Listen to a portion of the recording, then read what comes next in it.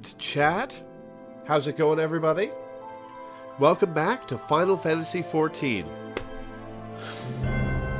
So, people really liked yesterday's stream, so I decided to stream some more today. So that's what we're going to do. I don't know how long I'm going to go, a few hours at least. And I plan to focus more on the main story quest and class quests than I did yesterday, because doing all the side quests, as much as I was enjoying them, was over-leveling me and making it so that everything was trivial. But yeah, let's begin.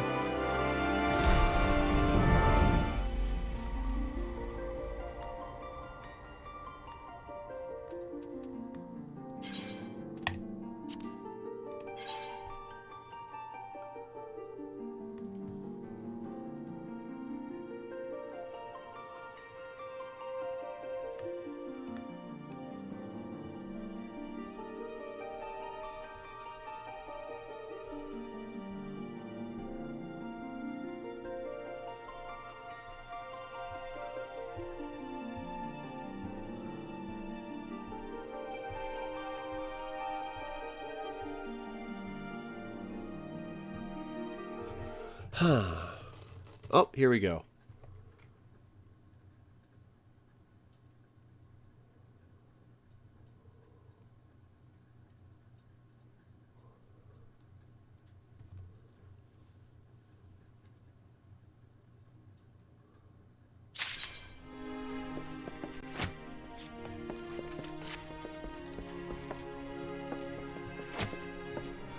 Alright. Obtain the Stone of Courage at Naked Rock. Or the main quest. Obtain Anole eggs and slay 3 Anoles. Where's the door? There's the... No, that's not the door. That's the door.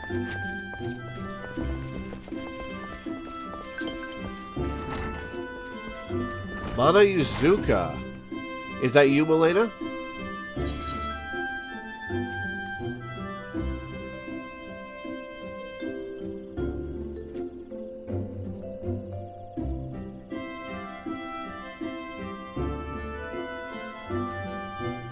Oh, that's JoJo.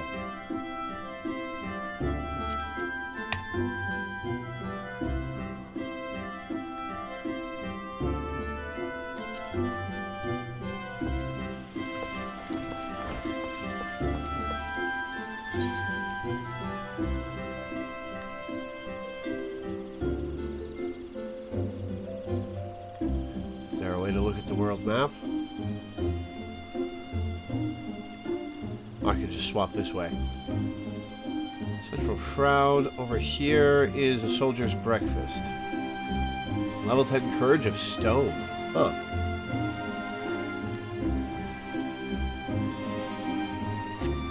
Alright, to the Central Shroud.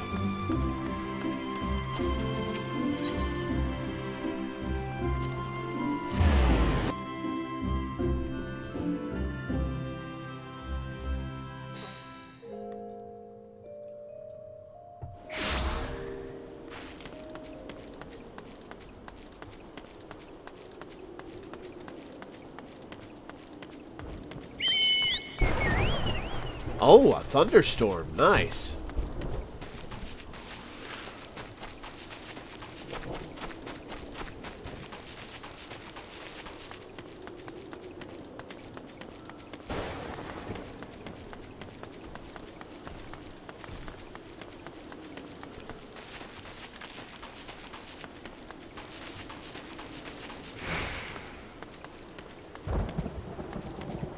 Puff of darkness.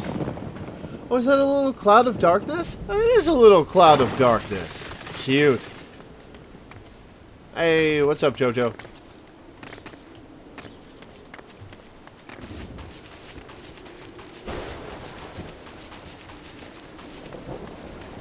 Affects fishing, and there are some fates that only happen in certain weather. Look at the Hellbenders. God, I love those things.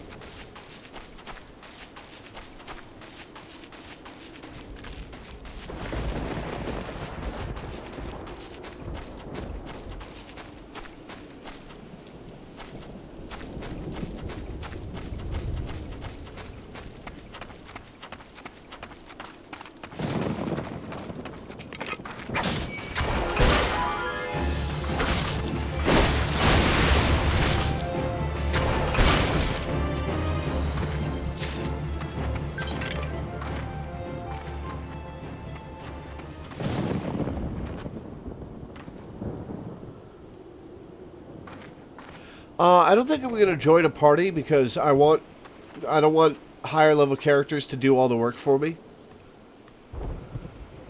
But thank you. Oh, there's a little baby chocobo and an egg. Oh, that's cute.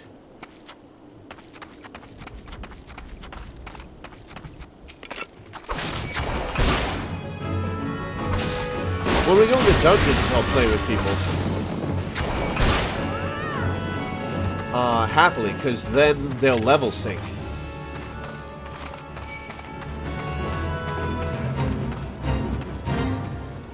Oh, and a fate. What? Whoops. Shit, what level is this fate? Oh, level 9. Okay.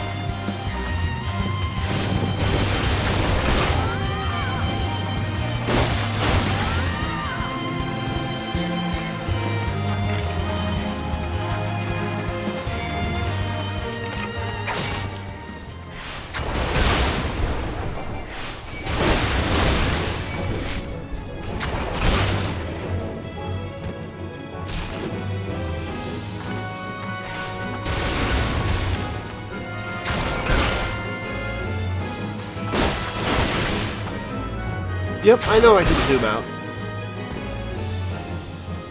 I suppose I should, but for now I'm comfortable with this.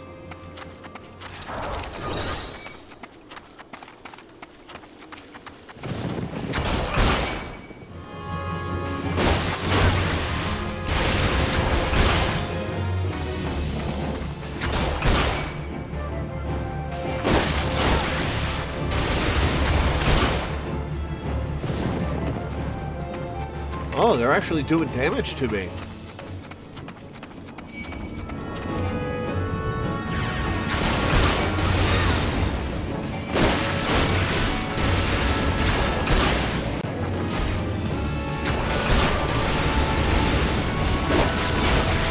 Oh shit, they're doing a lot of damage to me.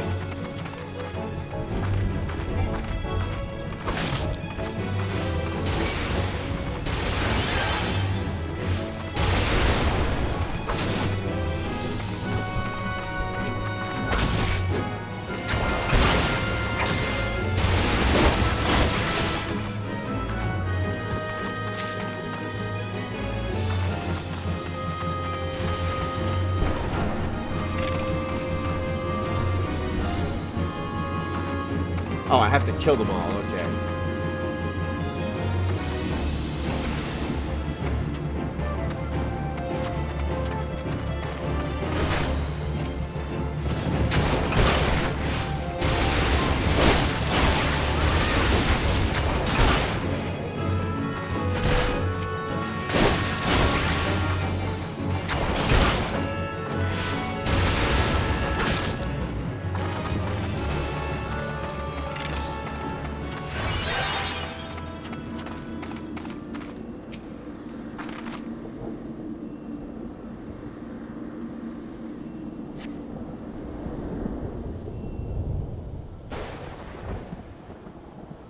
Congratulations, you have obtained the false Stone of Courage. Aye, you heard me right. False. What does that say about your courage, I wonder? Ah, but where are my manners? My name is Folkes. We had the pleasure of meeting at the Lancers Guild, if you recall. Yeah? Was that a pleasure? I don't think that was a pleasure. On that occasion, I turned my weapon upon you, and you betrayed not a hint of fear. It was in that instant that I sensed you were unlike the others, that you had promise. And so to the present. In its current state, the trial in which you are engaged, if trial it may be called, makes a mockery of the Lancer's art. Needless to say, this cannot be tolerated. And so I have taken the liberty of moving the Stone of Courage to a more suitable location. It now resides in the depths of Spirit Hold, under the guard of fell fiends. A far more fitting challenge, as I am sure you will agree. Whether or not you attempt to retrieve the stone is for you to decide. If you fear for your safety, I suggest you run back to the guild and bemoan the world's frightfulness to the many brave souls who cower there. Elaine will doubtless consider it a supremely courageous act. Yet know that a lancer may forge true courage only in the midst of great danger. Yeah, fuck off.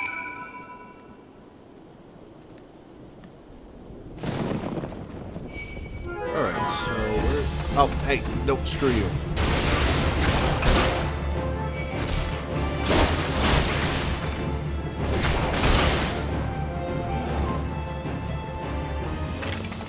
I'm gonna get away from these guys.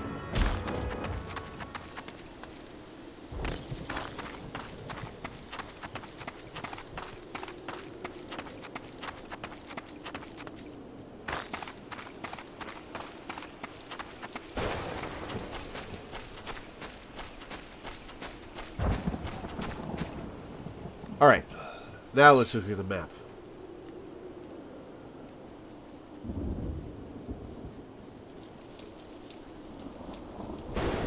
What is this up? What does that mean?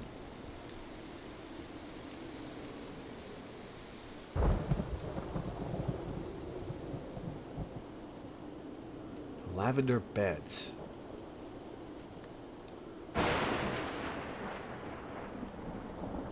There was the anole egg. It was on the ground sparkling. Whoops. Alright, let's go back and get it.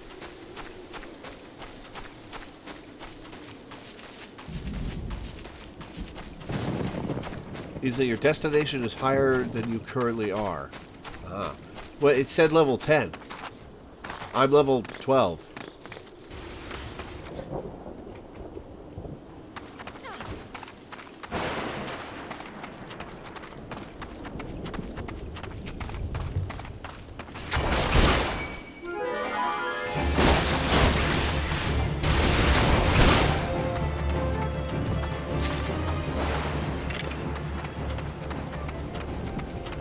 Higher is it vertically? Ah, I see. Ah, there's the anole egg.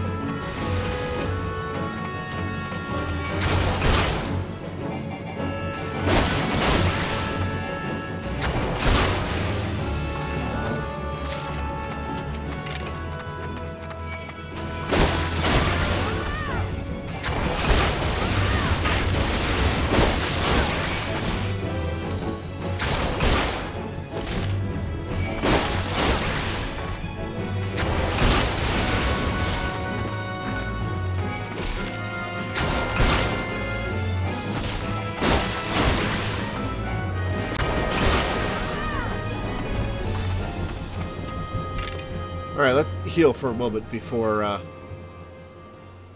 this thing summons enemies, which I'm sure it will.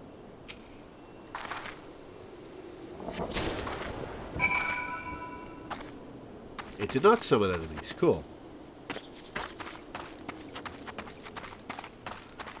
Alright, let's... What was that? Oh, it's someone's mount. Who's up there flying? Yeah, I know those are AoE attacks.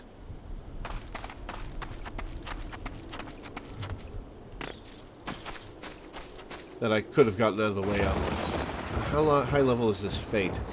Level 7. Alright.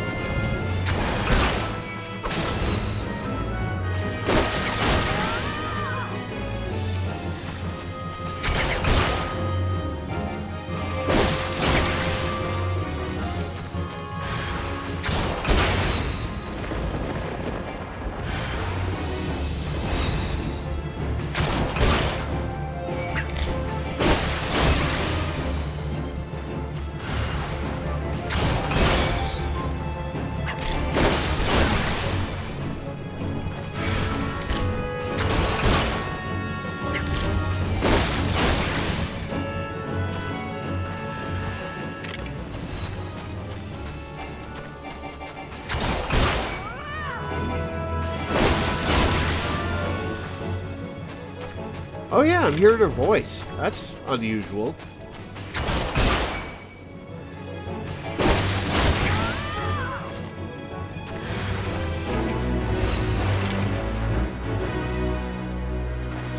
Okay, complete. Cool. 560 XP and 14 whole gil. Alright.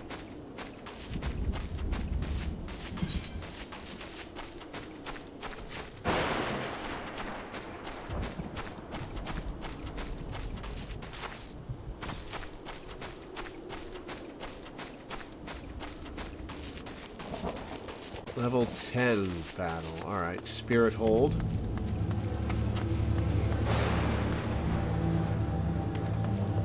So.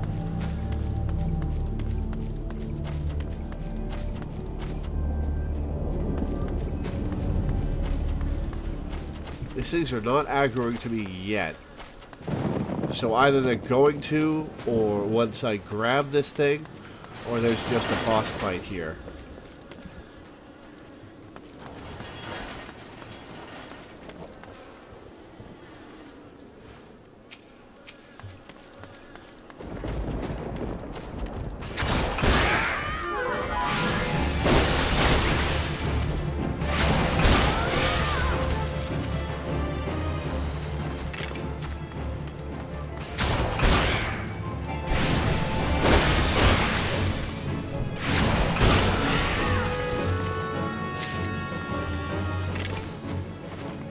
Alright, what are we supposed to do here?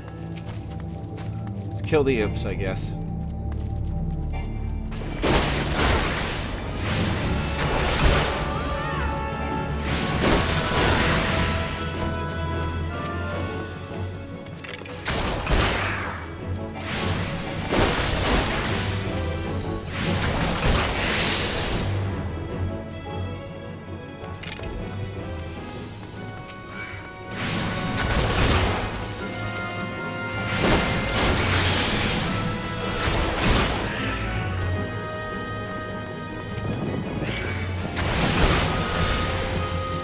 Oh, 2 of them at once, alright.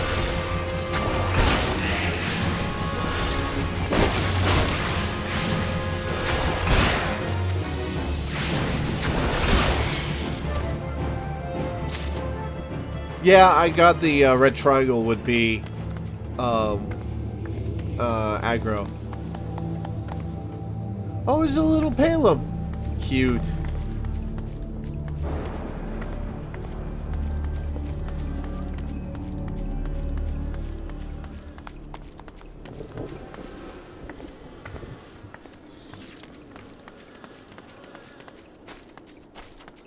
Oh, do I have to break down like this? No. Alright. Aha! There you are.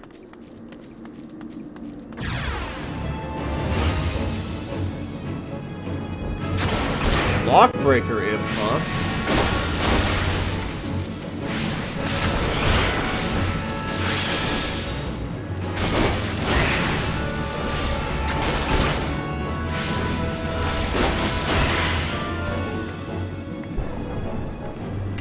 How's this scarier than the Unholies? They're lower level.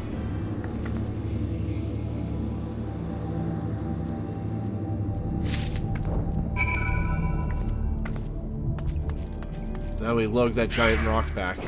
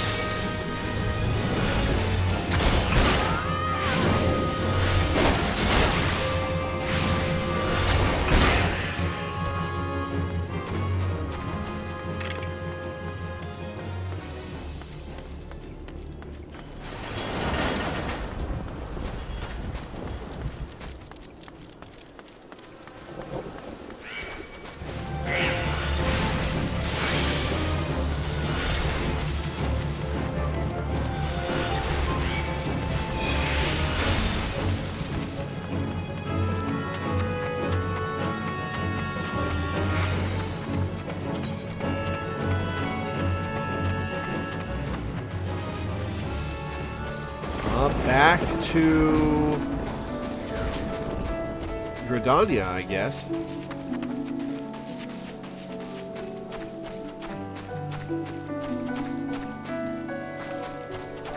Alright, the quest. The main quest.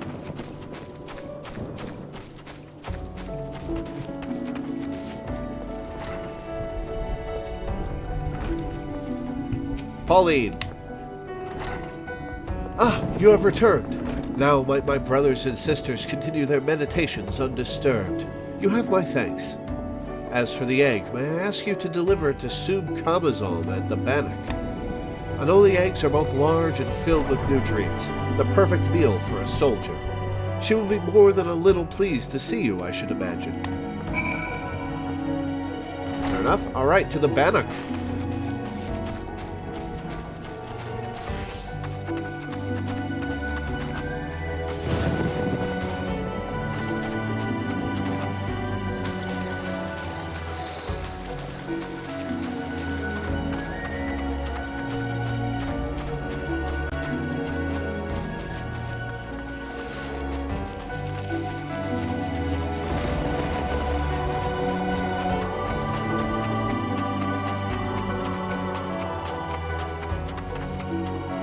Sub Kamazon. Who goes there? Oh, Lord, it's you. Who? Another delivery?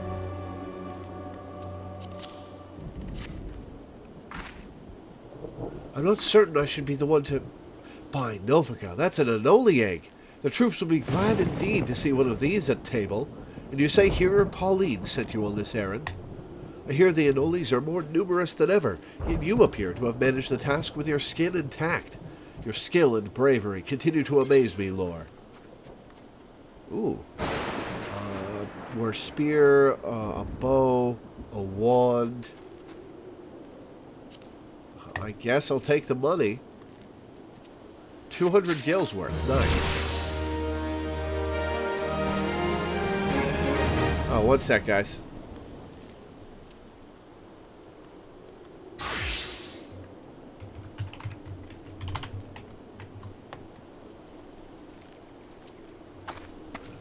Alright. Garfield. Lore, thank the gods you've come. We have a potential crisis on our hands, and I would appreciate your assistance. Will you hear me out? Spirit Hold, huh? I was just there. Well, it's a lot of EXP at least. Listen well, for we haven't much time. To the southeast of here lies a dungeon known as Spirit Hold. It was all but destroyed during the calamity. So was that an actual 1.0 location that people could visit and stuff, or was that an invention of 2.0?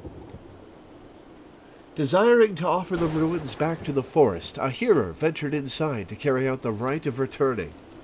Alas, it would seem something has gone awry. Word arrived just moments ago that the hearer and his guards have been attacked by a towering shadow. Aye, you heard me true. A shadow. On any other day, I would dispatch my best quivermen to provide support, but I sent them to repel an exotic incursion on the West Shroud and Archipelago. The timing of these events cannot be mere coincidence. I fear the Ixal somehow caught wind of our plans and are attempting to disrupt the rite in an effort to weaken the bond between man and elemental. They must not be allowed to succeed. And so I bid you go to Spirit Hold and do whatever is necessary to resolve the situation. Please, say you will help us. Yeah, I'll go kick some ass for you. I knew you would not let me down. You will have all the support I can muster. Now, we are racing against time, so you had best make haste. Let's go turn in the Lancer quest first, though. Cherry Bomb. Cute. Oh, that's a cute little guy.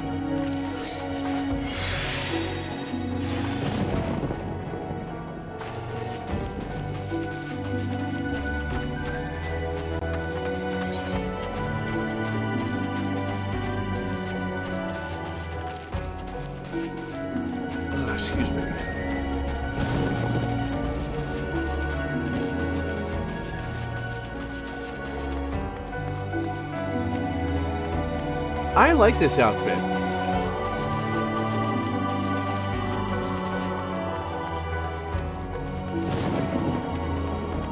So you guys have mentioned glamours, which is obviously the ability to change your gear's look. But is that the ability to change your look to specific things, or just any piece of equipment you found?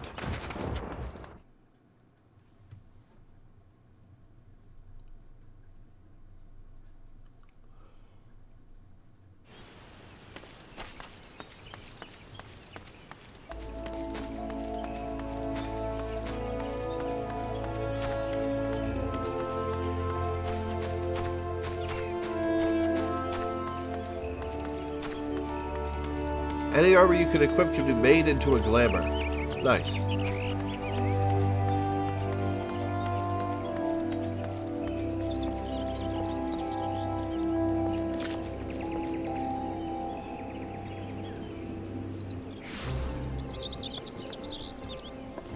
Man, lots of people do role-playing with lore-accurate names.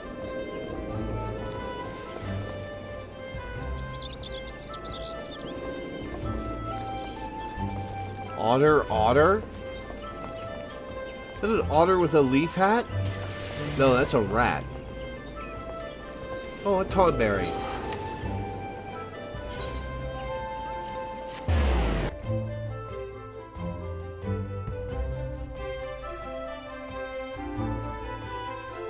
Sup, Naremlock? How's it going?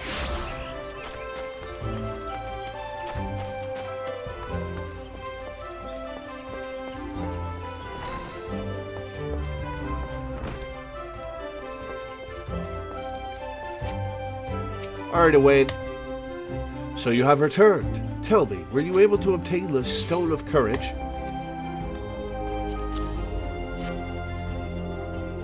Yes, this is indeed the stone, though it is in rather worse condition than when last I saw it.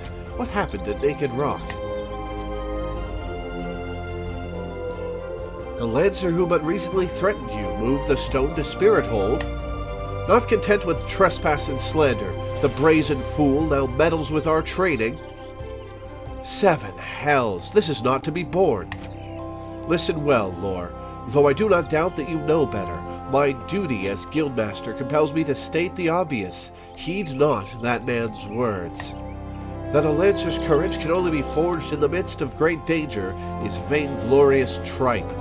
As you have already learned, a Lancer's courage is the product of composure and resolve. Be under no misapprehension.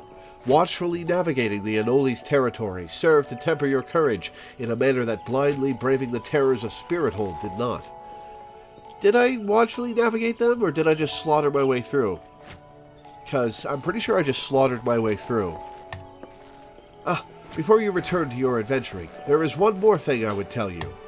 In recognition of your unwavering efforts in the trials thus far, I hereby grant you leave to join other guilds.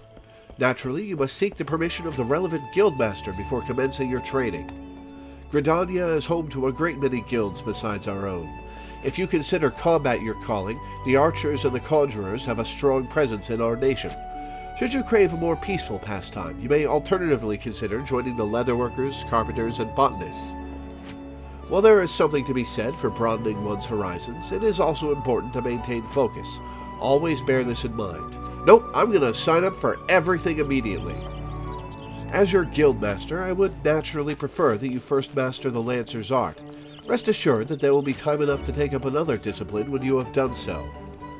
Yet, whatever path or paths you choose to walk, I look forward to seeing you realize your obvious potential. Armory system, quest to unlock the other classes can be undertaken. There exist myriad disciplines in Eorzea that adventurers can take up.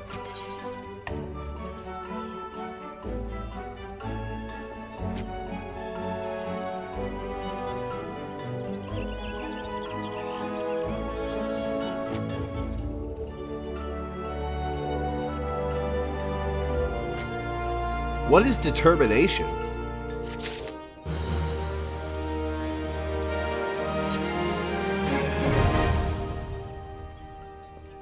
Gear sets, alright.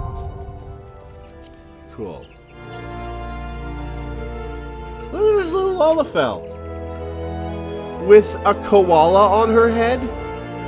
That's cute.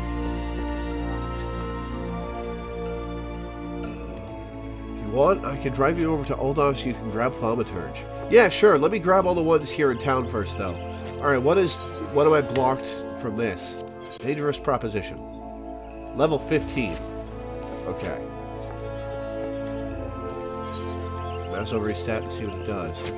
Determination. Affects the amount of damage dealt by both physical and magic attacks, as well as the amount of HP restored by healing spells. Gotcha.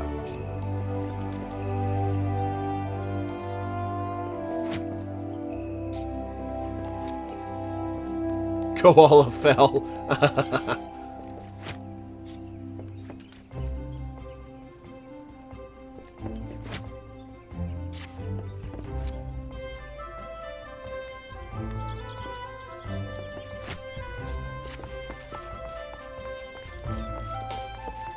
Alright, let's pick up the classes.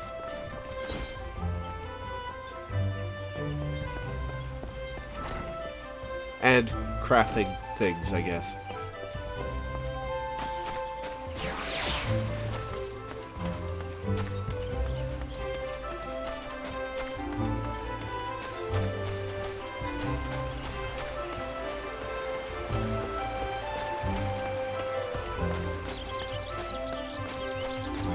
When I get Thaumaturge, I'll have to level from level 1 all over again, right?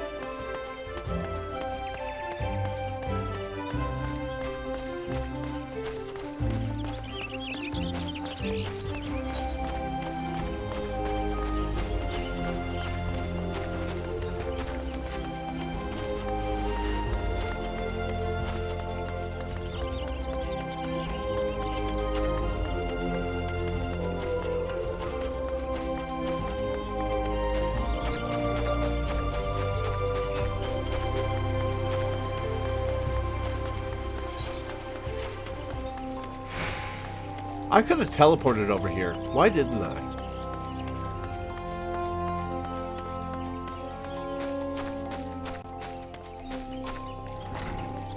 Alright, botanist. Gimme. Hello there, and welcome to the Botanist Guild. What brings you here today? Interested in becoming a botanist, are you? Then you've come to the right place. At our guild, you can study under some of the finest botanists in all the realm. An enticing proposition, is it not? So, what say you? Would you like to add your name to our roll? Yes. Excellent. Now you're doubtless eager to dive headlong into the nearest shrubbery. But first, a brief explanation on the origins of the Botanist Guild. Our guild boasts a long history. Its roots can be traced back some 500 years to when our nation was still in its infancy. It was around that time that a precursor organization to our own was established to facilitate communion with the elementals. But I suspect you're already confused, not being forest-born. I'm a Viera, we're all forest-born. Let me put it in a way that your kind would understand. The Twelveswood doesn't belong to man, but almighty beings known as elementals. It is by their leave that we Gridanians dwell here in the forest, and it is by their leave that we receive of its bounty. Ever since mankind settled in the Twelveswood, it has been necessary for us to obtain the elementals' permission prior to taking aught from their domain. Historically, this was a rather involved process, in that only a precious few could actually commune with them, specifically those conjurers blessed with the ability to hear the elementals, aptly known as hearers. In order to relay the elementals' will to the botanists in a more timely manner, a new organization was formed with a hearer as its mouth and ears. This organization would eventually evolve to become the Botanist Guild. To this day, the Guild employs the services of a hearer who offers guidance to our members. Yet this is no longer our organization's sole concern. We also seek to promulgate correct harvesting practices. That is, practices which honor the will of the elementals. Nope, I'm gonna just yank plants out of the ground, dude. And that, my friend, is the story of how our guild came to be. I trust you have a newfound appreciation for the work we do. Now, with all this talk of elementals and communing, mayhap you're wondering whether you're fit to join us. Excuse me? I'm plenty fit. Well, you may cast such doubts aside. You don't need to have been raised as a good little forest-born girl to be a botanist, nor do you need to know the secret forest-born salute. I jest. You just need a healthy respect for nature and the will to learn.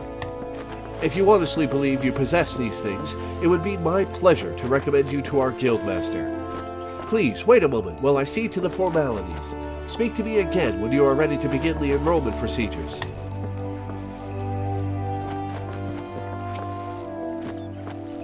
Ready to enroll in the Botanist Guild, I take it?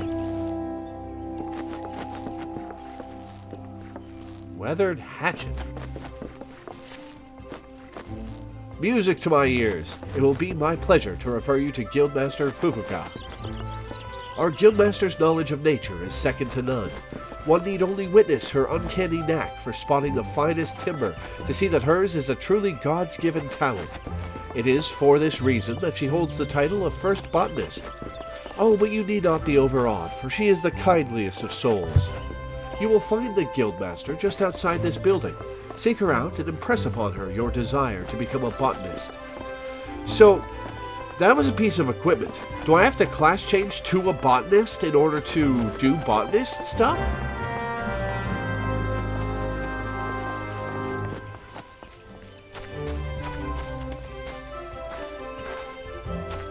Oh, it's a Lalafell. Nope, you. I'm Fufuka, the master of this guild. Pleased to make your acquaintance.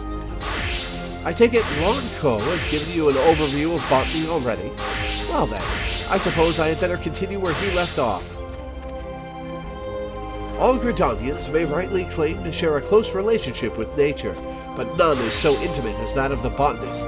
It is our calling to nurture the natural environment to the mutual benefit of man and wood. Is that a shark for your pet, Teddy? But even as nature holds us in her loving embrace, providing for our every need, she is, at heart, an unsentimental creature, one that will take life just as readily as she gives it. Being a botanist means coming face to face with this uncomfortable truth on a regular basis. Knowing this, will you still wish to walk our path? Yes. The look in your eye bespeaks the passion in your heart. Very well, I bid you welcome to the Botanist Guild. To help you on your way, I present you with this hatchet. Take it up and then present yourself to me again. I would assign you your first task as a botanist of the guild. Why did it give me a hatchet if she was just going to give me another hatchet? Make a gear set, alright.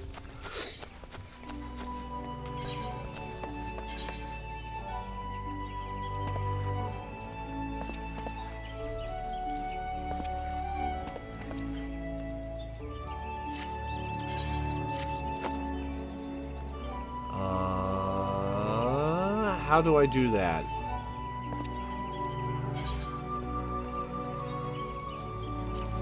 Ah, okay. All right, let's see.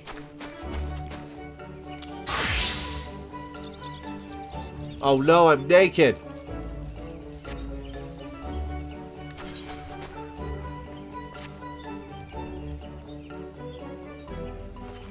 Oh, I have to wear my original clothes. Interesting.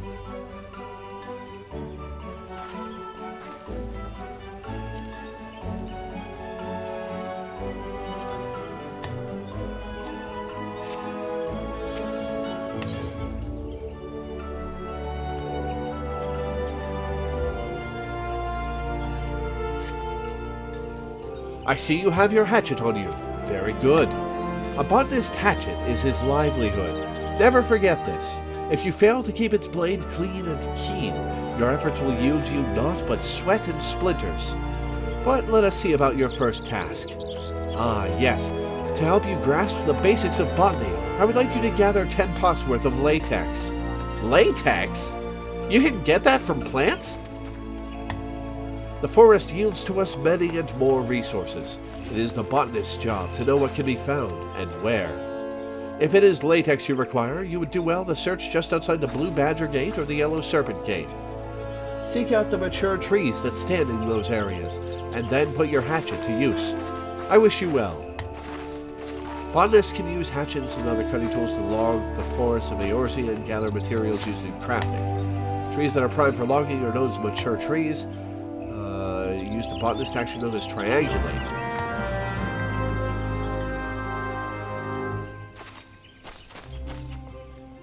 Alright, well, we're not going to do that yet.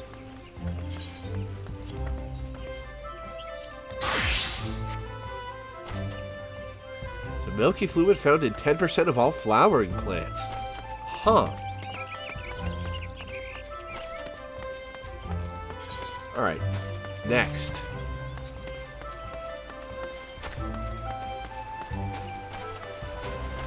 To the Conjurer's Guild. I could have teleported there. Whoops.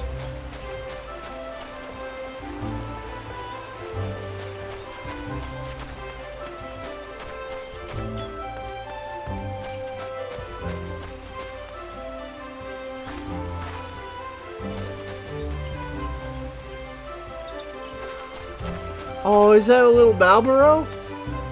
That's cute.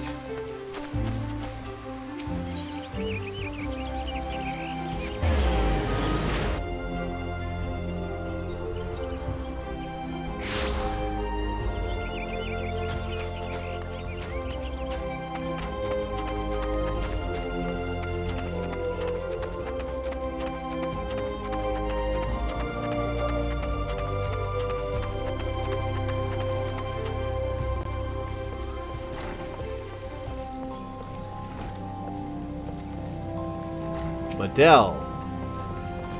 Well met, adventurer. You are come to Stillglade Fane, home of the Conjurer's Guild.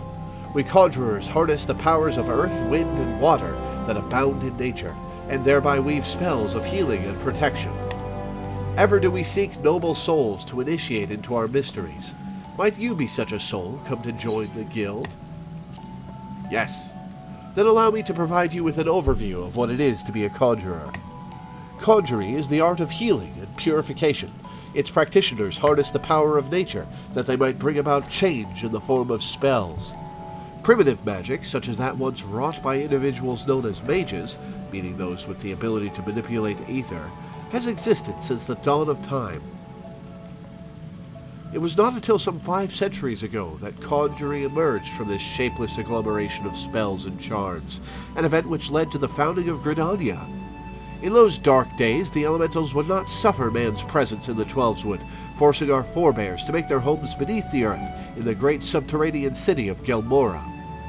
Well, subterranean means it probably wasn't fucked up in the Calamity. Do we get to go there eventually? But their desire to settle in the Twelveswood continued to burn fiercely. Time and again they sought to curry the elementals' favor. Unlike men and other creatures bound in temples of flesh, the elementals are beings of pure ether.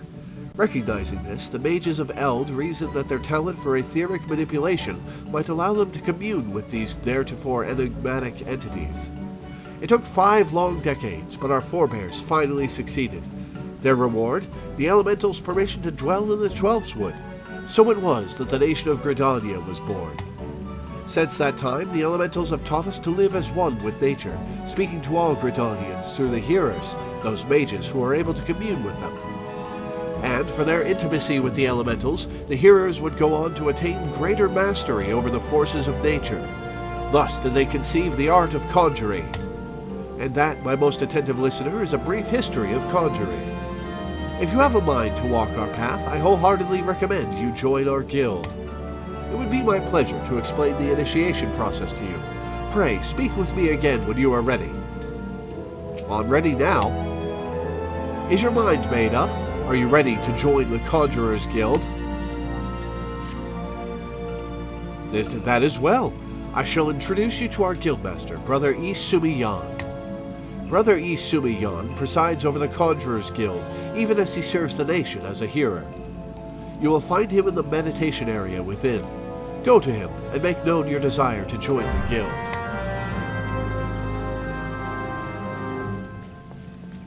Yo, dude. I'm going to interrupt your class time. You are a short one.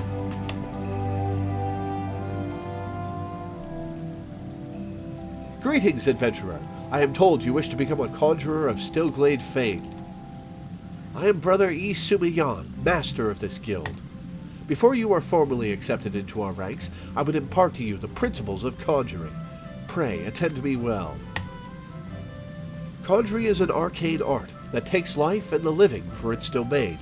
Its primary purpose is the solving of hurts and the granting of protection. Adventurers such as yourself often stand upon the front lines of battle. Owing to this, you are like to find yourself in many situations wherein a capacity for healing would be advantageous. Mind you, there is more to conjuring than that. Question. When you cast a healing spell, do you have to manually target somebody? You have to find them on the battlefield and click on them? Or do you click the healing spell and get a list of people to cast it on?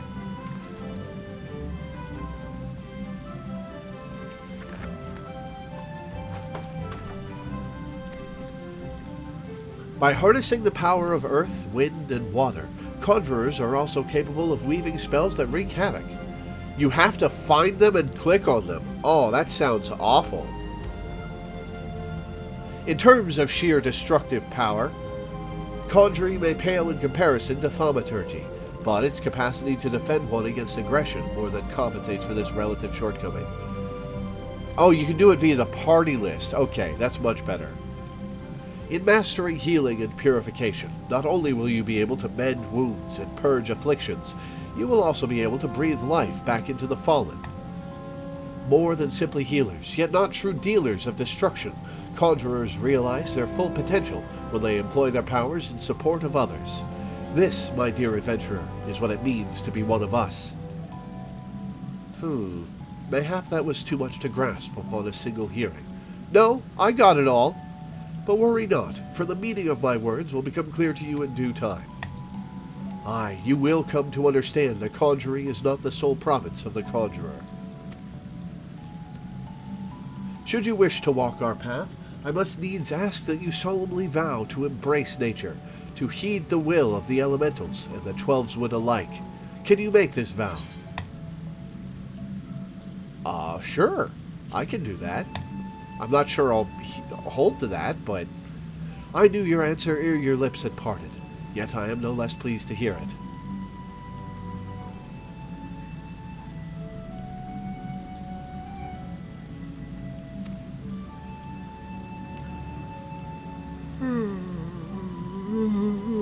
Excuse me.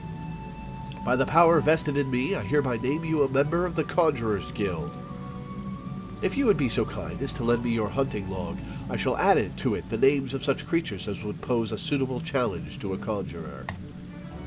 And to mark this momentous occasion, I present to you this cane. Though it may be old and weathered, it will serve you well as you take your first steps upon the path of the conjurer. Take up your cane, Lord. Present yourself to me once more. I would assign you your first task as a conjurer of Stillglade fame. Cool.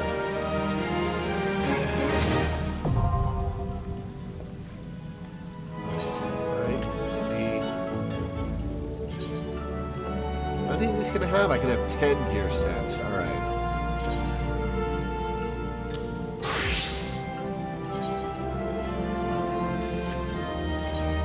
Armory bonus. To lessen the burden of leveling multiple Disciple of War and Magic classes, an experience point bonus known as the Armory bonus is added when slaying enemies and participating in fates. The bonus grows larger the greater the discrepancy between your current level and the level of your highest class. Use this to your advantage when deciding when and how to raise secondary classes. Cool.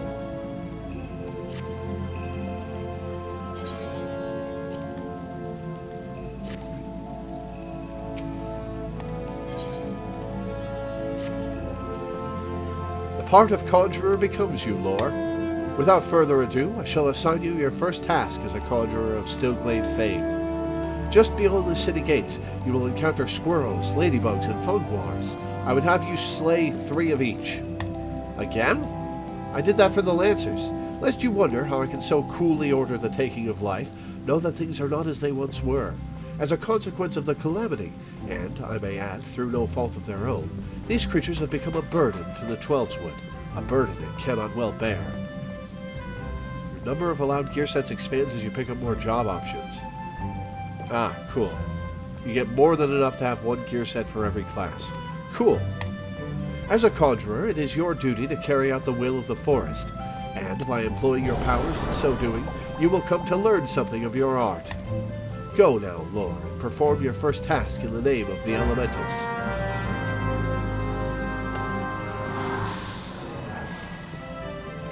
Oh yeah, I want to see your little shark.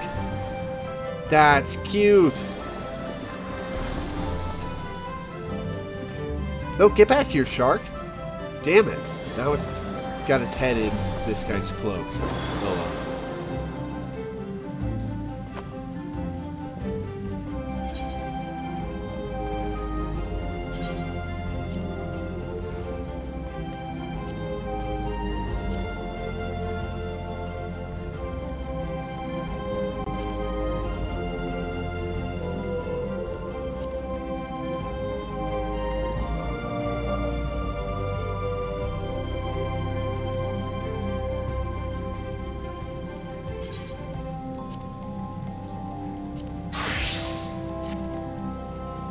Alright, what's the next class to find?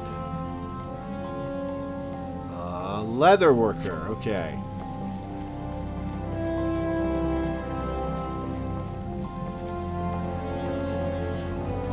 Look at that little guy. Oh, he's running around me. Oh, you were interacting with him. Look at that little guy. That's such a cute pet. Oh, he's walking around with his mouth open. That's so cute.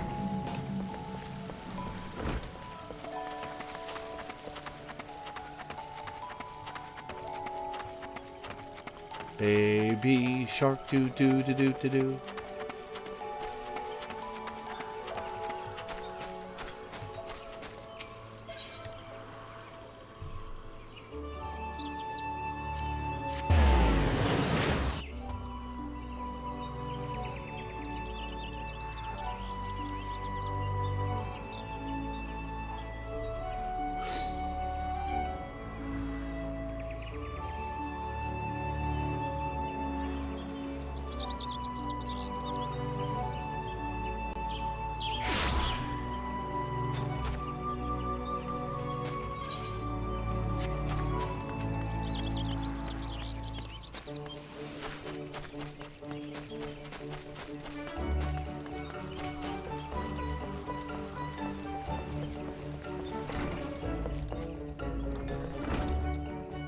Randall.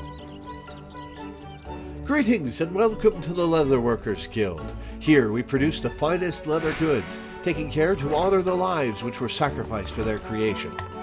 Our leather armor is worn by the archers and lancers of this great nation, and favored by all who prefer that their protection does not come at a cost to mobility. If you wish to place an order, I bid you visit Fenil Fineries. If, on the other hand, you have a mind to join our guild, I should be happy to assist you. Might you be interested in becoming a leather worker? Yes. Nothing would make me happier than to welcome a new initiate into our ranks. However, it is essential that you must first understand the burden that every leather worker must bear. As you cannot have failed to notice, the Twelveswood is blessed with an abundance of life, and we Gridanians have long hunted the forest creatures for both nourishment and clothing. But Gridania is unlike any other place. The elementals that watch over the Twelveswood have never looked kindly on the taking of life, and those who flout their governance do so at their own peril.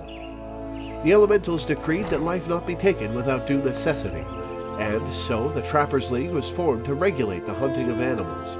Okay, now I can see the point of you getting up people's asses about what animals they've killed. The Leatherworkers Guild was subsequently founded to manage the fair and equitable distribution of pelts. Nowadays, adventurers are a major supplier of pelts, and leather goods have become widespread. But in times past, they were rare and precious. The Leatherworkers Guild has not forgotten those times. We treat leather with no less respect than the living creatures whence it comes, and craft goods of the highest quality. In so doing, we honor the lives lost and minimize the need for further killing, an oft-forgotten benefit of our product's surpassing durability.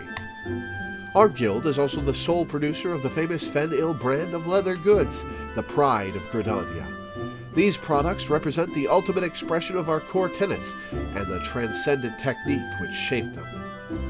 Know, though, that being a guild member does not automatically make you a Fanil artisan. You must earn the right to become one.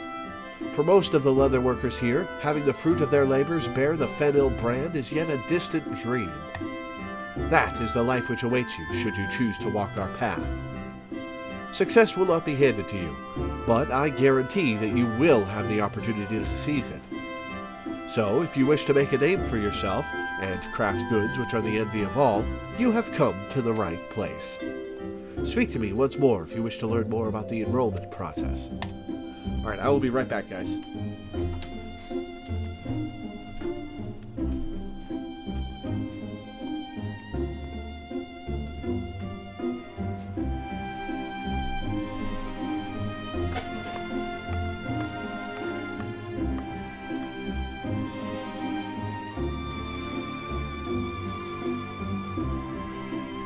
Alright, let's join. Have you decided to join the Leatherworkers Guild? Very well. I invite you to speak with Guildmaster Geva. She is a brilliant artisan, personally responsible for the creation of countless Fanil products. You have doubtless heard her name before. The Guildmaster's patterns are uniformly elegant, and with them even novice craftsmen can cut their materials with minimal waste. It is for her to decide if you are fit to join us. She can be found in the work area within. Present yourself to her, and do not waver in your determination.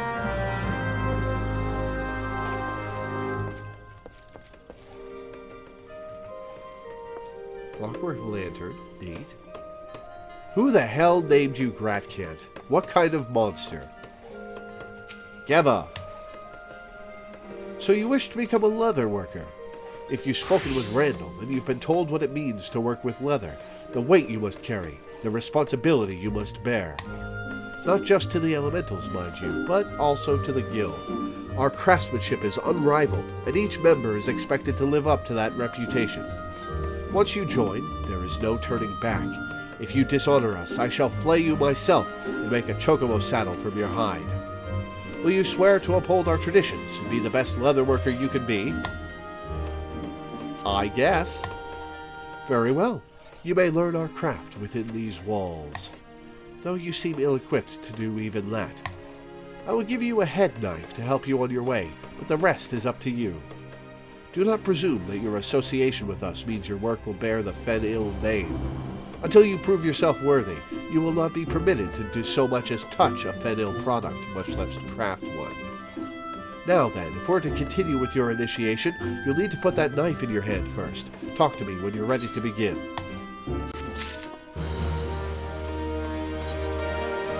Number of available gear sets has increased. Cool.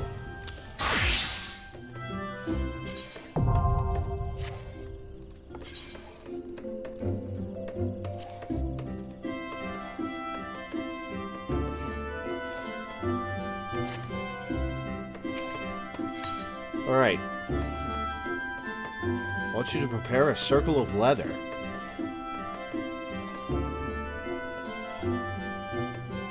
Craftsmanship plus 18. Well, you've passed the first test, gripping your knife by the handle and not the pointy end. Now it's time to see how well you can wield it. Make me a circle of leather. You'll need an animal skin to do so. Newcomers to our craft often imagine that they need to hunt in order to obtain their materials, but if you have the sense the gods gave a chocobo's arse, you'd realize that's hardly the case. Osgith, over by our receptionist, sells most of the items commonly used in our craft. However, she cannot supply you with earth shards. And that's it for my advice. The rest is up to you. Once you've made the circle of leather, bring it here to be inspected. I can't say I have great expectations for your work. Just see to it you do not waste good skins. Now, away with you. Select logs from the menu, followed by crafting log.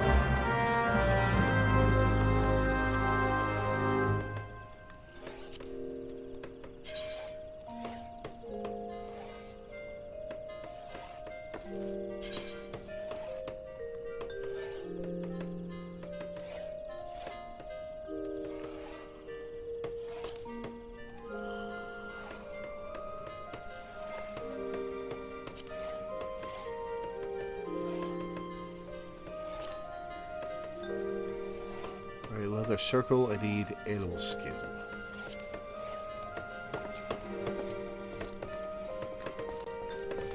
There was somebody I'm supposed to buy that from?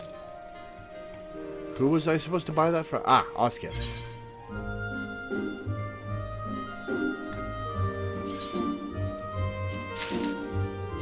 Forgil.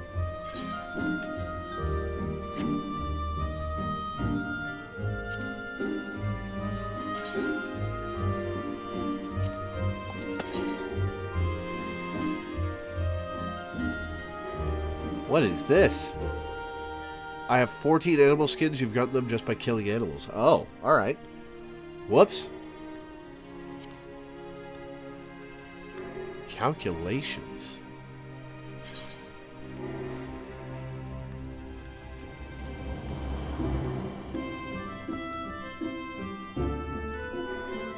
Okay, how do I...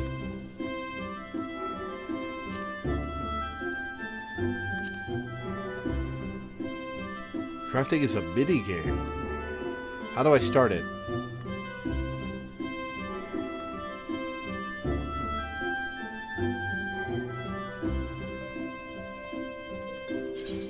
Oh, there's... Alright.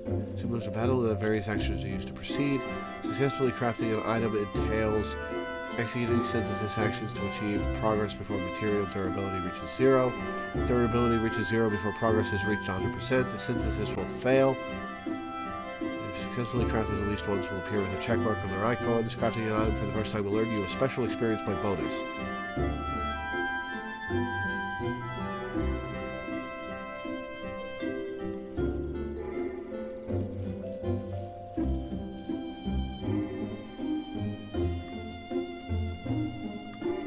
Oh!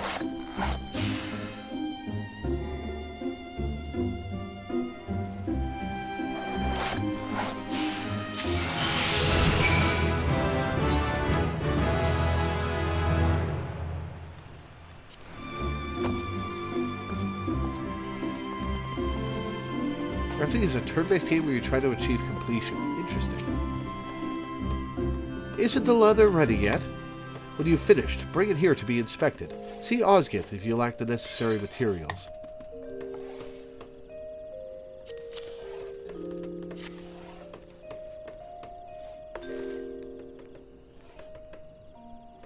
Aye, this is indeed leather, after a fashion. Your work is amateurish in the extreme. The leather's whoops. But you show promise. Well, about as much promise as the leather you haphazardly crafted. Still, it is apparent that you paid due respect to the life from which it came. Had you performed any worse, I'd have cast you out without a second thought. But you didn't, so I won't. You'd better not. I'm awesome. Approach each task in earnest, as you did today, and I'll continue to advise you. However, you alone are responsible for your development. This is a business we're running, and neither I nor your seniors have the time to hold your hand. Apply yourself to learning our techniques, and return here when you have acquired some skills. Perhaps then I will have an errand for you to run. Next Leatherworker quest will be available from Geva upon reaching level 5.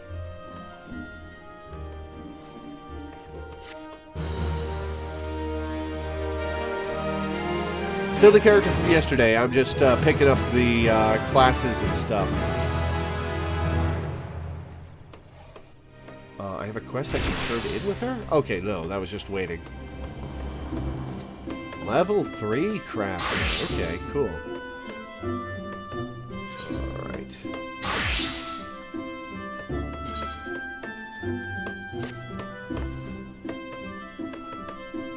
Well, that's an ugly dress.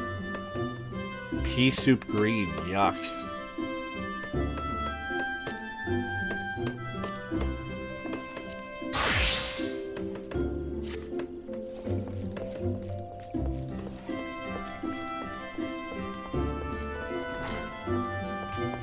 Wrong door. That way.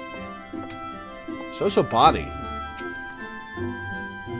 The guild's reputation for peerless craftsmanship is acknowledged even in Ul'dah.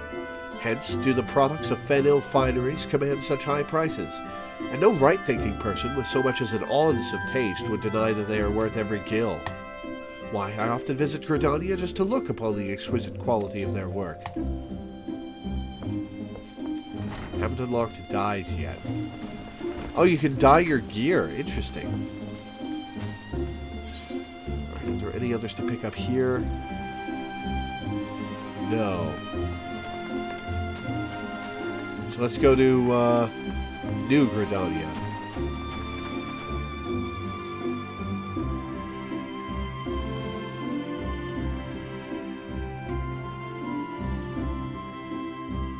So how do you unlock glamours?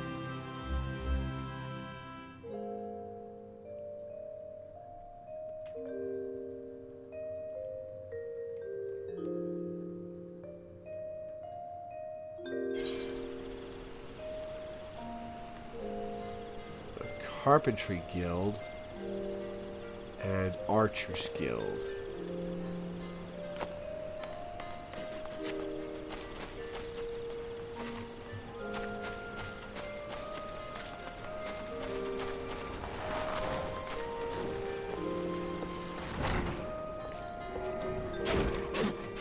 Beat me here, huh?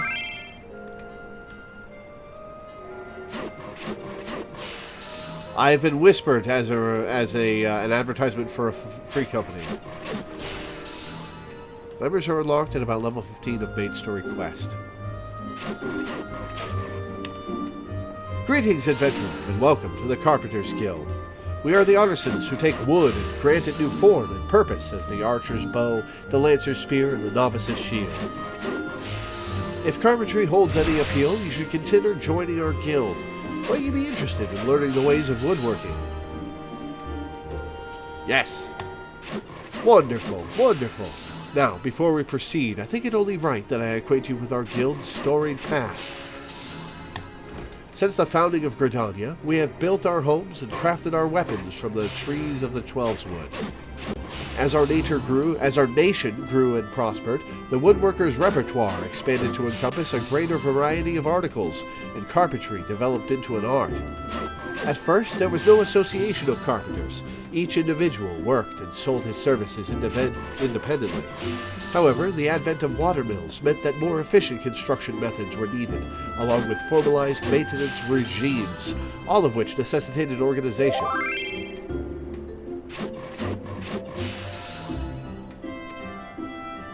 The Carpenters Guild was founded to oversee the operation of watermills and promote cooperation between woodworkers. Now, I must mention at this point that we owe much and more of our prosperity to the Great Loam Growery.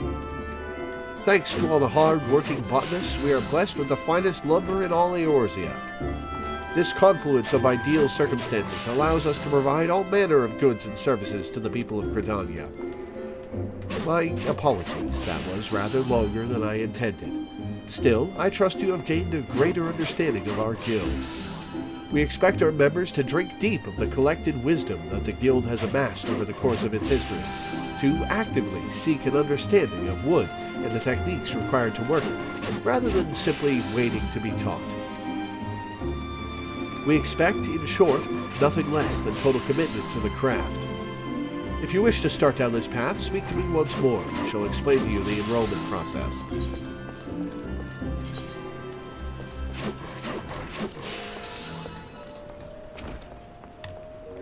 Would you like to learn more about the enrollment process? Is that a saw? The carpenter's weapon is a saw? Fair enough. Wonderful. I should mention at this point that Timbermaster Beaton assesses all would-be apprentices personally, so you will need to obtain his approval before you begin. Timbermaster Beaton can be a harsh and unforgiving man, but if you love the craft and have the will to learn, you can ask for no better tutor. He is, quite simply, the finest carpenter in Gridania. For now. Of course, it will take you some time, and no small amount of effort, to comprehend the full extent of his teachings, but you may rest assured that he will not lead you astray. That said, when you meet him, I would advise you to choose your words carefully and resist the urge to run away. Oh, there's a little kitty! I love that the pets get up on desks and stuff. Look at that little kitty.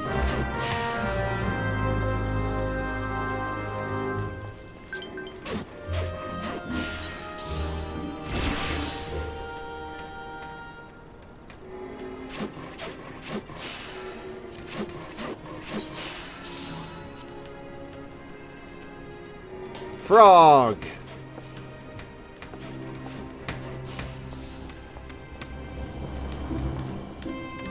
What's up, Melena? Oh, you got the lop-eared Vieira, huh? Another green adventurer come to play with saws? Well then, I suggest you first speak with the... Oh, you've met with Korg, have you? That is well, but know that the decision to initiate you into the guild rests with me. Tell me true, adventurer. Have you a mind to devote yourself to the art of carpentry? Sure. The look on your face bespeaks determination, or mayhap trapped wind. Okay. Still, you look strong enough to hold a saw, and if your resolve is indeed genuine, I give you leave to remain, for the time being. Why was I told that I might run away from you? However, you are useless to me in your current state. You are a seedling. Some potential, perhaps, but no more like to thrive than perish. Experience is what you require, girl, and I shall give you the means to acquire it. Take this saw. It is old, yes, but sharp as needs be. Now, prove to me that you are not completely incompetent by picking up your new tool. Once you have done so, present yourself to me for inspection.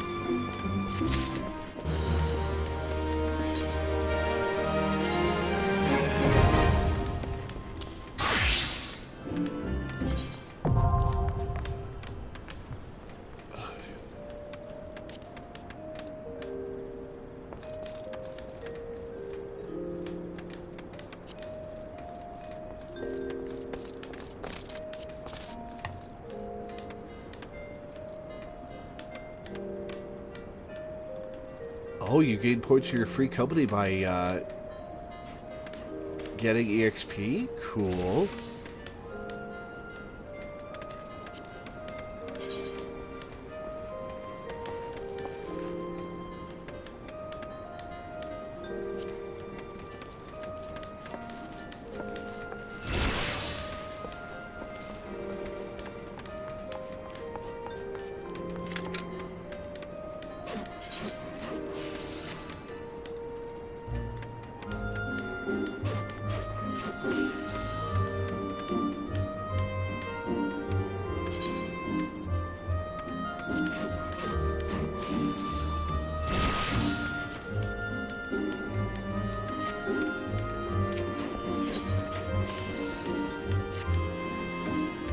Good!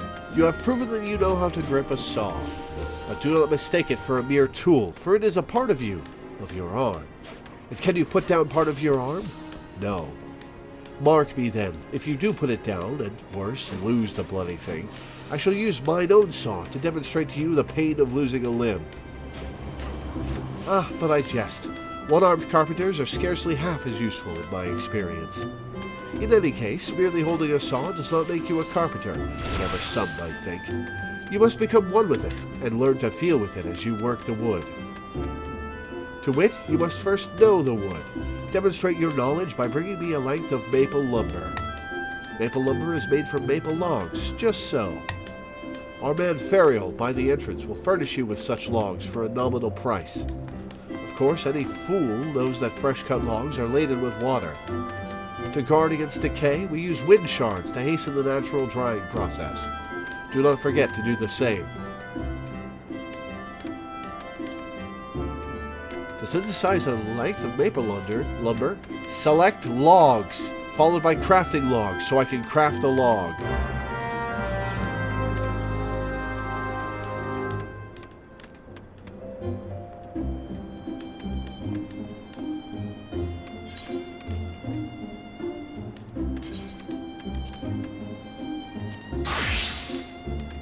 Alright, to the Archers Guild.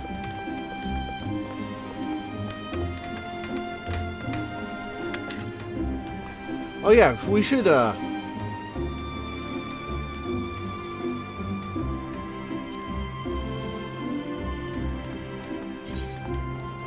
we should invite some people to the free company. There's Danny.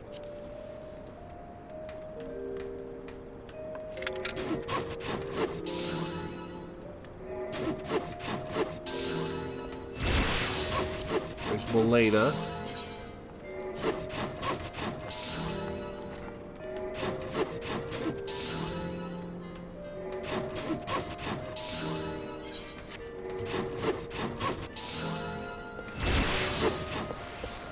All right, archer time.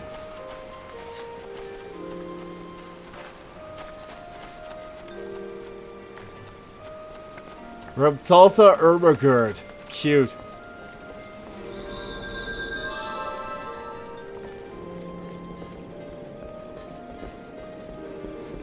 Little chicken. Tonberry.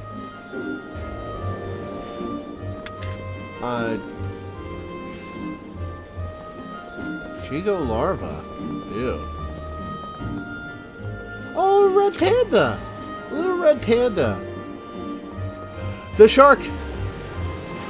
Oh, it's gone.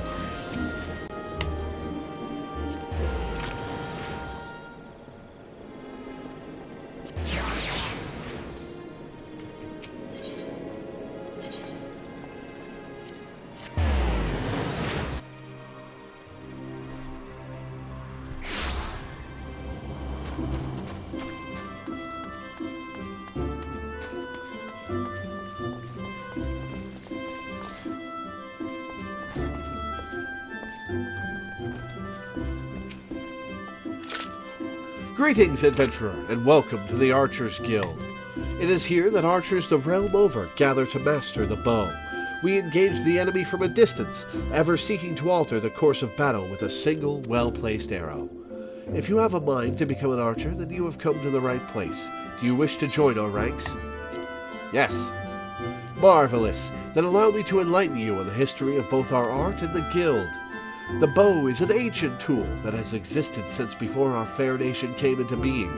As an implement of war and hunting both, it protects us from our enemies, even as it keeps us fed and clothed.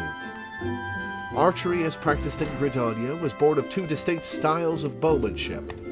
The first was devised by the longbow sentries of the Elezen, who once ruled the lowlands, while the second belonged to the shortbow hunters of the formerly nomadic Mikote. As you will doubtless be aware, both races ultimately came to call the Twelveswood home. Though the two peoples began as rivals, they gradually learned to live together in harmony. During this time, they learned from one another, their two schools of archery intermingling to give birth to the art as it is known today. But this wouldn't have been possible were it not for the Trappers League. The guild was established in order to promote sustainable hunting and cooperation within the hunting fraternity at large. As a happy consequence of this union, the guild's members came to engage in friendly contests of skill. Inspired by such competitions, a handful of their number began to focus on perfection as opposed to mere practicality, transforming a skill into what may be termed an art.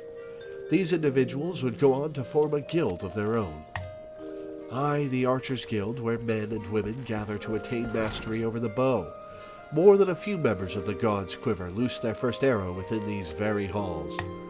And that, my friend, is a brief history of archery in Gridania. That guy is dressed as a frog. Oh, that's Teddy! Teddy's dressed as a frog! Alright!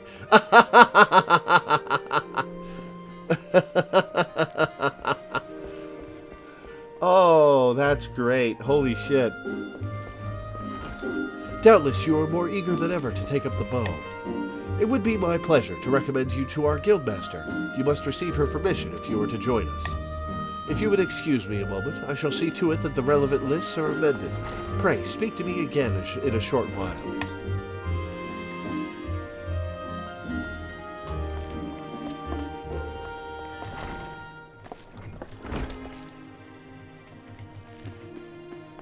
That's fun.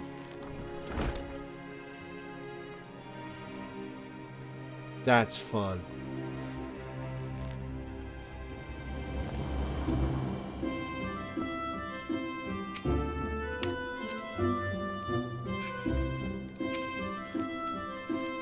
So, are you resolved to join the Archers Guild? Dancing Frog! The look in your eye bespeaks your determination. It would be my pleasure to refer you to Guildmaster Luciane. Lest you worry unduly, Luciane is an affable and kind-hearted woman. Even those not of the guild have been known to seek her counsel on various matters, and ever have they been given fair hearing. Luciane awaits you in the training area yonder. Present yourself before her, and impress upon her your desire to join the guild. Oh, hey, Danny, what's up? Wind up Sasquatch, huh? Poor Orago. It's a frog in a hat. It's a frog in a hat. It's a frog and it has a hat. And it's cute.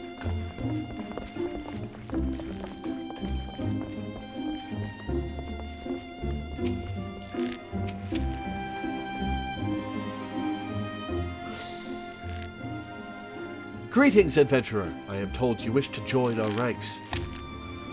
I am Luciane, the master of the Archers Guild, and I bid you welcome. Our doors are open to all who have the will to learn.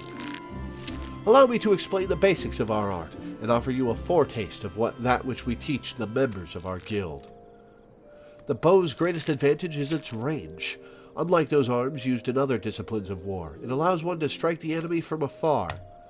Though the bow may not boast the destructive force of a sword or spear, its myriad strategic applications are more than compensate for this shortcoming. An experienced archer can immobilize an enemy by striking a leg or sap its strength with a poisoned arrow.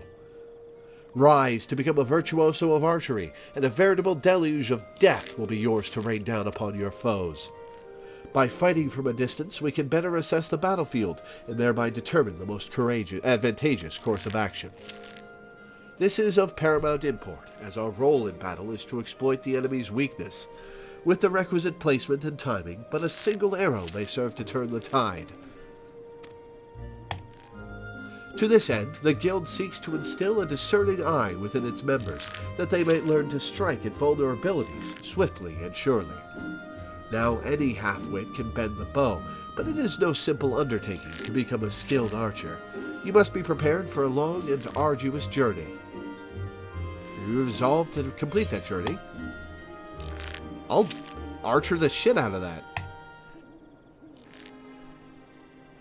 That is well. From this moment forth, you may consider yourself one of our number. Now, lend me your hunting log, if you would. I shall add to it the names of such creatures as would provide a fitting challenge to an archer. And to help you on your way, I bestow upon you this short bow. Arm yourself with your new weapon, and then speak to me again. I would have you undertake a trial to gauge your fitness to join the guild.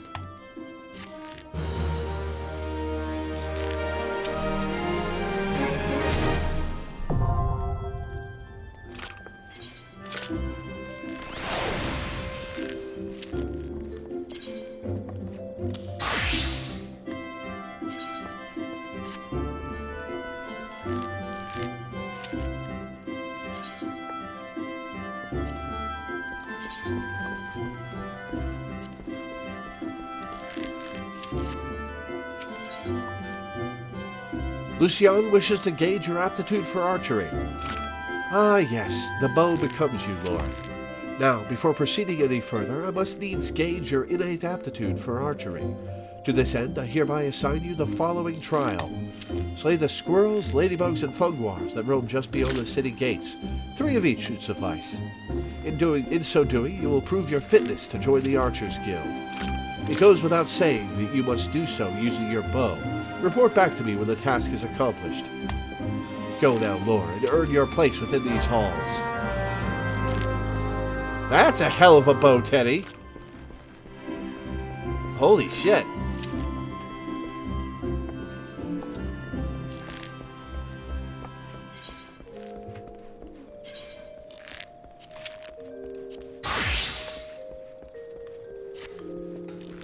I'm kind of liking the Lancer. I do want to try Thaumaturge, but I'm kind of liking the Lancer.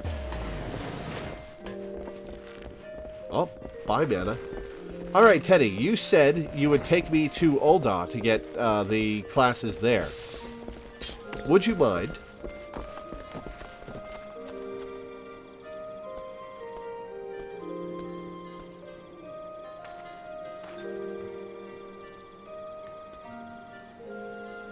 I also kind of want to proceed with the story, so I'll probably pick up Thaumaturge and whatever other classes are in Ul'dah, and then,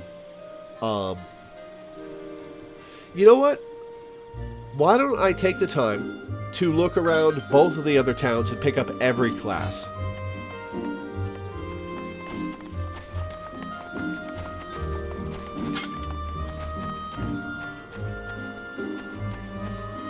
Teddy's going to drive me there. Actually, how long is that going to take, Teddy?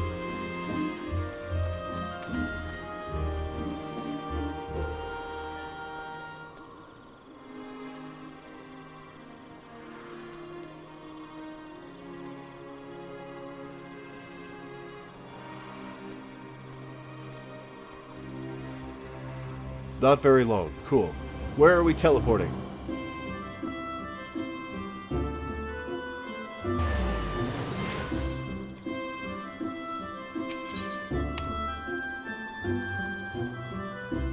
Limso's on an island. Not sure if you can get there right now. Central Shroud. Alright.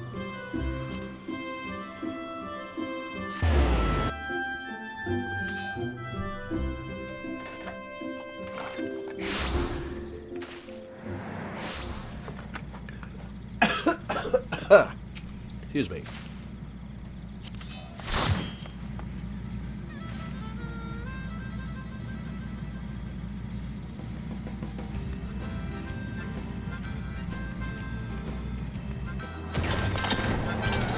All right, off we go.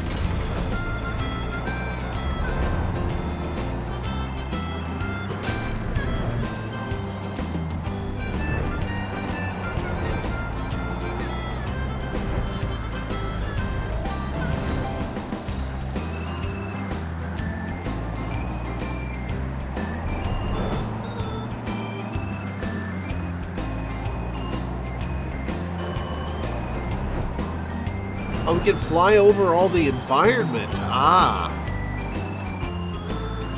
There's an event going on in Ul'dah right now if you're level 15 plus. Oh yeah, the gold saucer thing, right? I'm only level 13 though.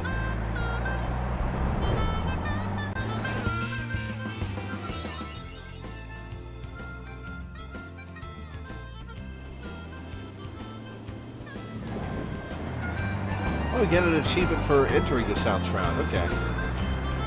Level 20 enemies. I better not get out of this car.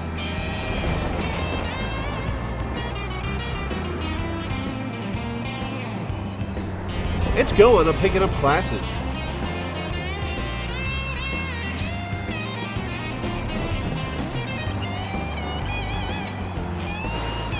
Here's a question. Does the main story quest eventually take you to Ul'dah? To the other towns? I'm trying to determine whether I should take the time now to talk to everybody in town or just go grab the classes. Yes, it does. Okay, I'll just grab the classes then. I'll talk to everybody later.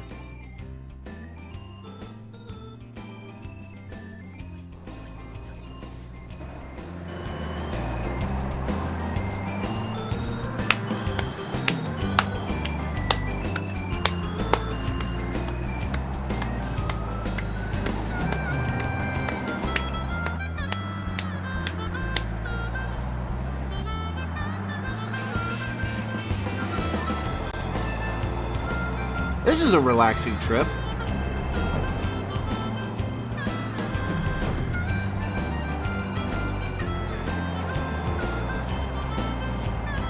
It looks like we're getting closer to Ul'dah.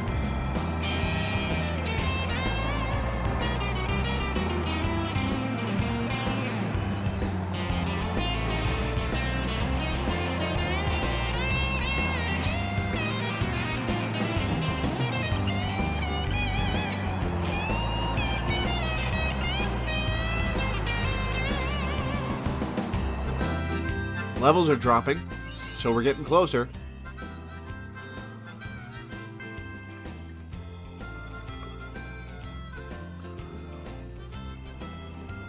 Can't believe you went so long without setting up gear set macro stuff.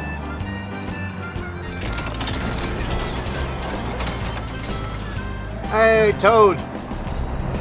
Multiple Toads.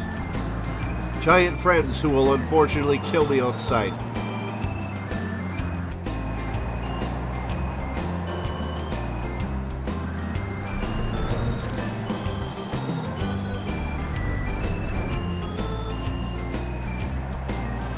Hey, Hellbenders. Sup, Alana?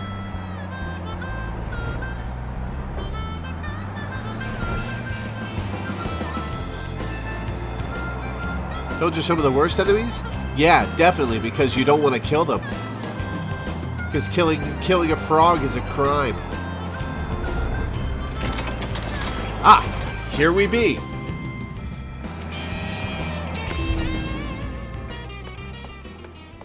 Awesome. Well, I'm going to go grab the quests. Not the quests, the classes. Nice. I'm going to grab the classes and then you willing to drive me back?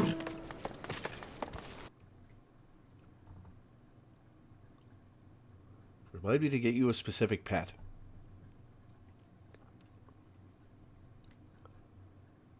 Welcome to Ul'dah.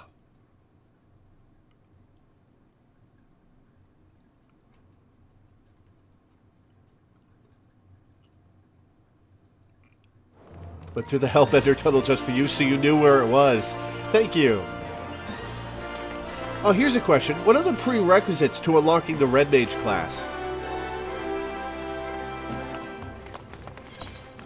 Oh, I like the music here.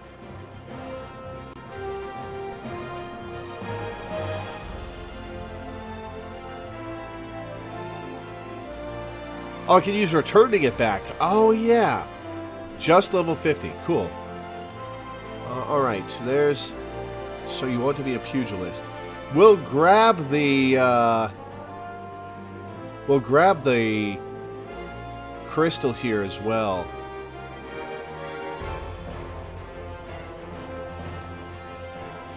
There's Thaumaturgus.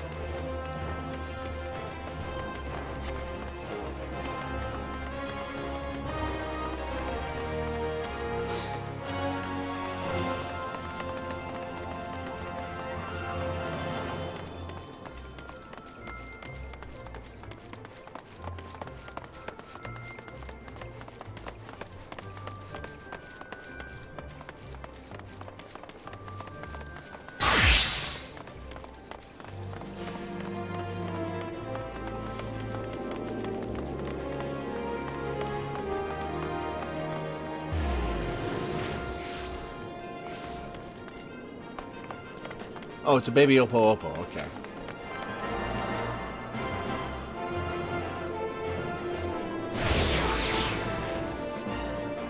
No, I should find the Aetherites, on my own as the story progresses, just so I don't get overwhelmed with where to go. So, it's good that you didn't stop at all the Aetherites in the wild.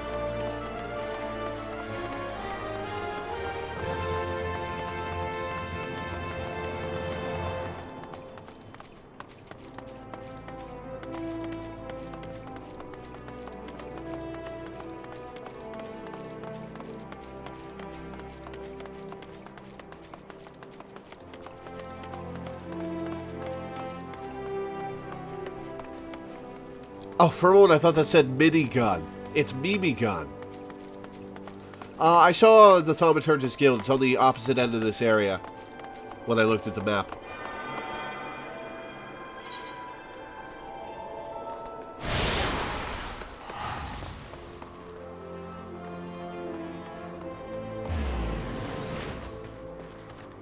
One over there, there is not. There's one down by the Thaumaturgus Guild. Hey, Bougie XD, thank you for the follow. Welcome aboard. There's a Lala meme Desu.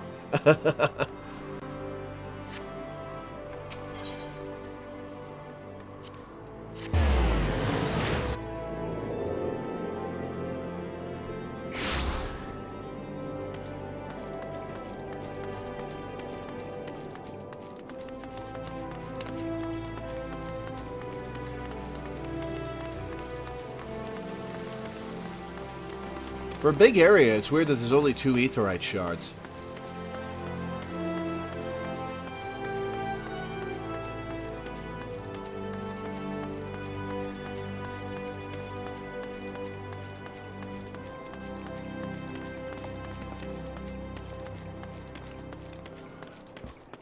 Oh, excuse me.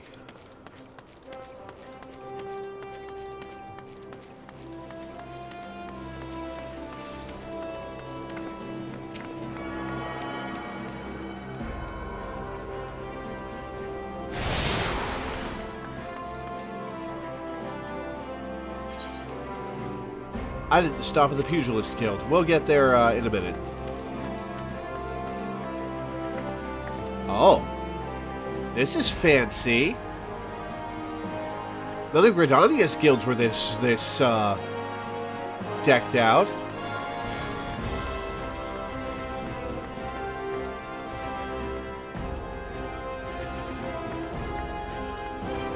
We'll look around first before we talk to that guy.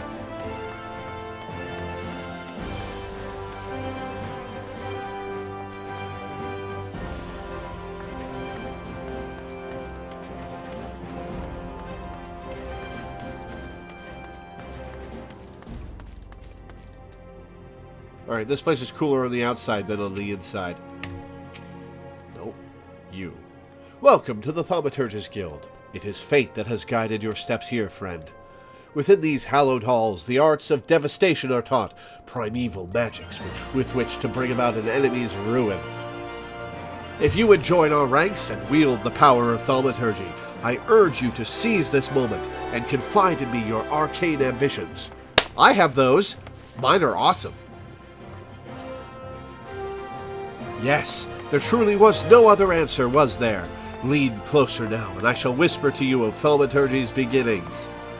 The nation of Ul'dah inherited its traditions from ancient Balladia, a city founded by the descendants of the first mages. The secrets of these illustrious sorcerers were ultimately entrusted to the priests of the Order of Nalthal, who have passed them down from generation to generation ever since. Focused and refined over centuries of use in the Order's funereal rites, the arcane magics of our ancestors eventually emerged as the art we now know as thaumaturgy.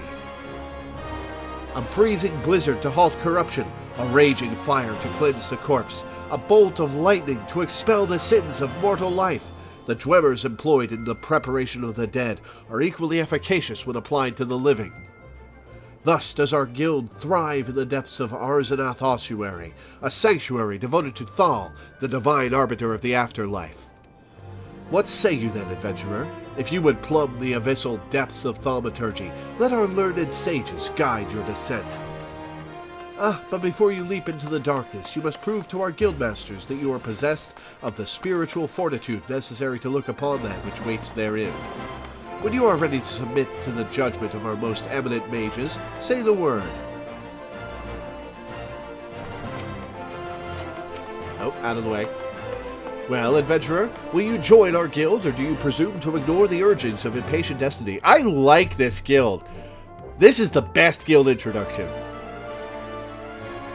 Look at all those lalas. Oh no, am I about to join a cult? Well, they've got little bolus horn staffs. A wise decision indeed. To prepare for your initiation, I would have you study the volumes of fundamental thaumaturgical principle, all 108 of them. Or at least I would if such requirements had not been abolished. Too great a deterrent to fresh novices, they said. I suppose you shall just have to settle for calling upon the collective wisdom of our guildmasters. We have 5, you see, all brothers of the same house. Though they all wield supreme authority, it is the eldest who provides a singular voice for the guild when one is required. Master Kokobago, I believe. Hashtag not a cult.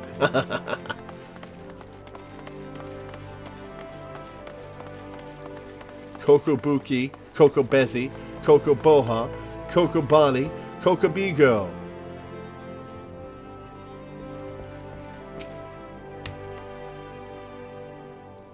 Even Lawless can't remember other Lawless names. Who? What? Oh, Thal's teeth, miss. Did your mother never tell you not to startle a thaumaturge? Look at that expectant face, Kokobago. This lady is obviously a new applicant for the guild seeking audience with our eldest brother. Oh, Prelate Yayake. She can recite the 307 verses of the funerary rites for the virtuous fallen, but the simple task of keeping her name straight seems ever beyond her grasp. Well, I for one find the constant confusion endlessly entertaining. My apologies, my dear. My merriment was not meant to mock your mistake. It is our sibling Kokobuki with whom you should speak. What's this? What's this? Thal has led to us a new aspirant. Ah, Kokobuki, were you here the entire time? Greetings, child. I am Kokobuki, the eldest, and, I would venture to say, the wisest, of the 5 masters of the Thaumaturge's Guild. It is my solemn duty to furnish our would-be initiates with a succinct understanding of our beloved art. Thus, I would have your fullest attention. To wield thaumaturgy is to unleash devastation of the highest magnitude. The lethal force of our spells far exceeds the destructive capability of any other form of arcane manipulation. Fire, lightning, blizzard, somnolence. The thaumaturge calls upon an expansive arsenal of offensive incantations to incapacitate and obliterate all manner of adversaries. Open your mind to our sorceress teachings, and you, too, shall soon hold the unparalleled power of our discipline in the palm of your hand. Of course, such power has a price. You must be willing to plunge headfirst into the forbidding chasm of thaumaturgy's secrets, for advancement in this art comes only with the completion of deadly and terrible trials. I ask you now, aspirant, are you prepared to leap into the abyss in pursuit of power unrivaled? I am all about that, dude! I am all about that! Holy shit, I have found my home! Are you prepared to leap into the abyss? A confident response. Your name, if you will. Very well, Lore, let us mark your initiation with 3 eminently practical gifts. My first gift to you shall be an addition to your hunting log, the names of such enemies that will prove suitable to your training as a thaumaturge. The second and third gifts are the scepter and shield, instruments you shall need to focus the destructive force of your will. Really? The thaumaturges give you a shield? Did you believe your initiation over? My dear disciple, we have only just begun. Take your new weapons in hand, and I will set you forth upon your first trial.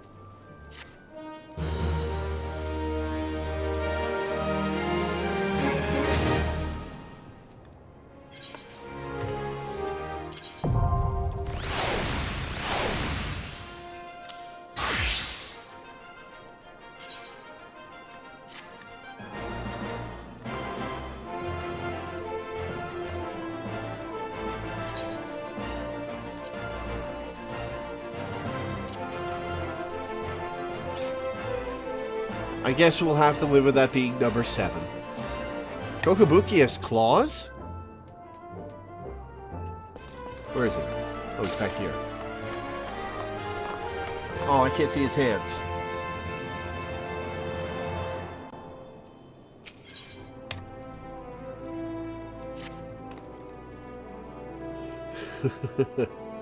The scepter well complements the avid desire for destructive power written upon your features. These people get me.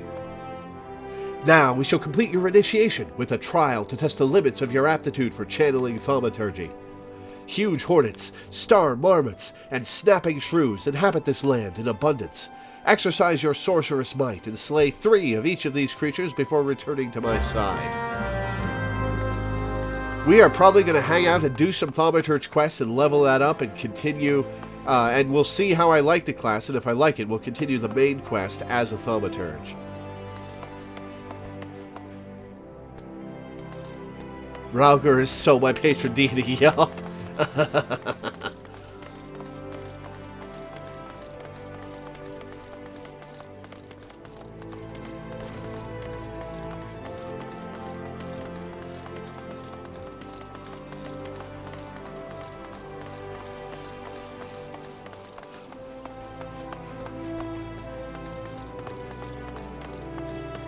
This place, I love it. I love the Thaumaturge's Guild. They're so dramatic. I love them. They're perfect.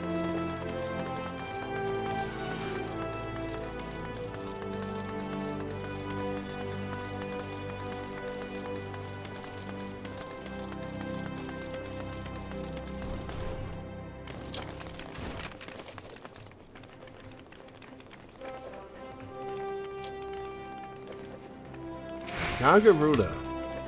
Greetings and welcome to the Pugilists Guild. We pugilists are specialists in hand-to-hand combat.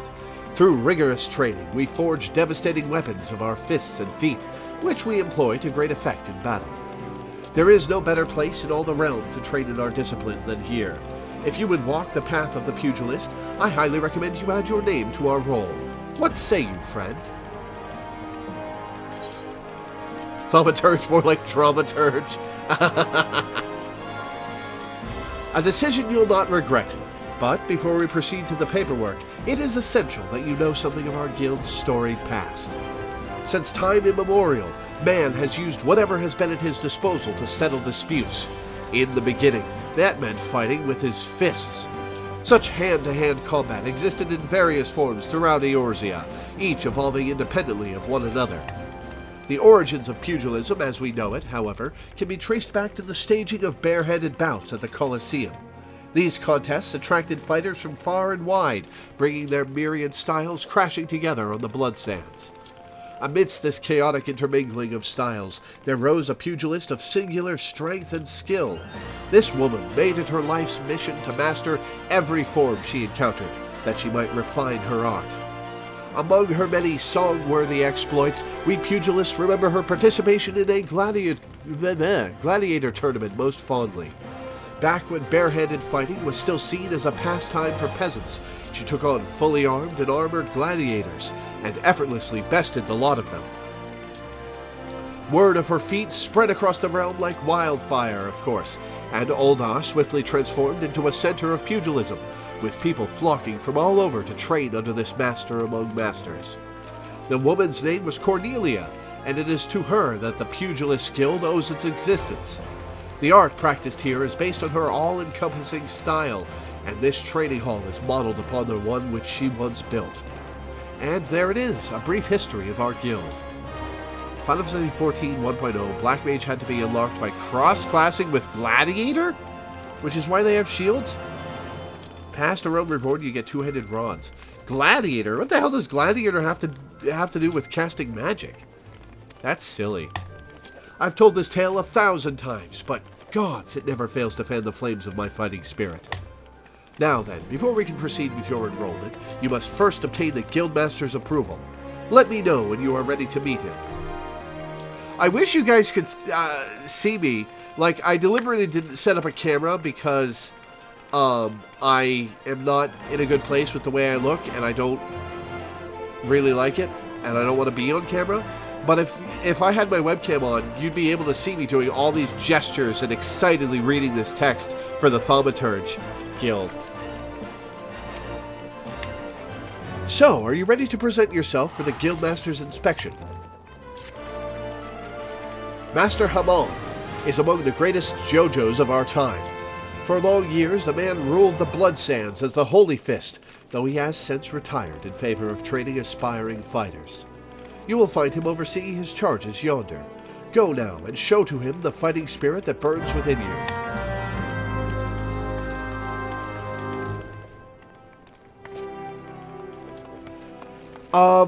My bad hair day, sort of. I'm balding really badly, and I haven't had the chance to go get my head shaved lately. And I have self-esteem issues when it comes to my looks.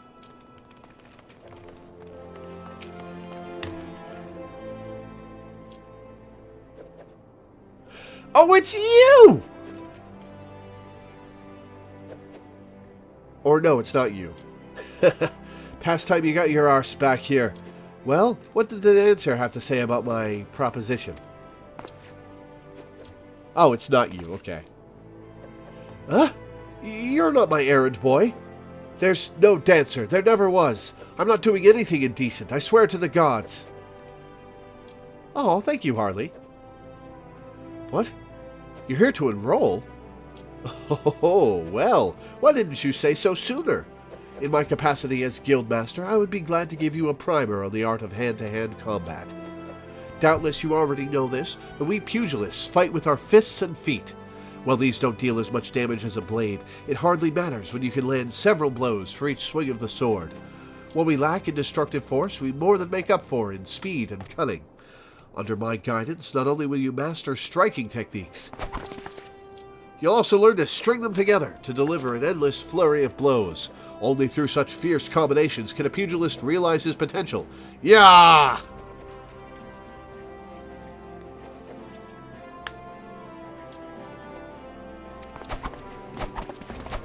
Alright, that's enough. Don't punch me in the vagina. I know you want to, but... Ugh, crikey, I'm spent from all this talking. You ought to speak more, lass. It'd give me a chance to catch my breath. But where was I? Ah, right, joining the guild. Before you do so, I must warn you that the path of the pugilist is long and arduous. Do you believe you've got what it takes to go the distance? Be honest with yourself now. Yes, I can go the distance. Yes, you have fighting spirit. I can see it in your eyes. I see no reason to deny you a place in these halls. Welcome to the guild, lass. To help you on your way, I'll add some names to your hunting log, opponents that might hone your skills against. And so, as to make a budding pugilist of you, here's your very own pair of Hora. They're a tad old and rusted, but that'll serve to make you look meaner, I reckon. Now, I have a mind to assign you your first lesson. Arm yourself with your weapons and let me know when you're ready to begin.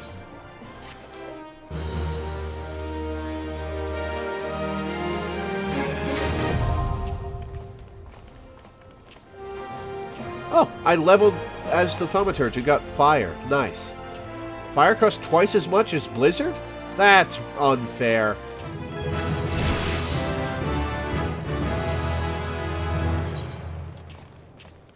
Astral Fire and Umbral Ice are special status effects which allow thaumaturges to continuously deal devastating amounts of damage while still conserving their MP reserves.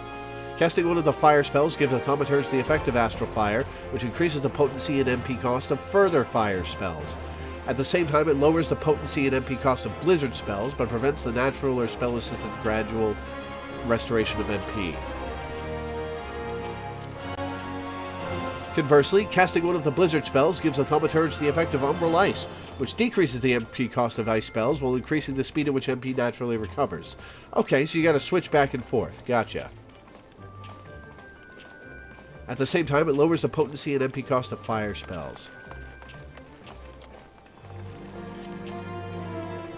As the thaumaturge progresses in level, the number of Umbral Ice and Astral Fire effects which can be stacked at any one time increases. The larger the stack, the more powerful the effect. Learning when to switch between fire and ice is key to being successful in extended battles. Cool.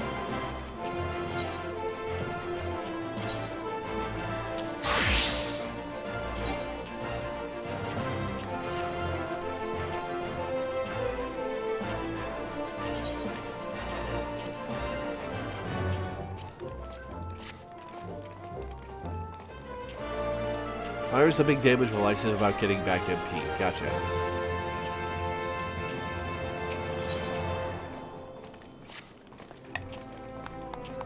Looking every bit a pugilist, lass. Now the learning can commence. You understanding that you have to switch makes you better than 21% of the thaumaturges I have to play with. For your first lesson, I want you to test your fledgling skills against the vermin of Thanalan. Get out there and put down 3 marmots, 3 hornets, and 3 shrews. Return here when the deed is done. Now, this goes without saying, but I expect you to fight using the Hora I just gave you. It counts for naught if you skewer the beasties with a spear, or fry them with a spell, say. So you've pegged me for, what I've been doing and what I want to do. Alright, back to Thaumaturge.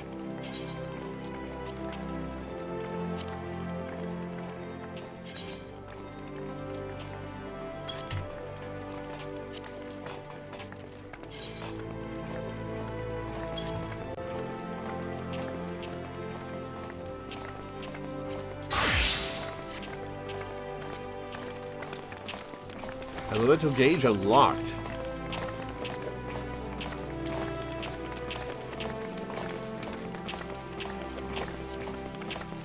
Where is this elemental gauge?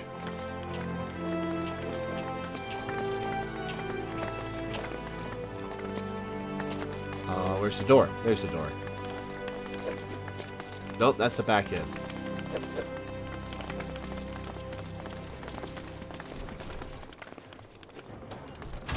Lois Griffin. Alright, I'm going to follow Lois Griffin to get a closer look.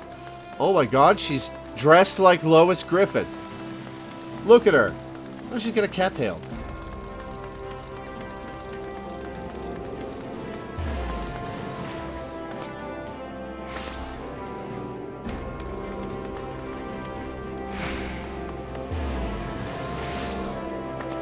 Well, bye, Lois.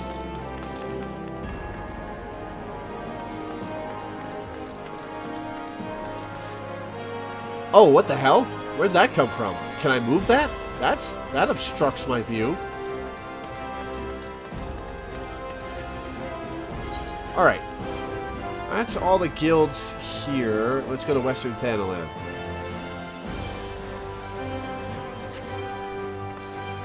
Nope. Western Thanalan is the way out.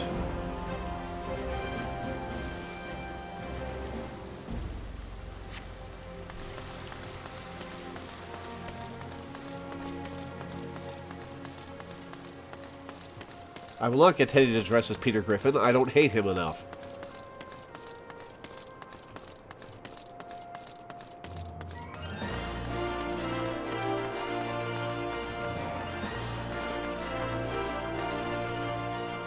Alright, so system, HUD layout.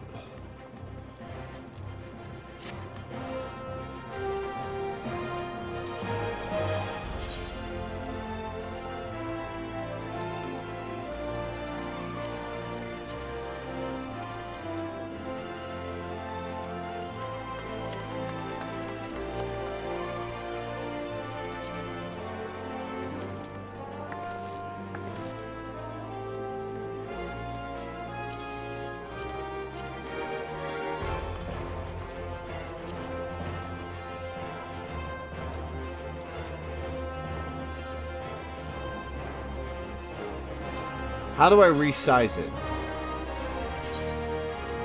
This way?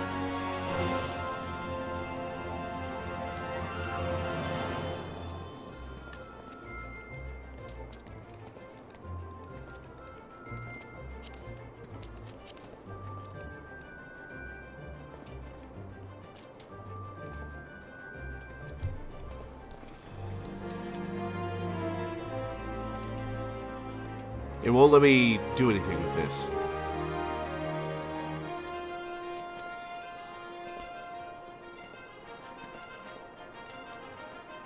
Change my resolution first? That'll probably mess with the stream. Drop down resizes? Oh, it does. I thought it was transparency settings.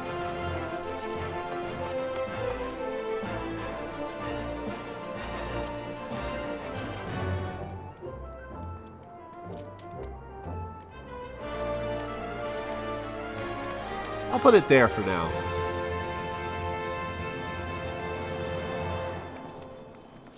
Foo-foo Eve.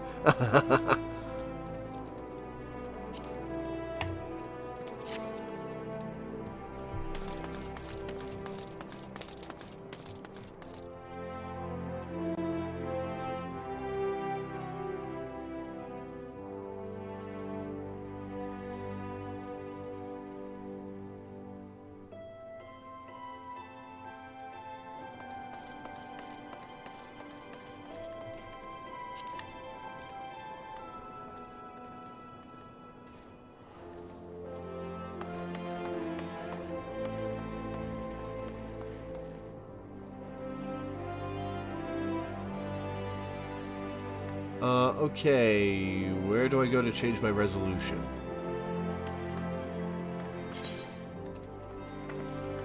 Ah, here we go.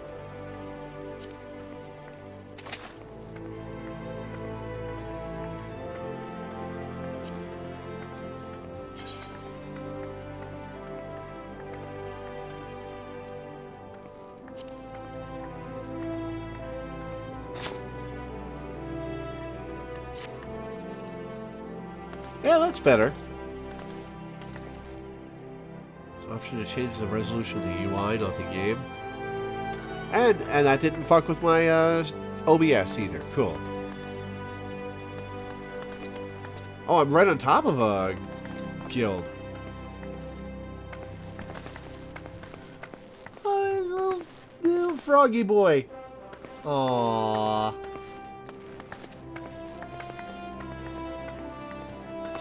Alright.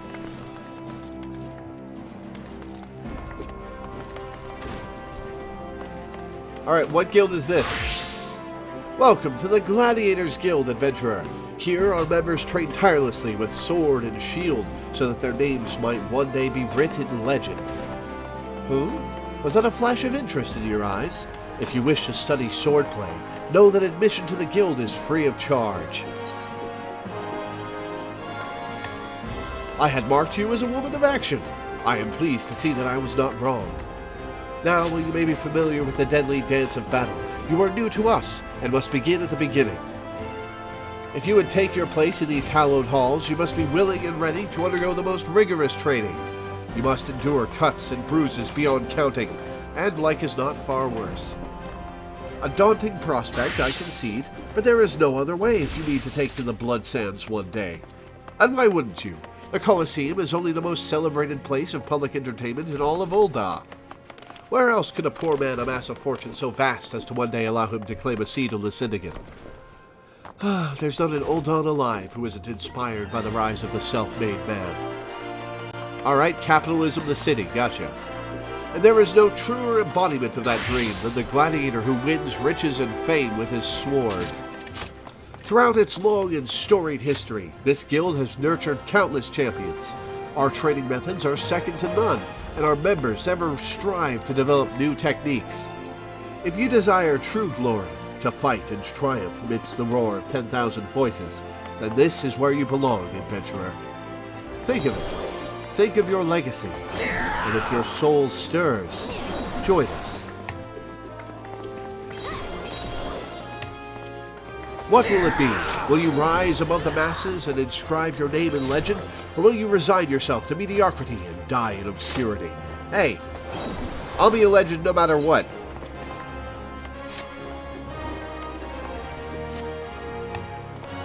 A decision you shan't regret. One moment. Make way for Loreweaver. Fresh meat coming through. Now then, before your enrollment can be considered complete, you must present yourself to First Sword Mila. Seek her out and obtain her approval. That was not the button I meant to press.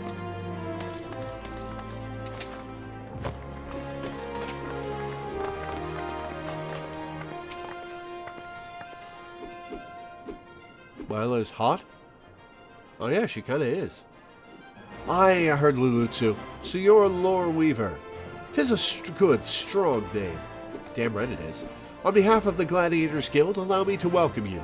I am Mila, Guildmaster here. So you wish to study our arts. I presume you have your reasons for choosing this sword over all other weapons. Perhaps you think it easiest to learn. A sword is a simple weapon, but to wield a blade well is anything but simple. For every Colosseum champion to emerge from our ranks, there have been countless disappointments who failed to achieve greatness. Bear that in mind before you answer me, Lore, for I do not ask this question lightly. Have you the strength to live by the sword, and, if it be your fate, die by it? Yes. It's what I do. Then welcome, Gladiator, to your new home. No, my home is the Thaumaturgist Guild. Because they really get me. Take this sword. There are many like it, but this one is yours now. Consider it a gift if you like. Now wear it on your hip as I do, and show me you are ready to begin your training.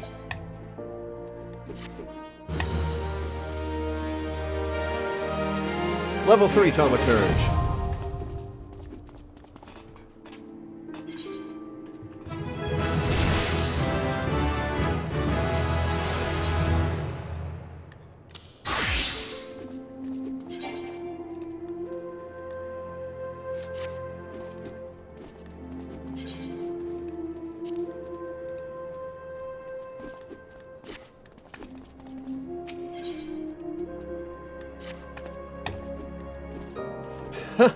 Amazing what a difference a sword can make. Your expression, your posture, you're already brimming with confidence. I'm glad you're enjoying it, guys. I'm enjoying it too.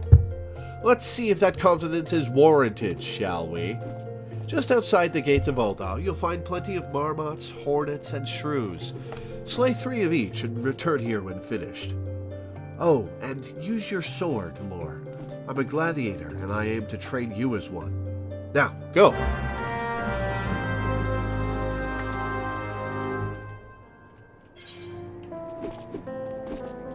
Where the hell am I? Right there. Alright, so there's a Gladiators Guild thing right there.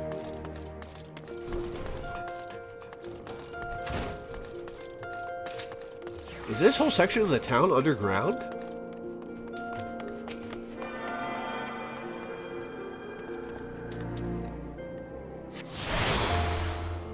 God damn, there are a lot of you here. Wow, looking at the viewer list, there's a lot of you.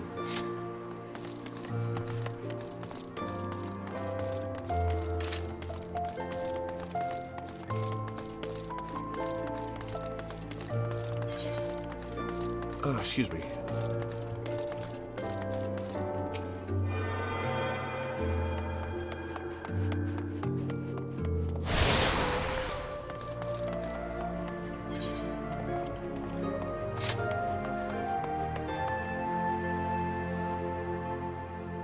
Taking the red, I guess that's the Red Mage Guild? Alright, what have we here?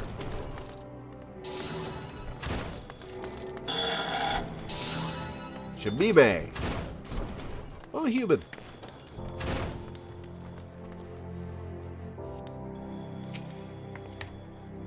Good evening to you, adventurer, and welcome to the Goldsmiths Guild. Have you come to observe our artisans at work? Indeed, it is a marvel to watch goldsmiths transform raw metals and uncut gemstones into sparkling rings, earrings, and necklaces, some of which possess magical properties, no less. You know, if you'd like to try your hand at goldsmithing, the guild is open to adventurers like yourself. No prior experience is required, for we teach all you need to know about the craft. Would you be interested? It pleases me greatly to hear you say so. As the first step, I would have you understand the purpose of our guild.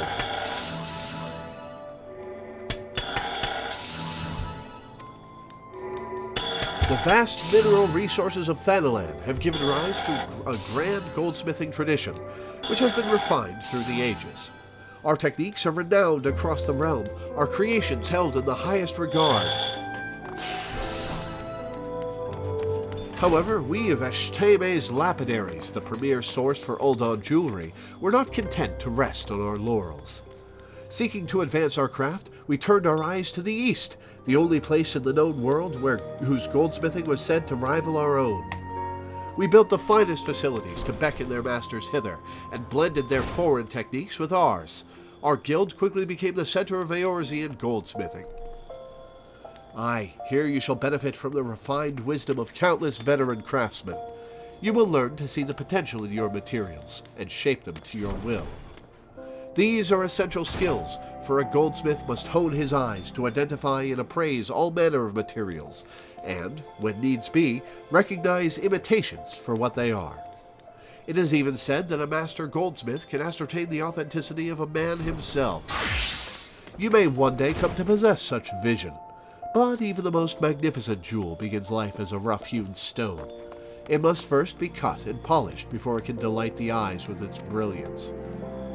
If you would become a goldsmith, you must needs refine yourself as you would a gemstone. It will take much time and effort, and there is no guarantee of success. Should you be certain that this is the life you seek, speak to me once more.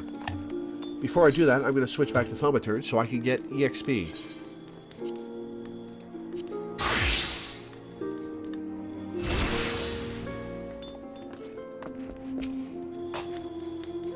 Before you can embark upon your journey to become a goldsmith, you must first seek an audience with our guildmaster. Our company ranked up. Cool. What, have people just been questing? Oh, Dependable Dad and Bryn Cedarwell are offline. So I guess it's just maybe Milena is getting the quest done. Before you can embark, you must. Are you ready to do so? You shall find Mistress Serendipity on the workshop floor, just down the steps. Show her your burning desire to learn, and you are certain to receive her permission to join. Oh, Teddy is online. Okay.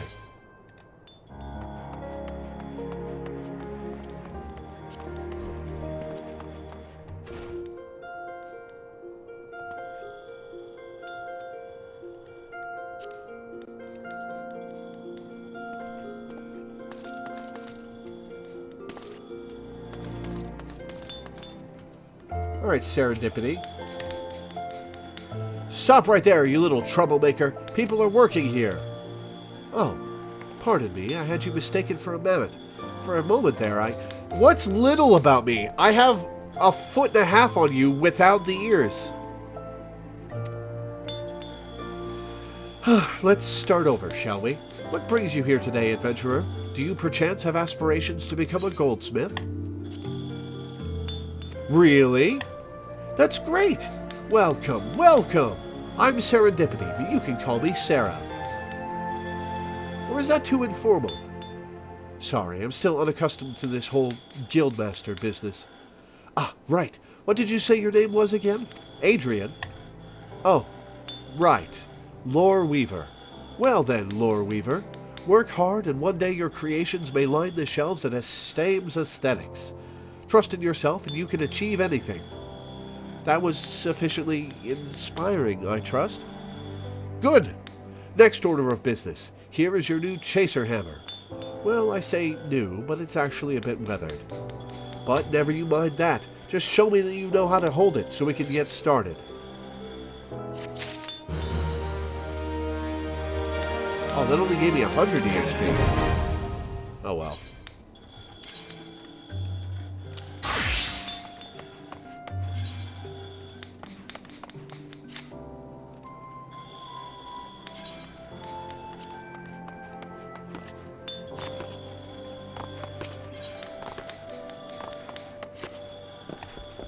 Great, let's get started. Though, to be honest, I'd swear you've done this before by the way you wear that hammer on your hip. Mind you, even if you do have some experience, a responsible guildmaster must ensure that her charges have a firm grasp of the fundamentals. Therefore, I command you to craft me a copper ingot.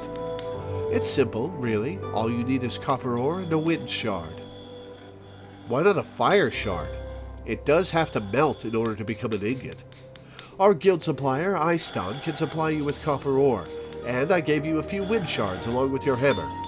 At least I think I did. If it turns out you don't have any, you'll need to get some yourself.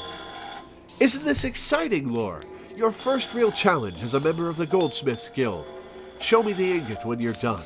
Good luck. Wrong. Alright, well, we're not going to do that.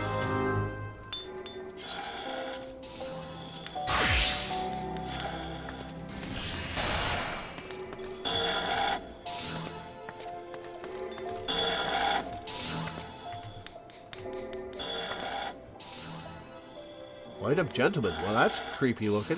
Oh, it's Hildebrand. That's not a pet, it's a crafting bench. Alright, so down here there's an aetheryte shard by the Miners Guild.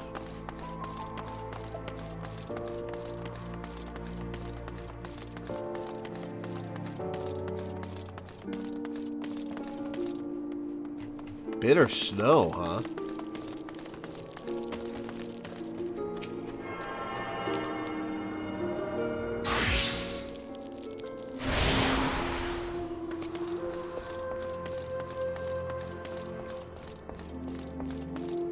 I'm about to meet Adalberta. Alana's going nuts in chat.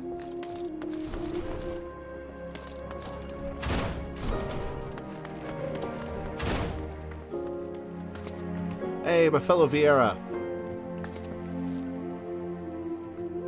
Much better equipped than I am. Sup, Lynette? Nice bandana. Well met, adventurer. You stand within the Miners' Guild, the place where seekers of the realm's mineral wealth gather. With a pickaxe and sledgehammer, we miners work rock and earth that they might yield us ores, fossils, precious stones, and more. If you have a mind to join our ranks, you will be pleased to know that we are currently recruiting. Great riches await those with strong backs and keen eyes.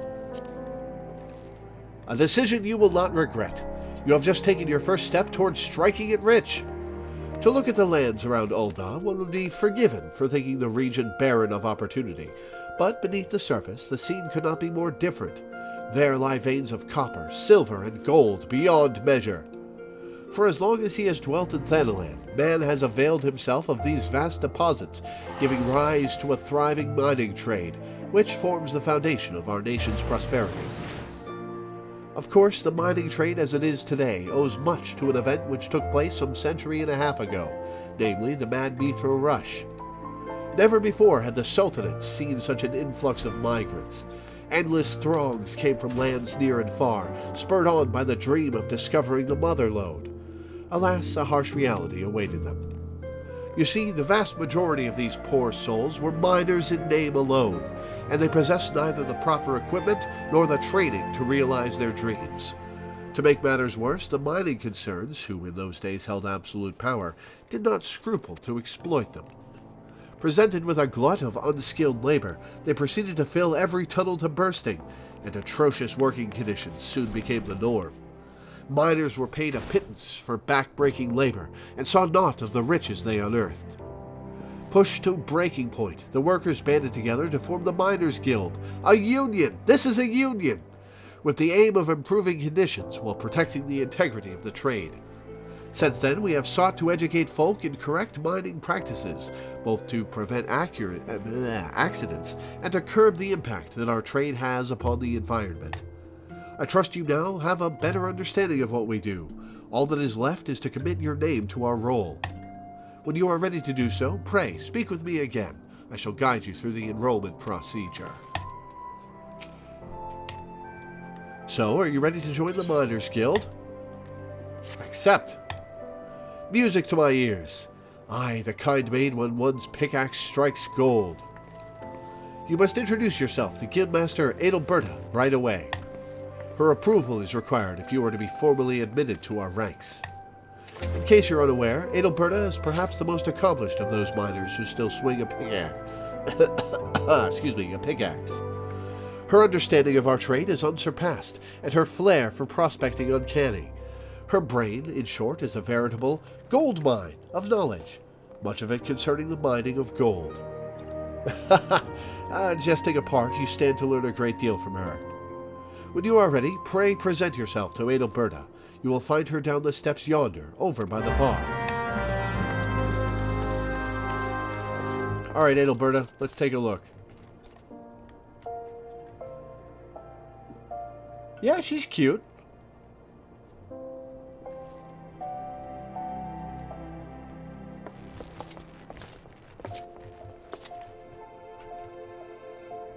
Oh, she's muscular. I like that. Ooh.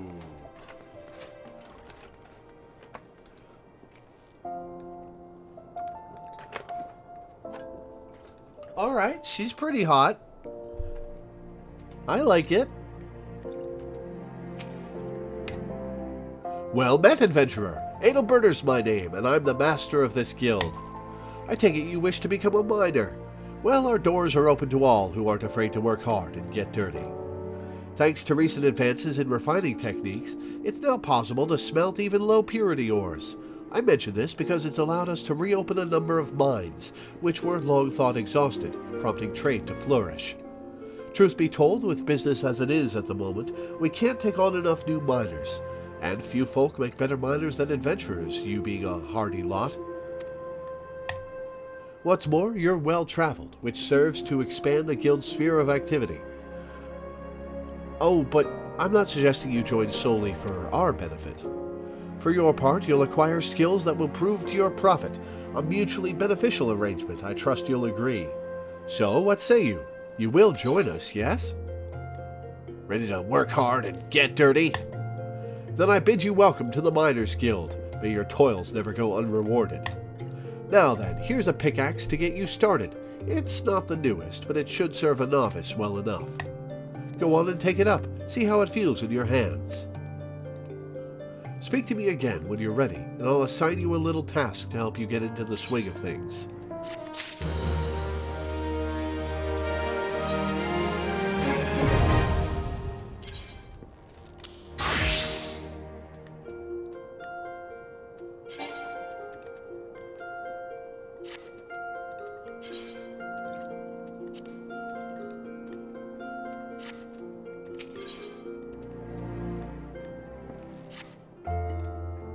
You look good with a pickaxe, Lore.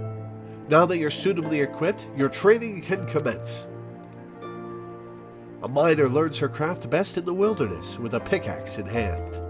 To begin, let's see how you fare with good old copper ore. Bring me, say, 10 chunks. There are deposits of the stuff throughout Thanalan. I doubt you'll have to go very far outside the city. Seek out some promising locations outside the Gate of the Sultana and the Gate of Nald, and swing away. The motion may feel awkward at first, but in time it'll become second nature.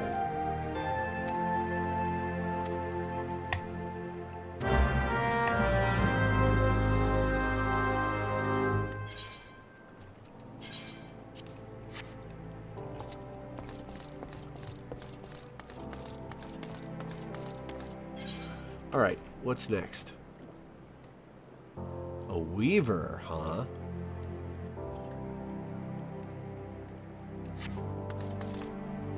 Let's grab the 2 aetheryte shards and then go to the Weaver's Guild. Might take me a while to get all the jobs in Limsa. Yeah, I've been told it will take me a while to get there.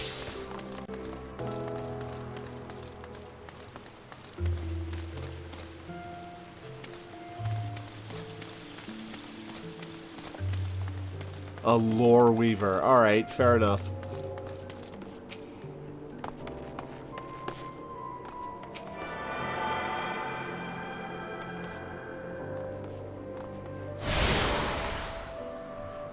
I have been getting guilds and classes, and that's it.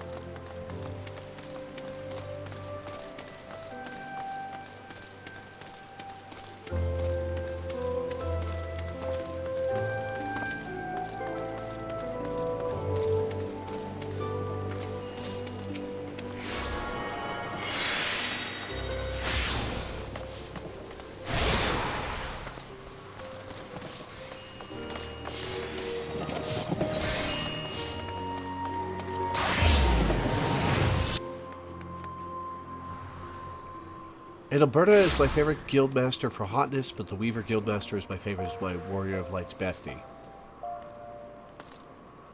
Huh, cool. Alright, this way, yes. You're so far on them. The Thaumaturgist Guild is my new home. I love them. The theatricality, the drama, the enthusiasm, the quest for power. I love them. Greetings, adventurer, and welcome to the wellspring of Ul'Dan fashion.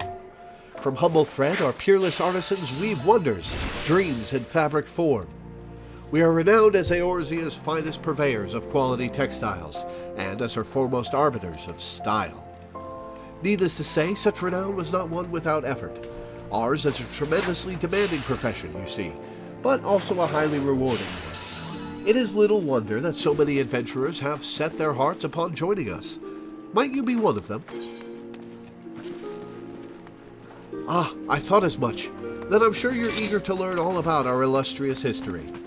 As I'm sure you know, Thanalan can be a perilous place, its vast deserts being wont to punish the unprepared. While a menagerie of ferocious beasts stalk the sands, the greatest foe is, of course, the midday sun. And so, ever since man first set foot in this region, he has favored light, flowing fabrics that shield him from the sun's rays while allowing his skin to breathe. Of course, Uldans have ever been a people of taste, and demand for more extravagant designs spurred innovation, resulting in textile goods whose appeal extended far beyond our borders. Merchants had little trouble selling Uldon fabrics in foreign markets, so great was their reputation for beauty and quality. And when traders from those same markets sought to peddle their lesser products in Thanalan, well, it gave us little cause for concern. Sunsilk Tapestries is synonymous with the textile trade in Uldon, you see.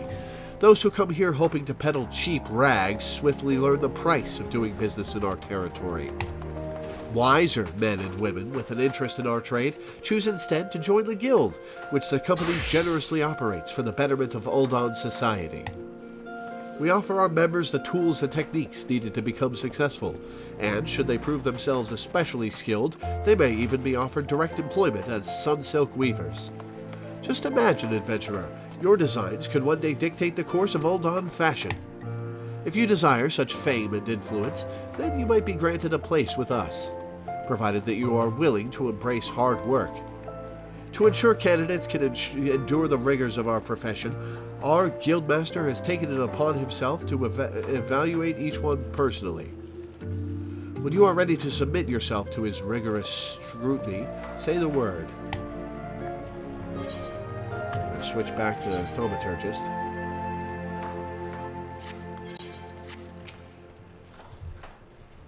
Are you ready to meet the guildmaster?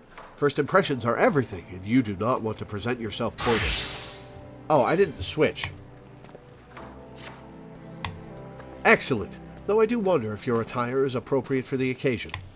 You will find the esteemed Redolent Rose supervising guild operations over yonder. He is, how shall I put this? He is relentless in his pursuit of excellence. So long as you demonstrate that you are similarly committed, he will treat you fairly and with respect.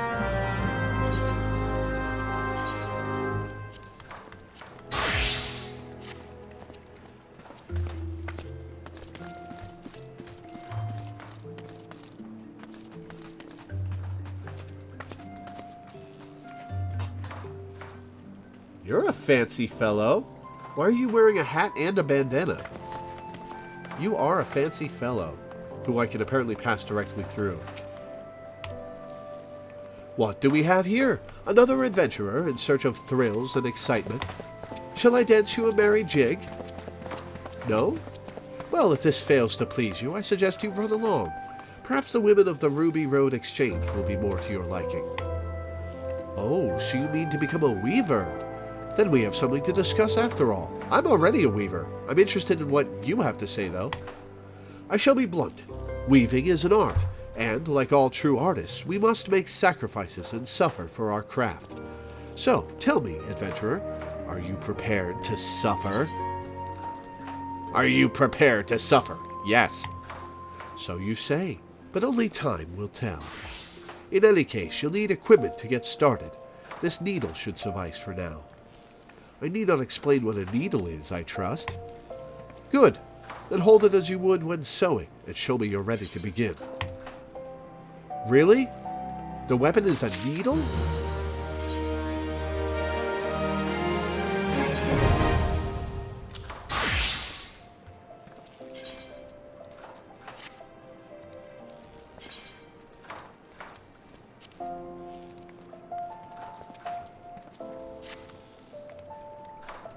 Where is it?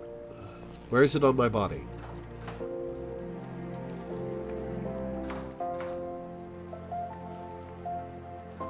Oh, it's got one of those little loom things, but not the needle. Those things where you sew in a pattern.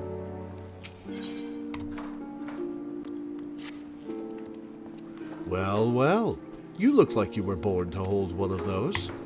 Even so, I suggest you keep it somewhere safe, especially when clambering over haystacks, as I shan't be issuing you another.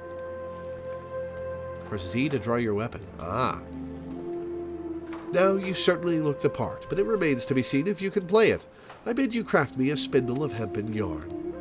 A trifling task, yes? Well, I do hope you find it so. Should it seem even remotely testing, you have no future at this guild. To make hempen yarn, you will require moko grass and lightning shards. The former can be purchased from our own dear Jijima. The latter you will have to find for yourself. That is all.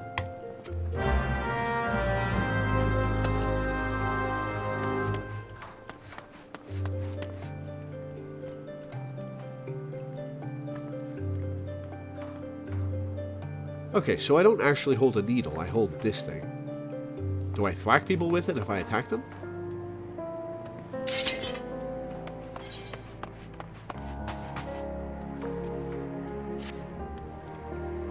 Whoops.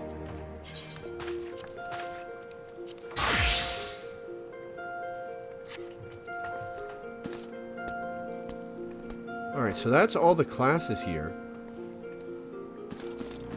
Let's do some,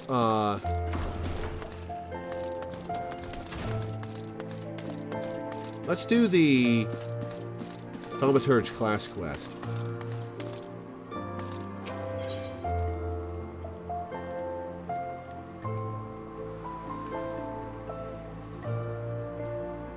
Oh, there's one more guild to join.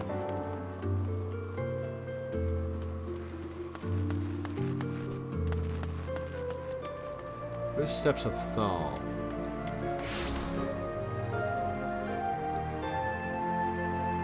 Where are the Steps of Thal?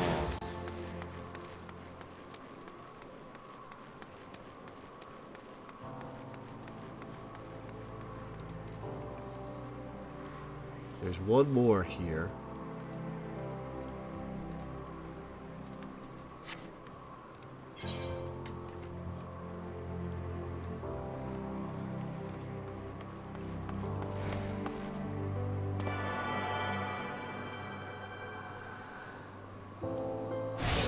Up the stairs in the middle of this zone. That takes me to the Steps of Nald.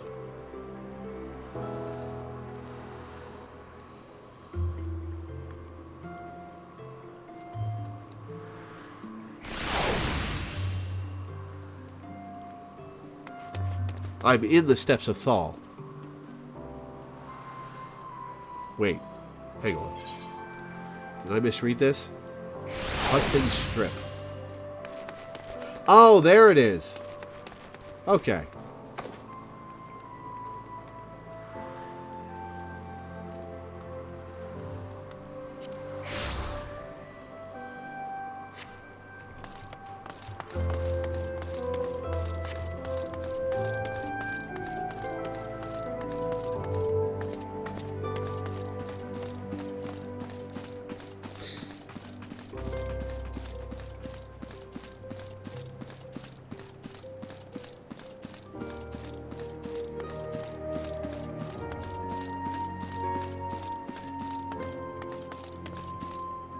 The quest to deliver the rose, pray I don't get hit and lose it.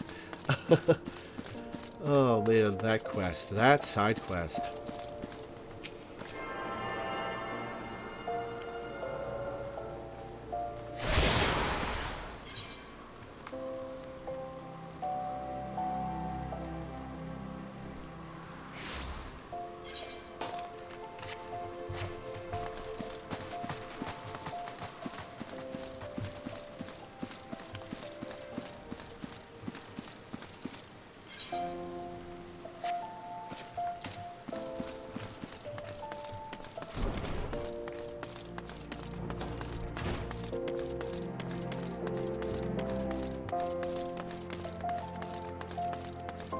This is nice chill music.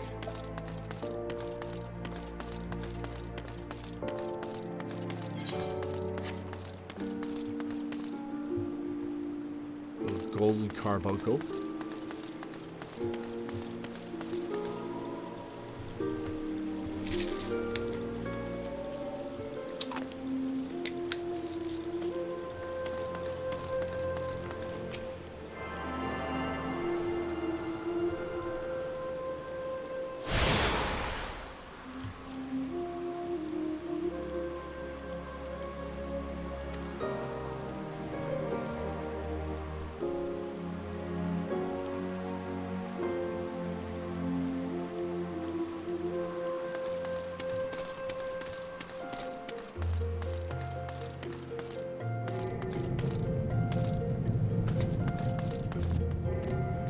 Dietrich. Ah, an adventurer, one of my favorite kinds of people. I find your unquenchable thirst for exploration neatly complements the burning hunger for sagacity that marks our dedicated members. Welcome to the Alchemist Guild. Though I hesitate to define alchemy in such narrow terms, our main field of expertise is the concoction of various potions and elixirs. There are salves to treat all manner of afflictions, not to mention miraculous libations that enhance the imbiber beyond her natural physical limits. As an adventurer, I am sure you can appreciate the eminently practical applications of our work. What say you, madam? Care to take up mortar and pestle and join our ranks? Wonderful! Now then, allow me to give you a brief history of the Guild before we tackle the official paperwork. Though alchemists are presently known as the quintessential brewers of potions, the profession itself arose from the desire to achieve an as-yet unrealized ambition. The original driving purpose behind our art was, and perhaps still is, the discovery of a process that can transform base metals into gold or silver. As the mystical medium thought necessary to effect such a transformation is the Philosopher's Stone, which is itself believed to have Panaceian properties and be capable of bestowing eternal life. Though success yet eludes us, years of endless experimentation towards this golden goal had the initially unintentional consequence of unearthing a wealth of knowledge in the field of alchemical medicine. Regretfully, alchemy's potential to enrich the lives of the masses was first met with a wave of distrust, as if our ability to create helpful compounds was akin to dabbling in back-alley witchcraft.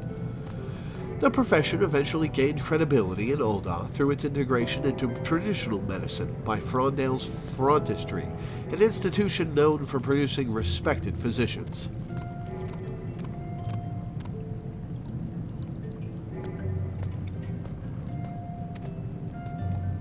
Once the city's shift in perception became known, budding alchemists wishing to study without fear of persecution journeyed to Ul'dah from every corner of the realm. It was not long before this gathering of inquisitive minds banded together to form the Alchemist Guild. Thus, while our organization is intensely focused on perfecting and sharing the fruits of our research, it is also of paramount importance that we uphold the reputation of alchemy itself as a legitimate discipline. If you would revel in the secrets of our art, then you must be prepared to shoulder the responsibility I've described. Take a moment to dwell on these words before you truly enter the world of alchemy. Yeah, this is nice music. Have you arrived at a decision? Are you ready to exult in the arts of alchemy and commit to the responsibilities that your enrollment entails? Excellent. Then allow me to direct you to our guildmaster. Gaining his approval is the last test you must pass before becoming a full member of the guild. You will find Guildmaster Severian tending to his experiments at his personal workbench.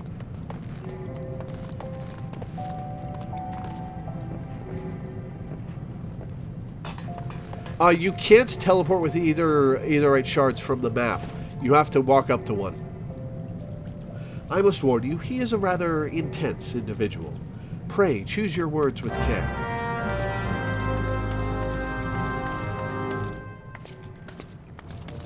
Oh, he's over here.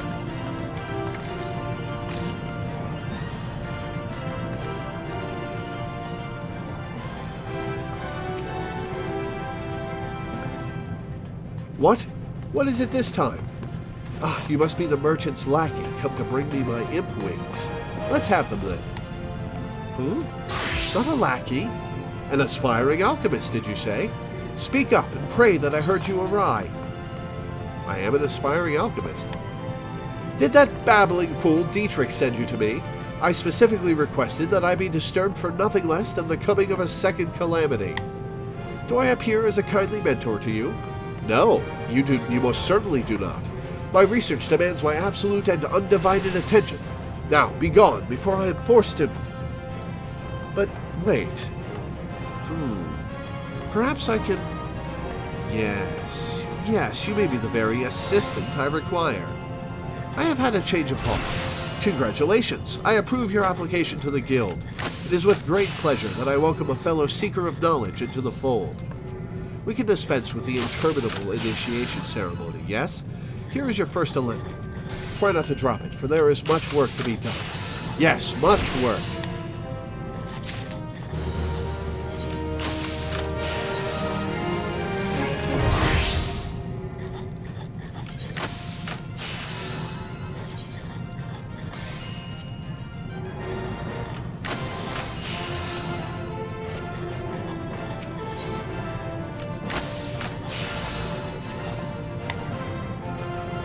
Ah, I see you've managed to take hold of the Olympic without injuring yourself. An auspicious beginning. Let us see if we can continue this trend of unexpected success. Wow, screw you, dude. For your first lesson, I want you to use your weathered Olympic there and make me a bottle of distilled water. Distilled water is simply the end result of purifying a murkier sample of life's most vital elements. As such, it provides the perfect introduction to one of alchemy's most fundamental processes, taking a material and refining it into a purer form. To perform this rudimentary exercise, you shall require a pail of muddy water and a water shard. The impure water can be purchased from the supplier standing near the entrance to the guild.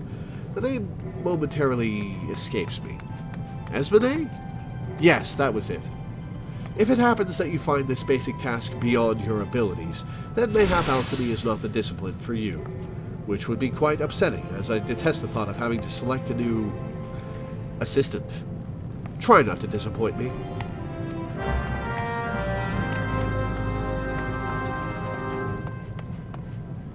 Alright, I'm going to take a quick break and have a snack, because I'm very hungry. See you in a bit.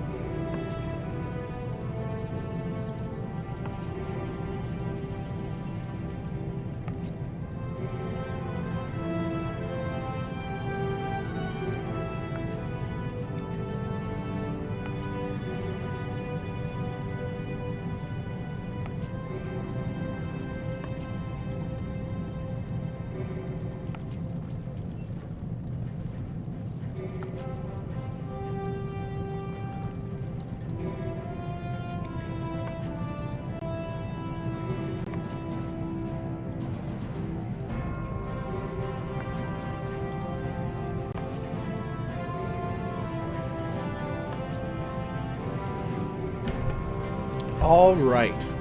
Oh, my voice is much clearer now.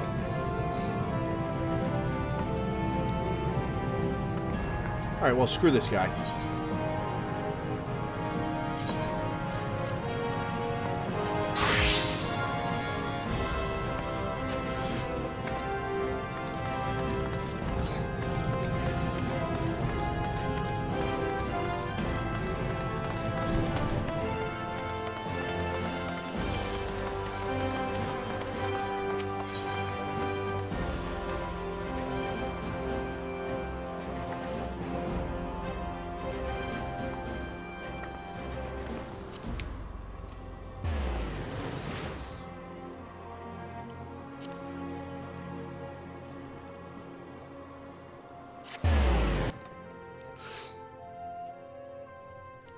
Sure, you can make a hotbar suggestion.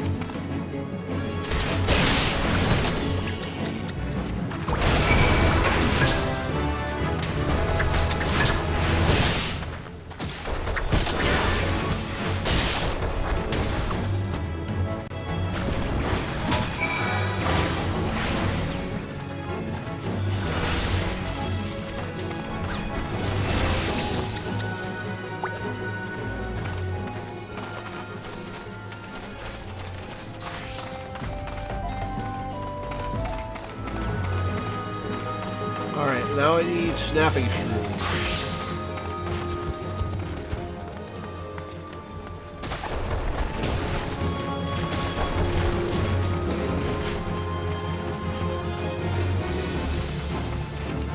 Perhaps this way?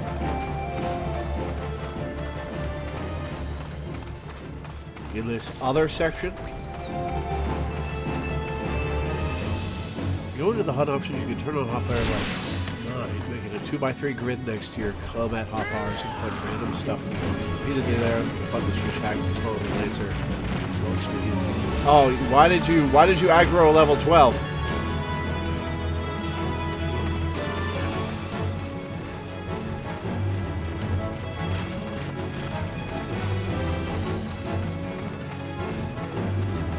Alright, I'll check that in a little bit. Transpose. Swaps Astral Fire with a single Umbral Ice or Umbral Ice with a single Astral Fire.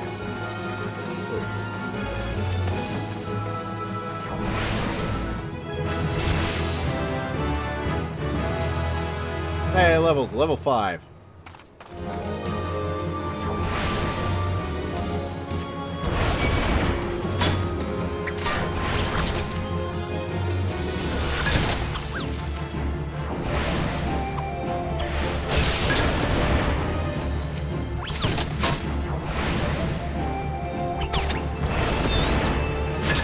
I know I'm the wrong job. I'm just getting some EXP for Thaumaturge. Alright, so where are the snapping shrews? I think I see one. Yep, there they are.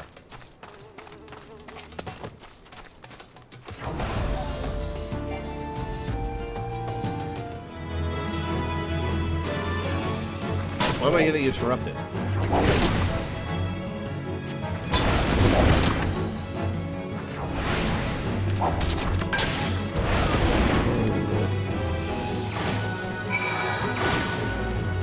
Alright, let's go turn it in.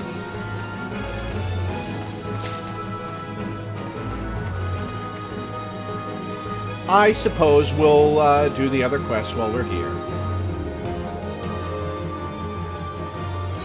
Hide quest you're not doing at the moment.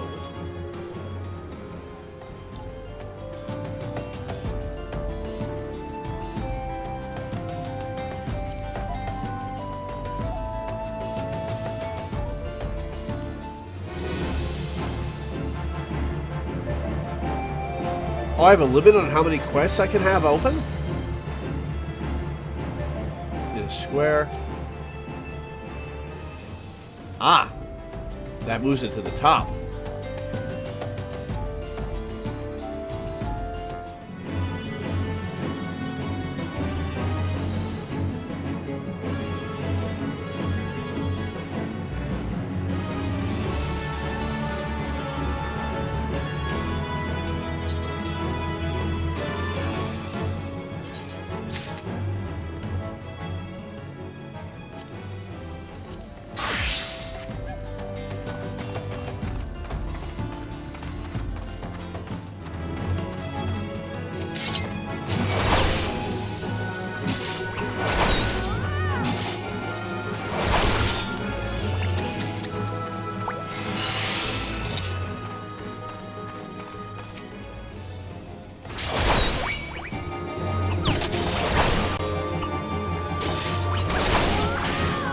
Oh, clicking again will hide it. Cool.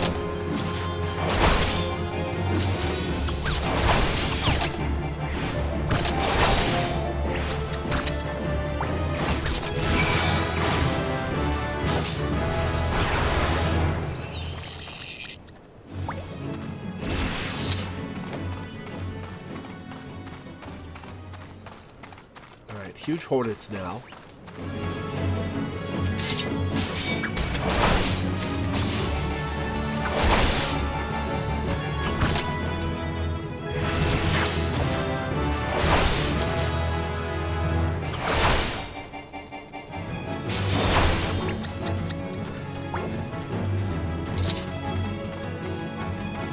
Stay away from the Adamantoids.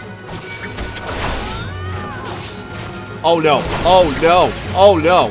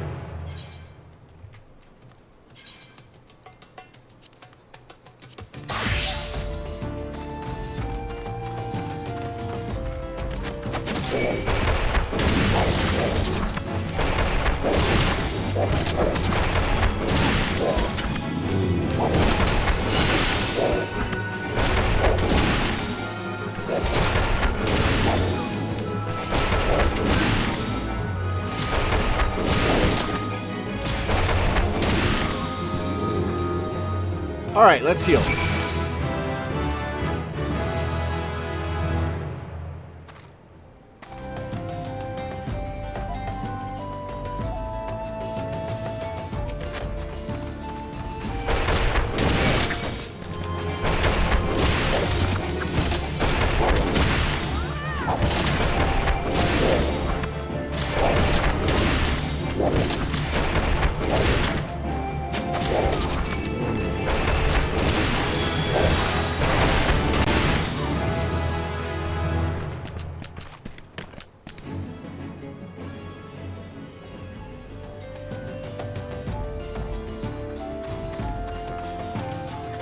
Those shrews. Now I need hornets.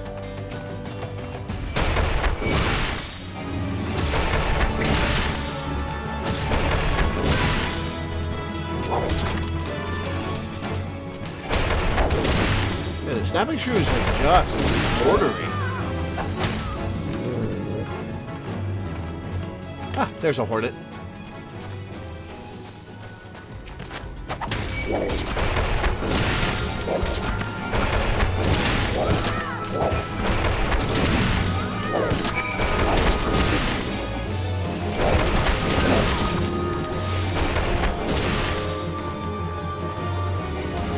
Hey, get back here.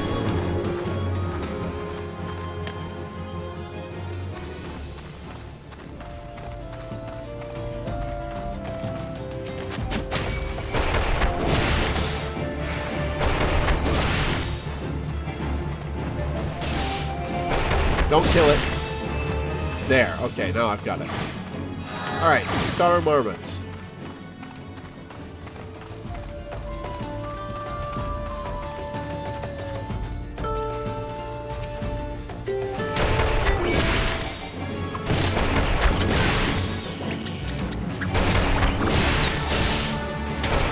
Wait, I'm getting aggroed because there's a buff on me?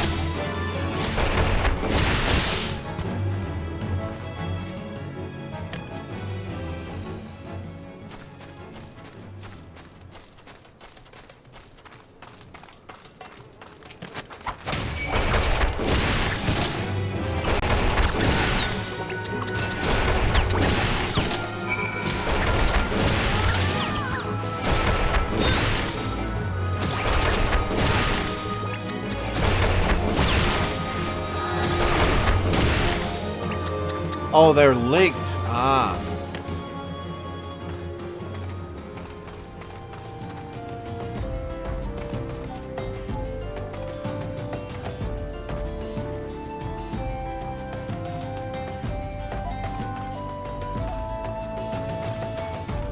All right, let's go back. What is that A symbol?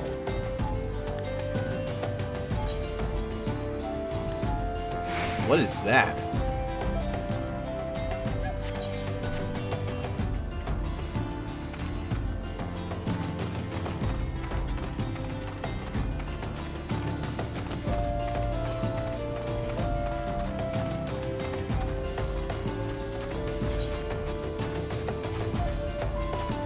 It's a party marker.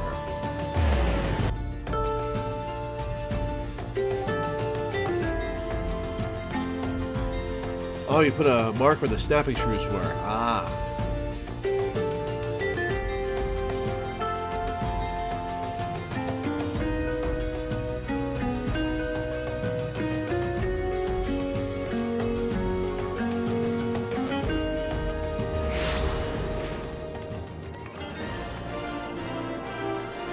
Alright, let's turn in the Pugilist quest. Unless we can't because we're too low level.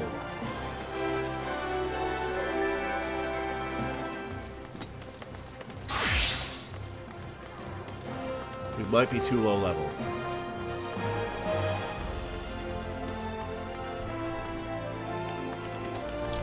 Nope, it's green.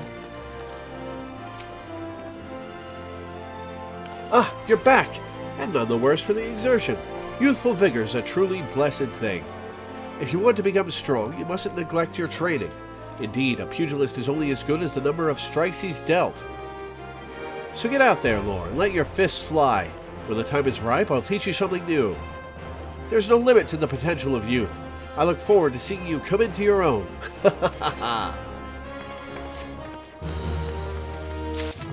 Right, it's the next quest that's blocked. Pugilist forms.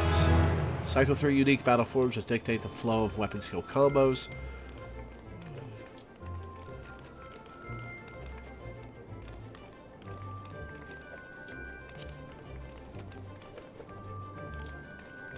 Oh, this is complex. This must take a while to master. Oppo Oppo to Raptor to Kuro.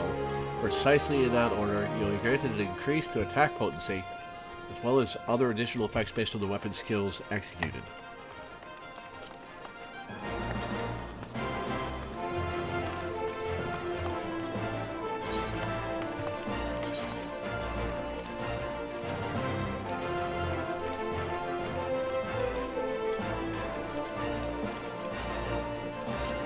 Go to the Gladiator one.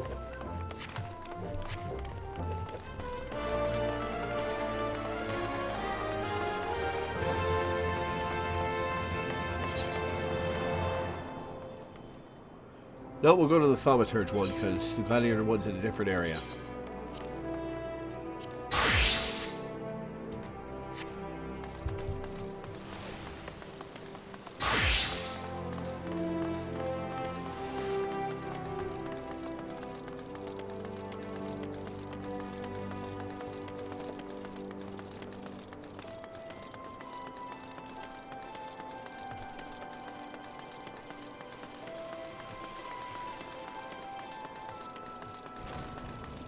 It's cool to wander around town and see people's names and pets.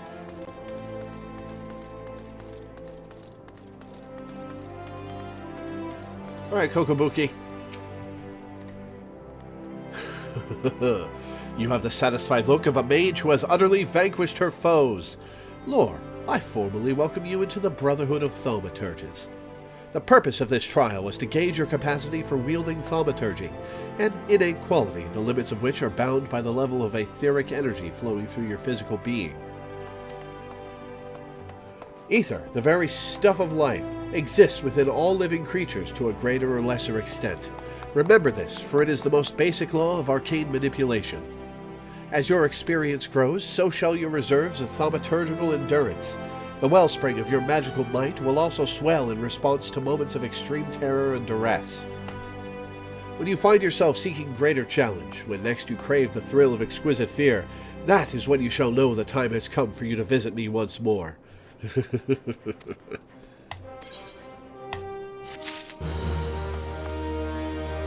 Alright, I'm level 5. Quest me. Further into the abyss of thaumaturgy's secrets. Oh, a hat that I can't display. Oh. Your burgeoning power strains against the confines of your untried mortal shell. Another trial you must have. From this day forth, your tasks and challenges will be shaped by the teachings found within Thaumaturgy, the Yawning Abyss, a tome penned by the renowned thaumaturge Zozomaya. My brothers, who have not once tasted the bitter draught of defeat, will instruct you on the vital lessons to be gleaned from the 4 extensive chapters that comprise this exemplary work.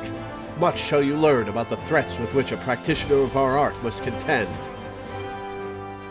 The first chapter, The Threat of Intimacy, falls within Kokobaigo's purview.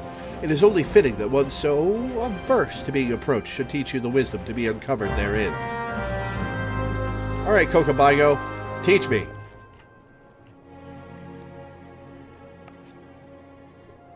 Yeah, modding's against TOS from what I'm aware.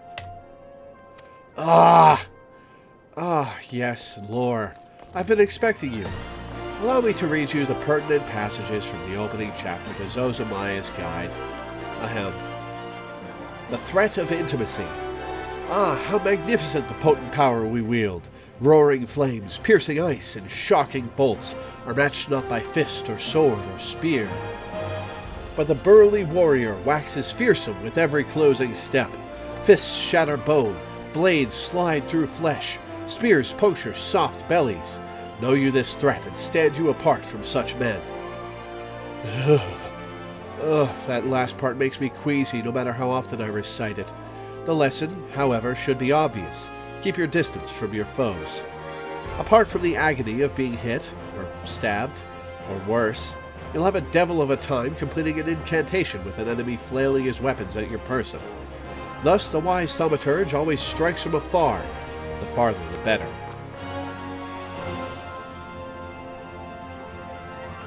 Now, let us proceed with your trial. Take this dried fish and set it down in the vicinity of the Silver Bazaar. Next, simply draw back to a comfortable distance and wait for a vulture to swoop in to feed. That's when you ambush the nasty creature with a barrage of deadly spells. Once you have slain the scavenger, be sure to retrieve a generous slice of vulture meat for Fafafono. He doesn't mind us conducting trials so close to his shop, so long as he's properly compensated. Yes, lore, we pay him in sorcery blasted blurred. I just said blurred 3 times in a row.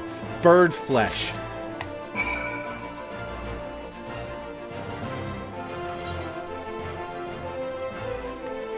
So,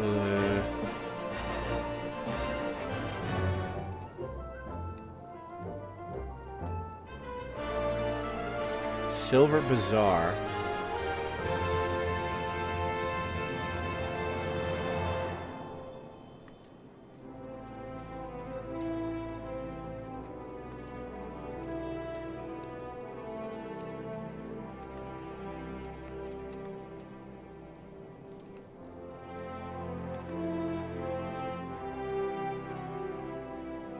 Okay, so this is not a place in town.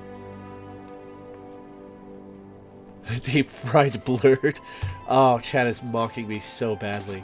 But I deserve it. I said blurred 3 times in a row.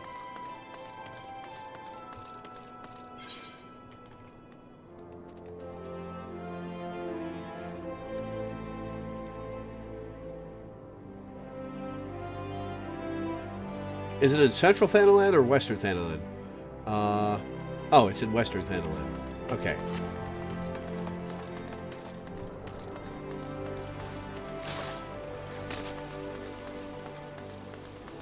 Type with the voice chat, get his ass.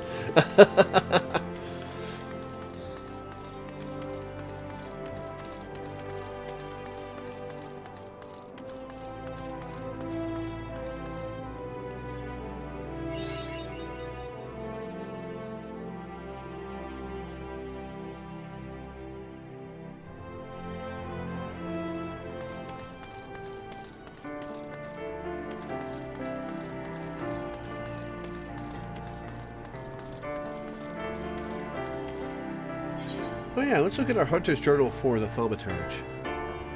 Little ladybugs. Cactuars. Surfeit Cloud, Yarzon Feeder, Rusty Coblin, Spriggan Grave Robber, Keycurn Shell Sweeper, Sunbat. Alright, well let's kill this little ladybug.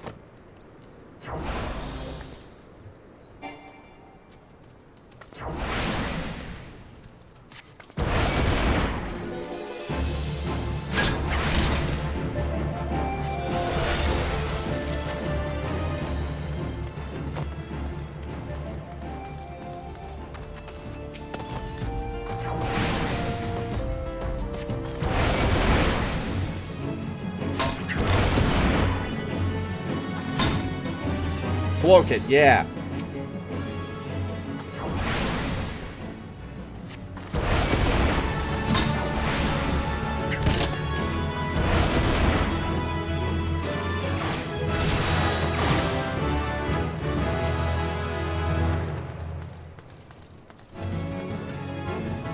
Oh, hey, cactuars. I need to kill those.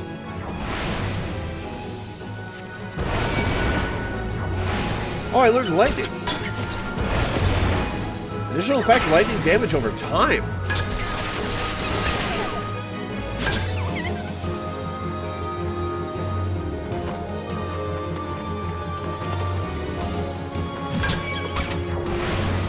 Let's see how much damage this deals.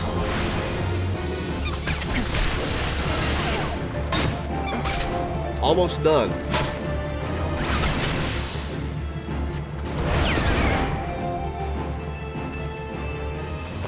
Am I getting credit for that because you're getting the kills? Alright, stand back for this one.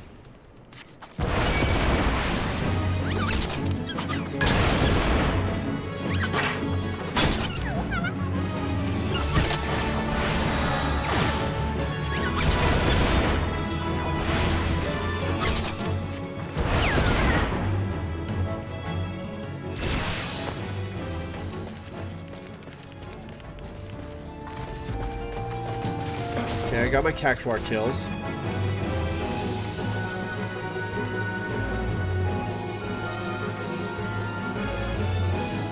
Rin is on level with you, you still get EXP credit.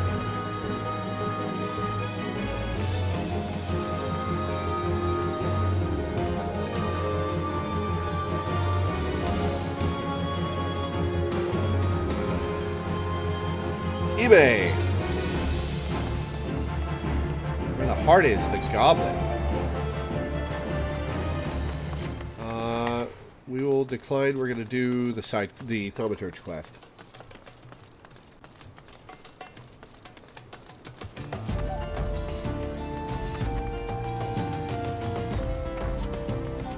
Oh, 5 Hammerbeak. Alright.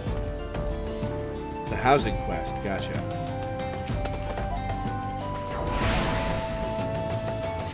Oh wow, I can attack from ways away.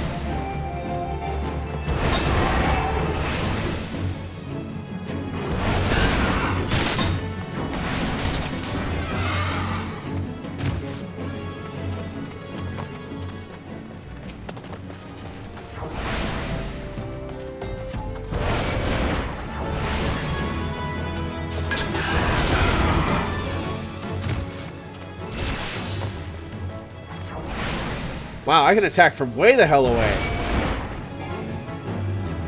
Lightning cast does more damage than a fire cast, I believe, but only if the enemy stays alive long enough for the whole 18-second damage over time effect to happen.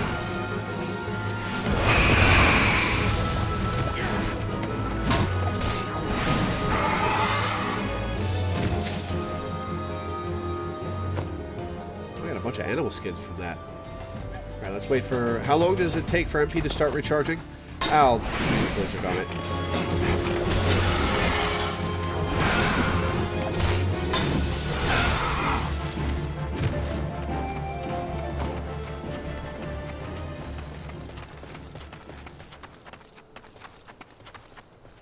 Let's get to level 7.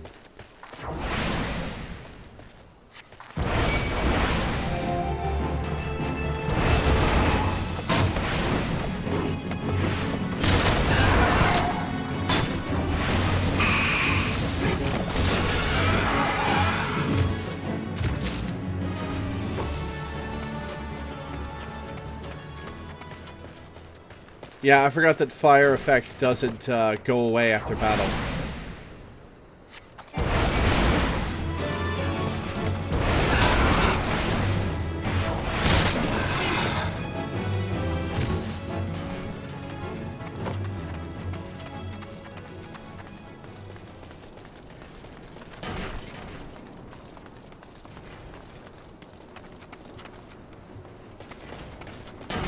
What level is this Fate? Level 6. You guys want to do the Fate? Let's do the Fate.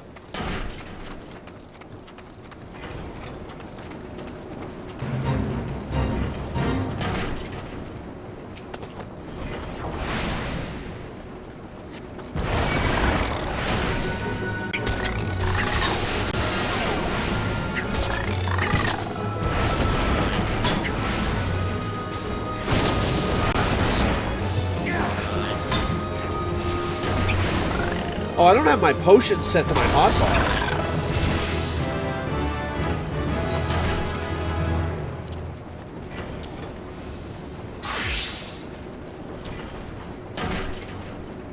Where's my high potions? I don't have any high potions? Weird.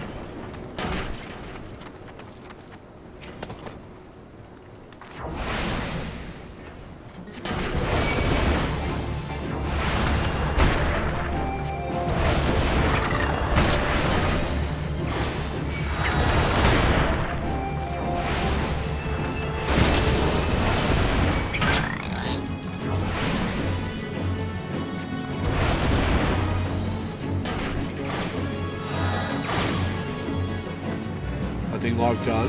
Cool.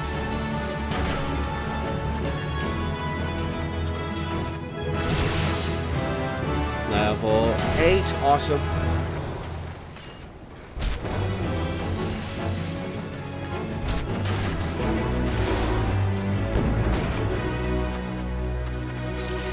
Cool.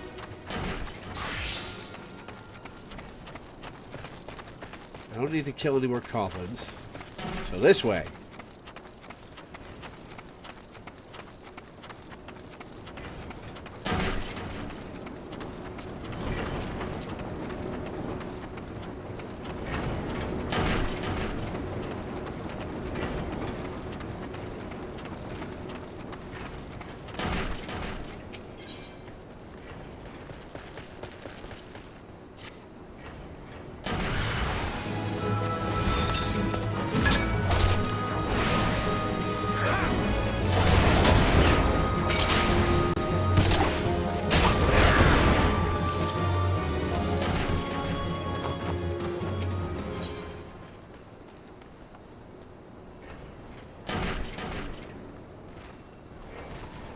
How many of these are we supposed to kill?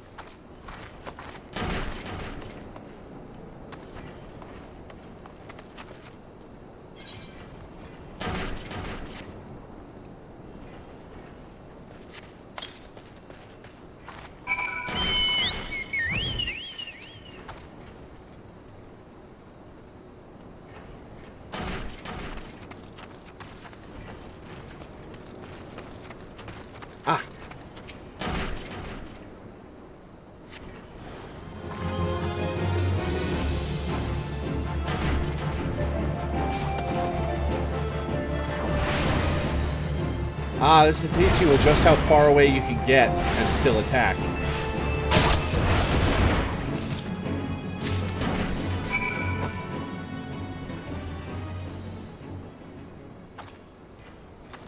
Fafafono in the Silver Bazaar. So this way.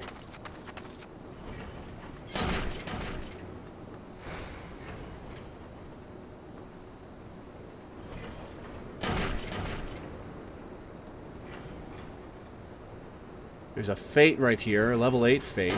I guess let's do the level 8 fate. Oh, I killed someone else's spawn. That's what it was.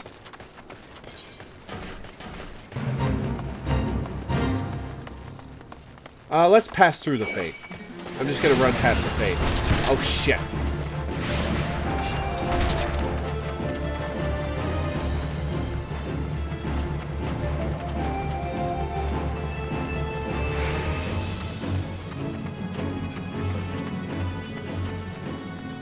Fafafono. You're done making use of my testing grounds, are you? Cough up the fee, then.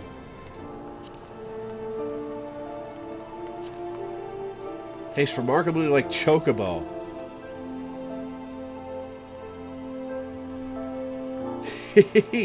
There's nothing so tender as a bit of meat pummeled with wanton wizardry. Nice doing business with you, Thaumaturge. Who's this onion head? Did you say Thaumaturge? Has this mage just completed a guild trial? Ah, Master Alchemist, what brings you out to our bazaar this fine evening?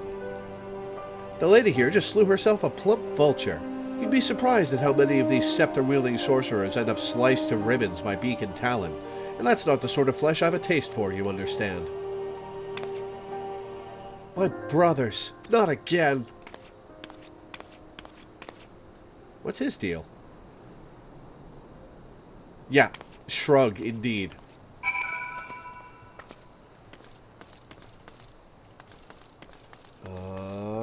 Return to the Thaumaturgist Guild. Now I will take a teleport back to Ul'dah. Talk to the Chocobo Keep. Chocobo porters are cheap and it's nice to be ferried around without having to pay attention. Okay. Well met, traveler. Might I interest you in a Chocobo porter? Porter. Similar to rental chocobos in that they can be hired to carry you quickly to various destinations, the differences being that you cannot control these birds and that they will not stop until they have arrived at their destination. On the other hand, porters are trained to take the safest route, meaning that they will never be attacked while in transit. Cool. Ah, do not tell me. This is your first visit to this stop. I shall update my register with your name so that you may access this location in the future. Oh, I have to visit each of the chocobo porters to register it as a location. Gotcha. 1 minute, 15 gil. Yeah, sure.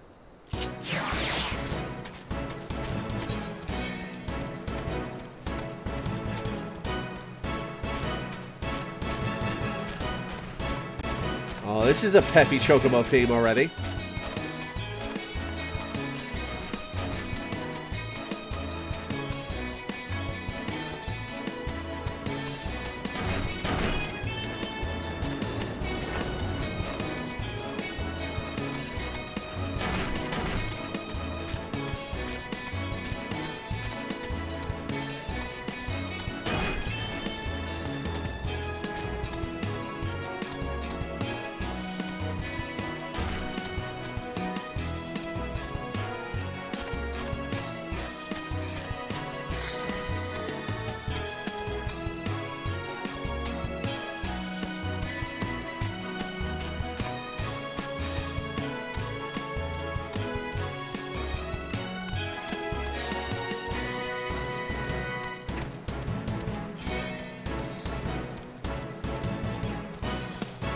This is a good chocobo theme.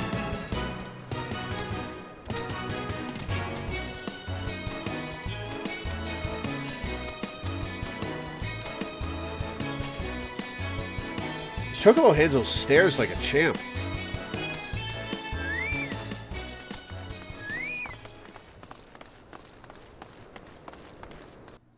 If you're a Lala, your chocobo is really small. Oh. It's just a chicken with a saddle? Wow.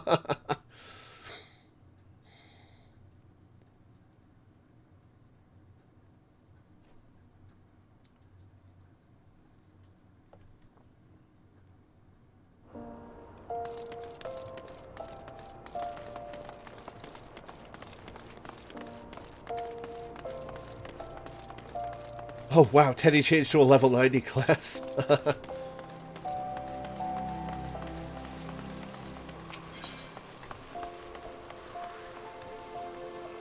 Oh, I'm already at it. No. Right.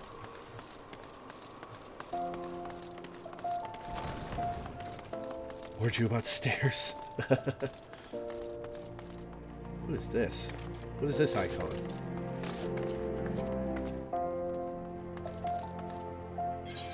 What is this icon on the map? Oh, it's just a guild icon. Okay.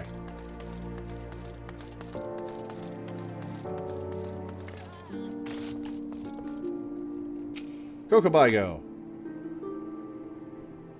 Give your Lala and a Porter Chocobo. Let's take a look at this.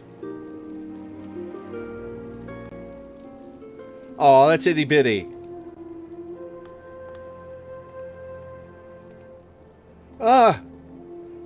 Welcome back, Lore. You seem to have done well. Both eyes intact, face appears unshredded. It truly is the most terrible feeling to have one's casting interrupted by heinous injury. It's one of the easier trials, if you ask me. Keep well away from pointy, slashy, bashy things if you want to reach the end of an arcane utterance. That's just common sense.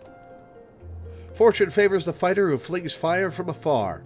I simply love the look of loathing leveled at me by the distant duelist distressed by my deadly downpour.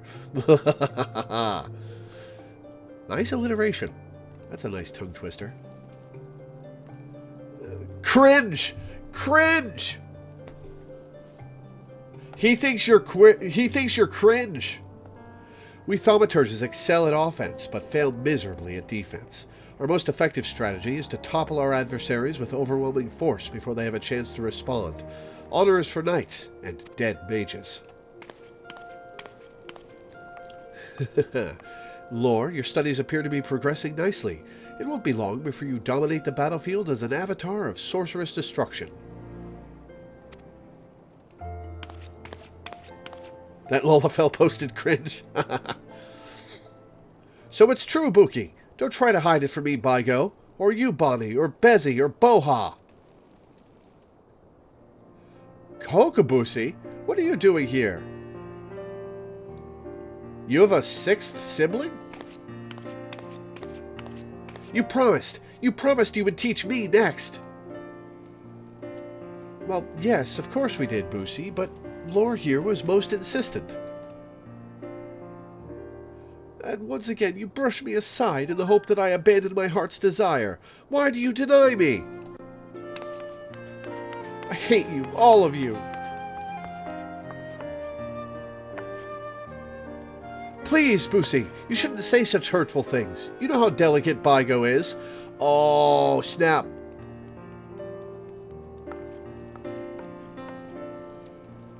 What happened to your other eye?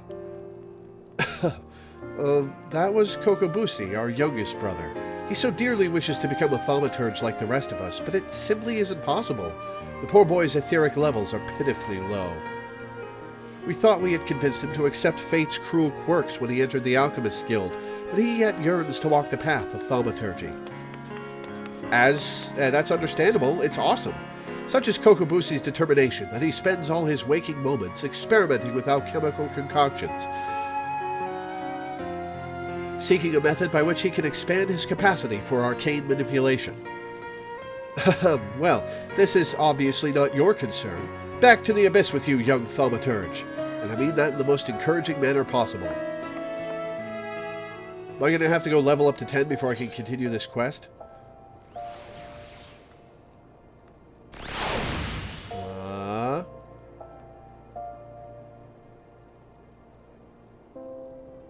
Oh yeah, that's a much better hat.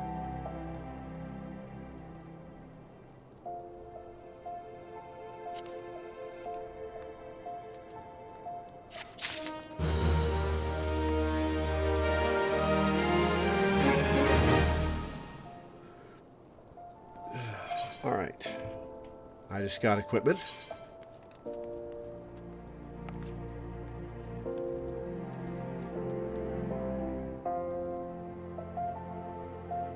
Alright, so the shield has a block rate. Does that mean it only blocks a certain amount of the time, or does it always give you defense stats and completely blocks attacks some of the time?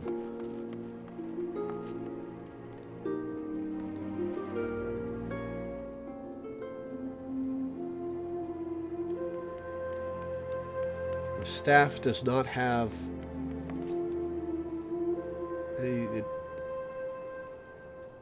It's +3 magic damage, alright. Yes. Well, I gave 2 options, but I don't know which is the correct option. Oh, wait, no, you were answering Teddy. Okay.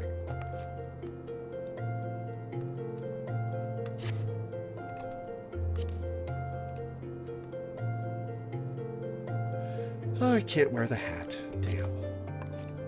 I can't wear the hat. Damn. It sometimes reduces damage taken. Okay, so not reliable.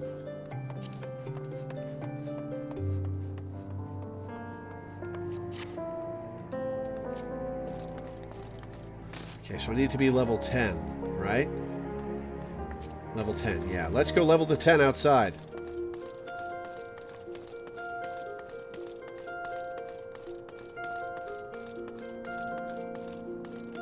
Oh, let's do this quest for this guy. 84 EXP. Oof. Never mind.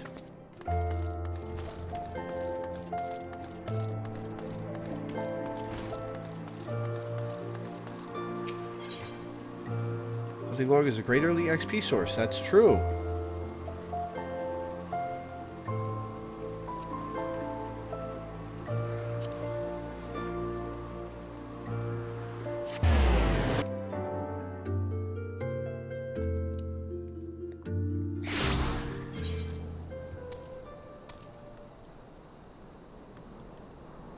Central Thanaland brush.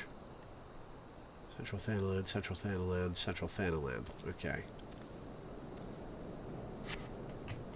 I just went to Western Thanaland. Yeah. Alright, well, let's go to Central Thanaland then.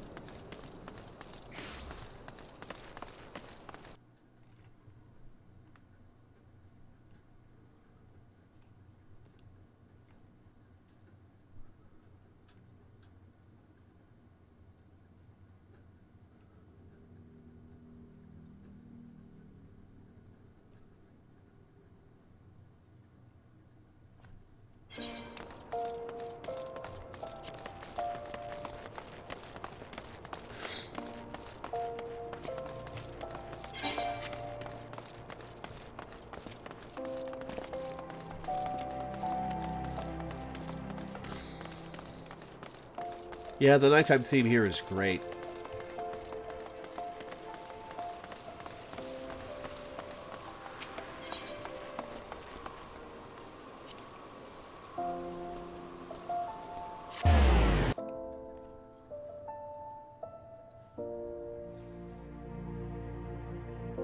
Or let me trade with you.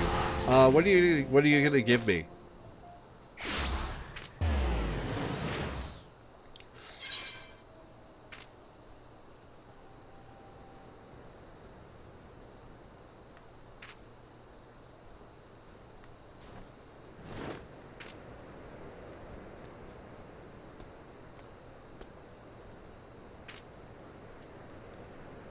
Well, I am squishy. I guess I'll take it.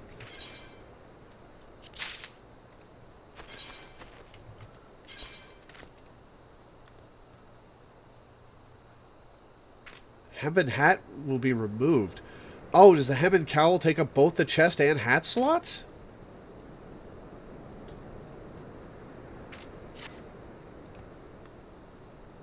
Yeah, it does. Thanks. Alright. Let's see. Surfeit Cloud is black brush, which is...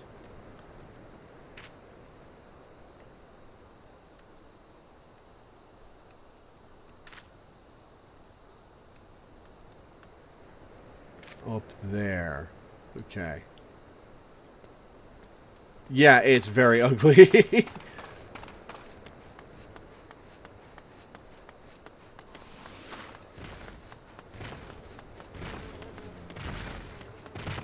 Oh, what's this?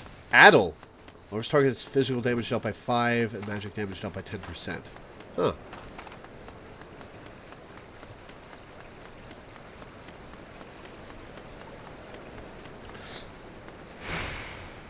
Oh.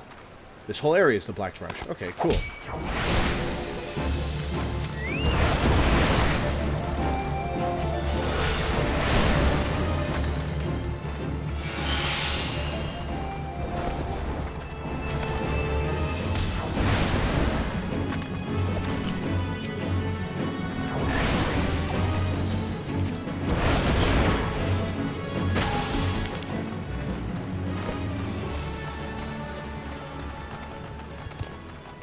Another surfeit cloud.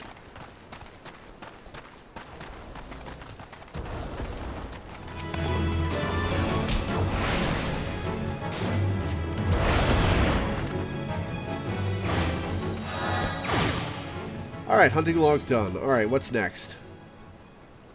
The Spriggan Grave Robber in Black Brush. Okay, so I just gotta figure out where the hell that is.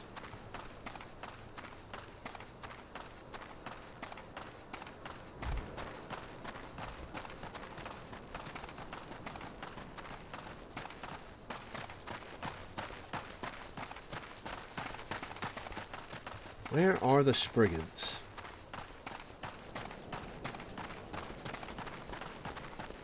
To the left of where I am.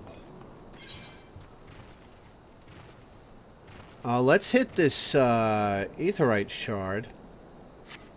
And then go left.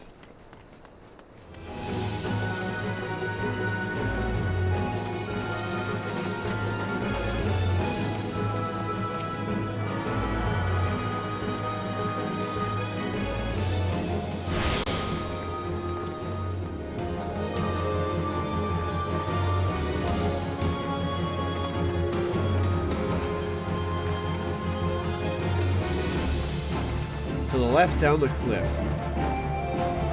Oh yeah, Chocobo Keep.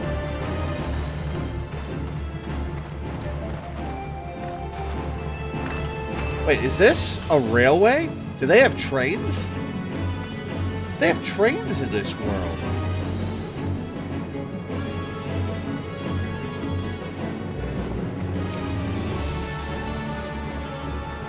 Is that a Lala in a Chocobo hat? A Chocobo mask, I guess? That's adorable.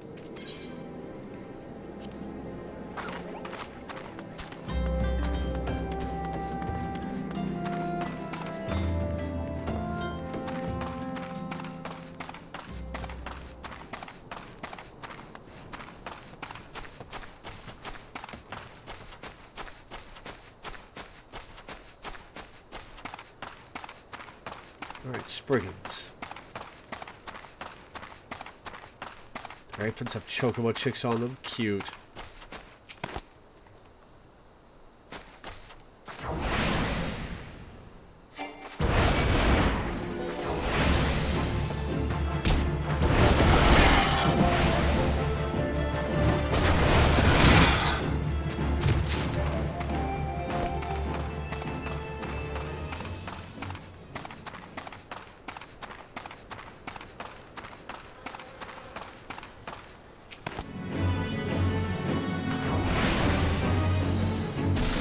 Alright, let's see what this damage over time does. That is not taking down very fast.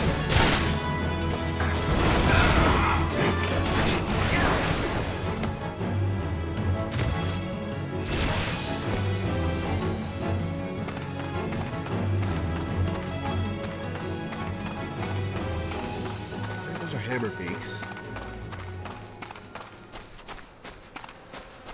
Surfeit cloud. Ooh, what do we have here? What are those? Hey, they're Spriggans.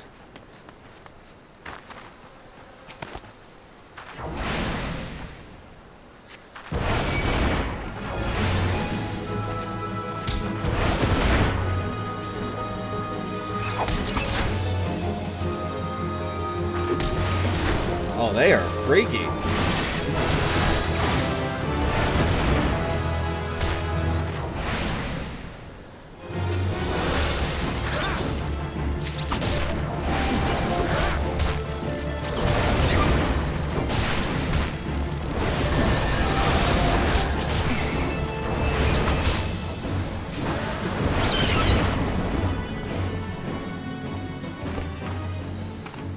Oh, I hit level 9 from that Spriggan thing. Kern Shell Sweeper. Key Kern Shell Sweeper. Where do I find that? Let's take a look at these ruins.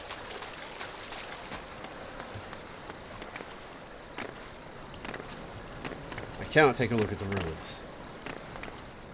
Damn, that would have been so cool to look through.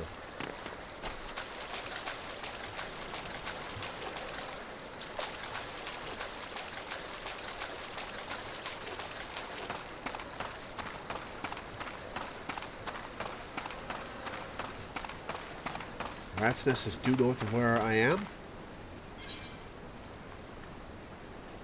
Yep, that's where the Key Kern Shell Sweepers are.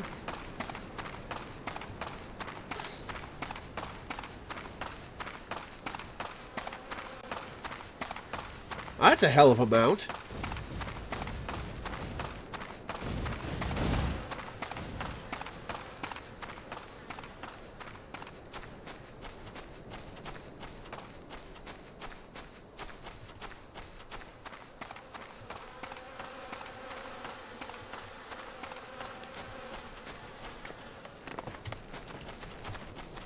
Aha! Oh, they aggro automatically.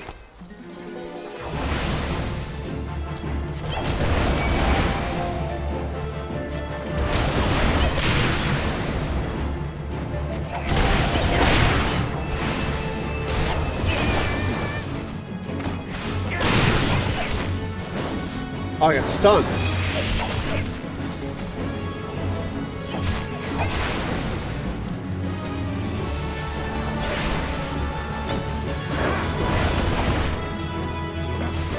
It's running away?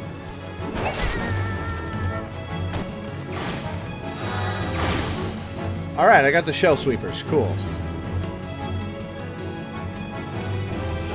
Sunbat in the clutch.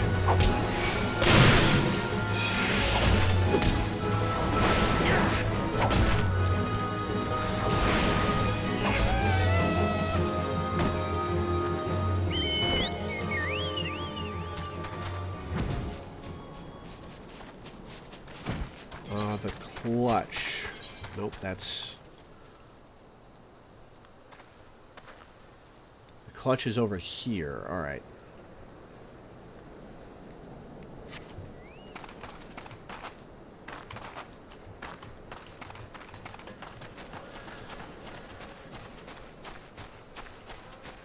Whenever it gets too far from its spawn point, it returns to its spawn point and regains its HP. Then heads back to whoever aggroed it. Huh. Fair enough.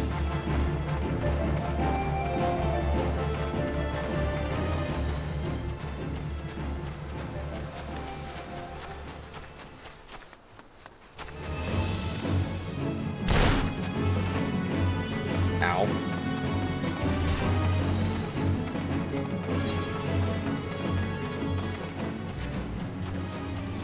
Oh, that's a level 17 giant tortoise. I don't want to tango with that.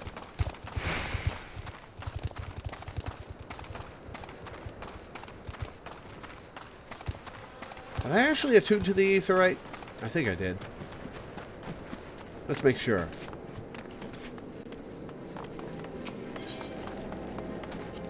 Yes, I did. Check.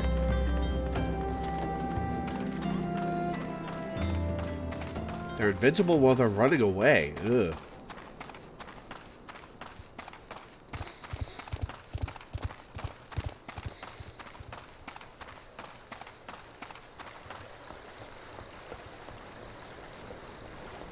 Ah, Sunbat. Oh, those antling soldiers aggro automatically.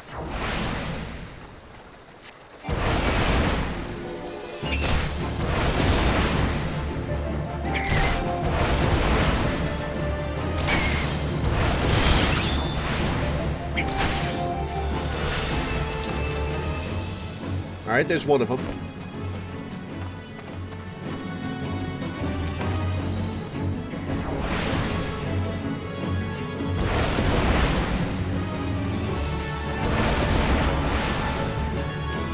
Level 50 Ovjang. What is that doing here? There's a Sunbat. I suppose I should help deal with these ant soldiers.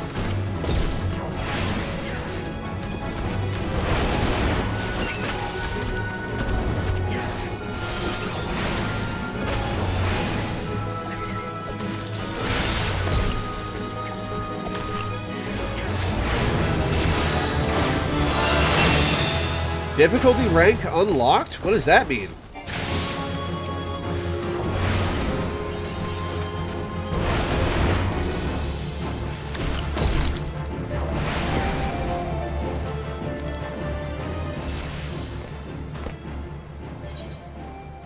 Oh, that's this. Okay.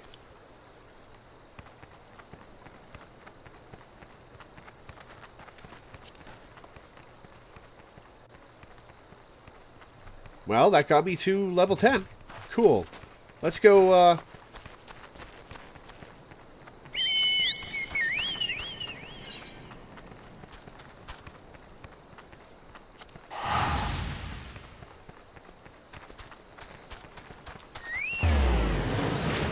It's a B rank hunt, so it won't aggro you unless you aggro it. A and S ranks offer no such mercy. Yep, time for class quest.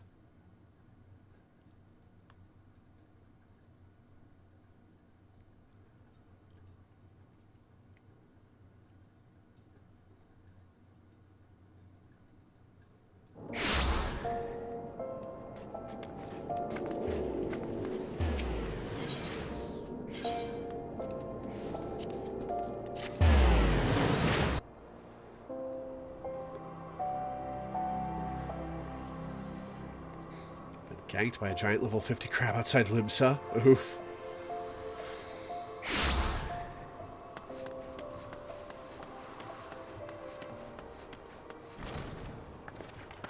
Dr. Felter Snatch? Oh, that's a player name. Okay.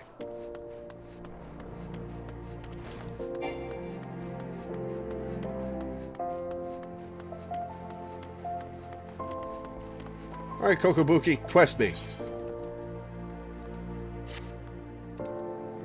Yes, Lore, yes! The aura of power surrounding you is palpable. The glare begins to blind my thaumaturge's eye.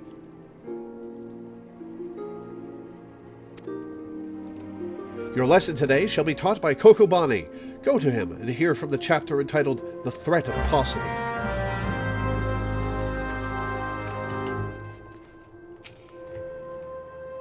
Aha!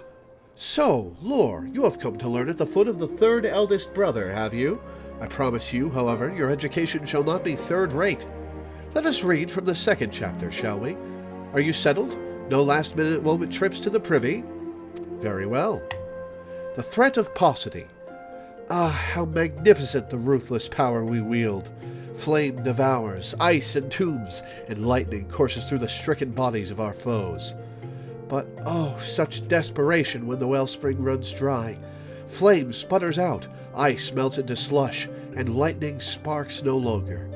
Know you this threat, and mind you the limits of your mortal vessel.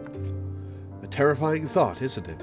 A thaumaturge who has exhausted her arcane reserves is not but a woman with a stick and a funny hat. I don't even get the funny hat. For we mages, you may as well equate the etheric energy flowing through our veins with our very lifeblood. Should a battle find us lacking in this precious resource, we are as good as dead. Controlling the expenditure of your power requires an understanding of etheric balance. The scales can tip in one of two directions, astrally or umbrally. When your mind and spirit lean in an umbral direction, your thaumaturgy is affected by a state known as umbral ice. The potency of your spells is diminished, but they also require less energy to invoke. On the other hand, a thaumaturge in the astral fire state will find the potency of her incantations enhanced, but at a greater cost to her etheric stamina. Now, with the concepts of etheric balance and efficient casting foremost in your mind, I bid you go forth and slay 8 Fs. Pray, do your best to stay alive. It reflects badly on me when the mauled corpse of one of my pupils is returned to the ossuary. Alright, I guess we'll go kill some hellbenders.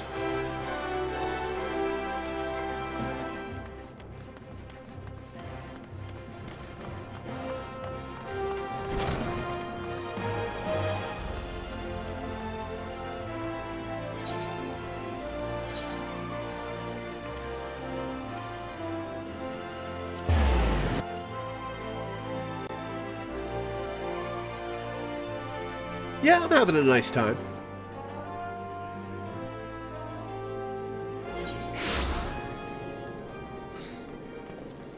Alright, so Hellbenders are this way.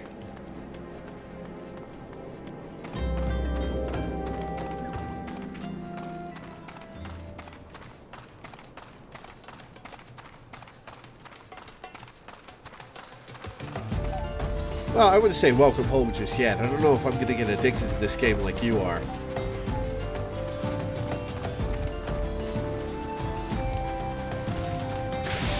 That guy's aggroing F's left and right.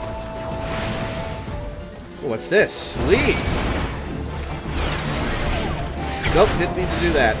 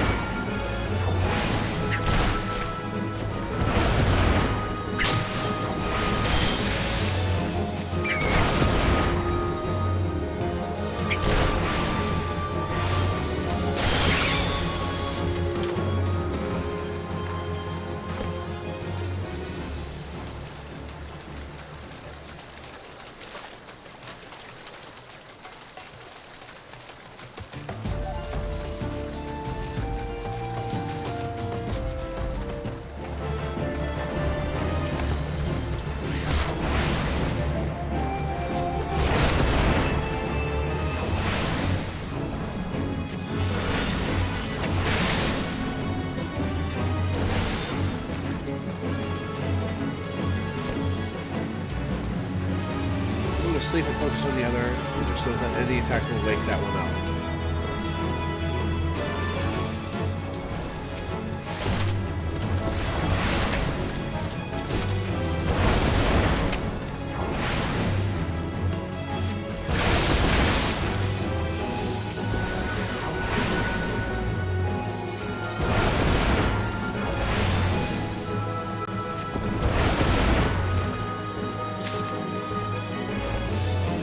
Two more.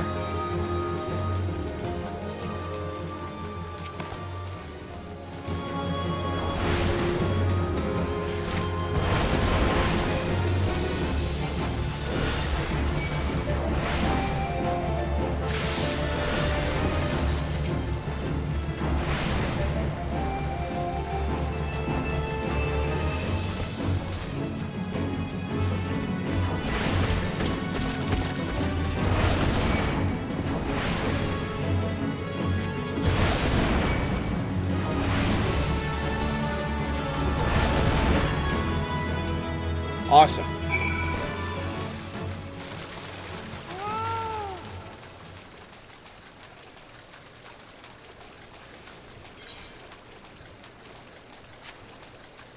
All right, let's go turn it in.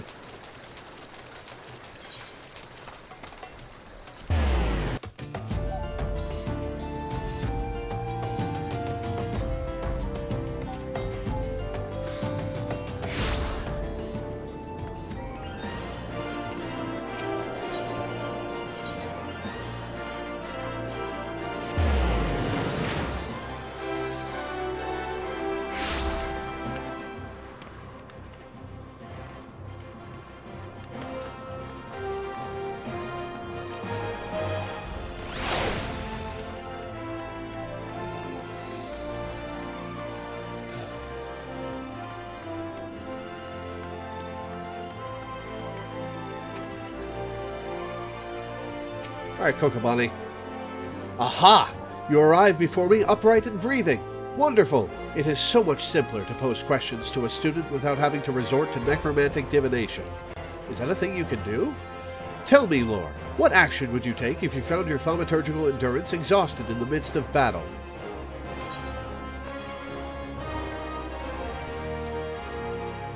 I would run, because brandishing my scepter as a club is useless and also not what he wants to hear. Oh, most practical indeed. A discreet withdrawal to await the replenishment of your energies is a sound strategy. But should there be nowhere left to run, a vial of ether can be your stoutest ally. Ah, ether, the draught of the gods. We thaumaturges, indeed, any who practice the arts of arcane manipulation, value this substance above all others. Thus, it was with unbridled fury that we received the most recent report of Beastman activity. It seems an Amalja raiding party has attacked a caravan on the trade routes and made off with an entire crate of precious ether. The time has come for you to put your new knowledge to the test, annihilate these Amalja bandits, and retrieve the cargo of ether-filled vials. According to the report, their armored war transport was last spotted to the south of Drybone. Ah, and I believe Kokobuki has an additional request. While you are busy incinerating Amalja, be sure to collect some samples of their blood, assuming you can draw any from their smoking remains. Saying you'll club them gets a funny lecture? Fun.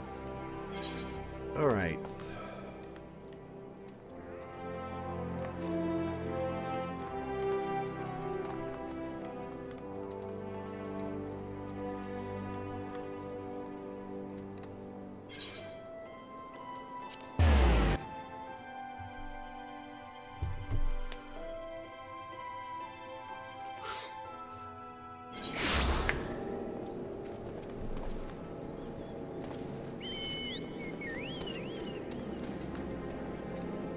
Alright, that away.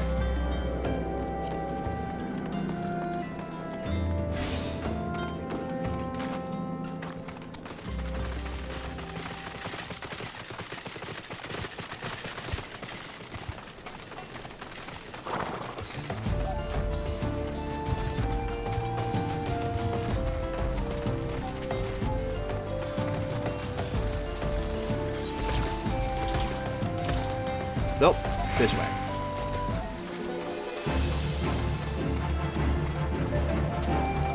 Oh shit, something. Oh god, they are. Oh, everything's aggroed. Oh god, running.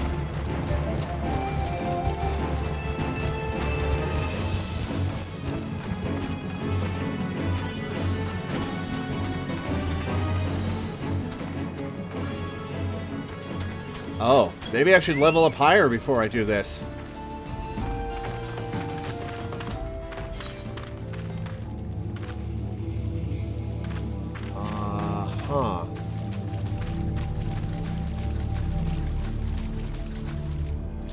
Maybe I should level up before I progress this quest.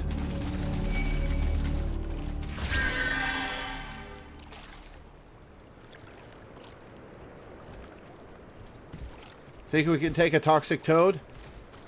They're linked.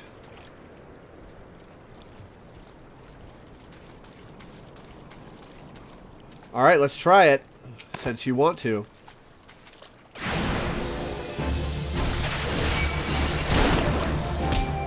Oh, it sucked me in!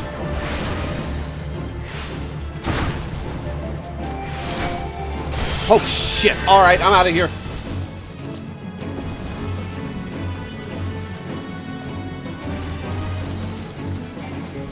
Or not.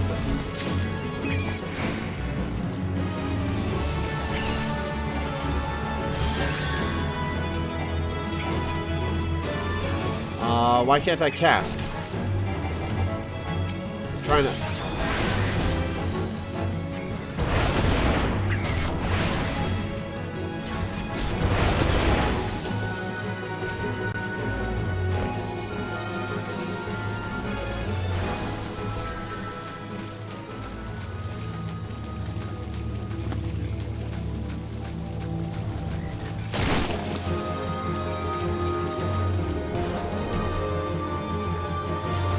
Trying to click the frog, damn it.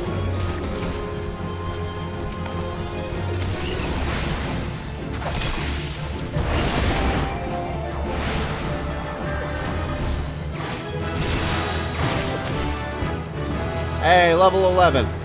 Nice.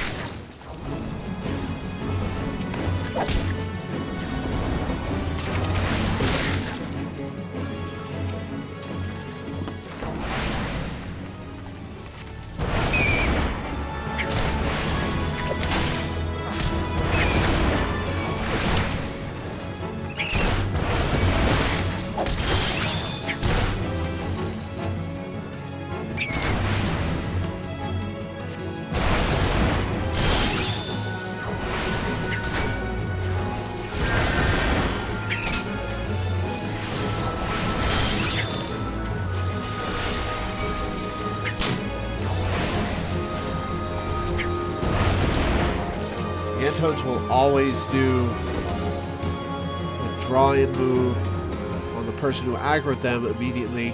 So we're going to try this aggro immediately move away. Gotcha. Where are my allies? There are my allies. Oh, shit!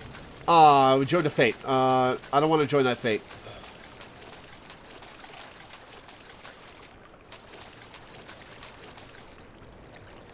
Let's kill these guys.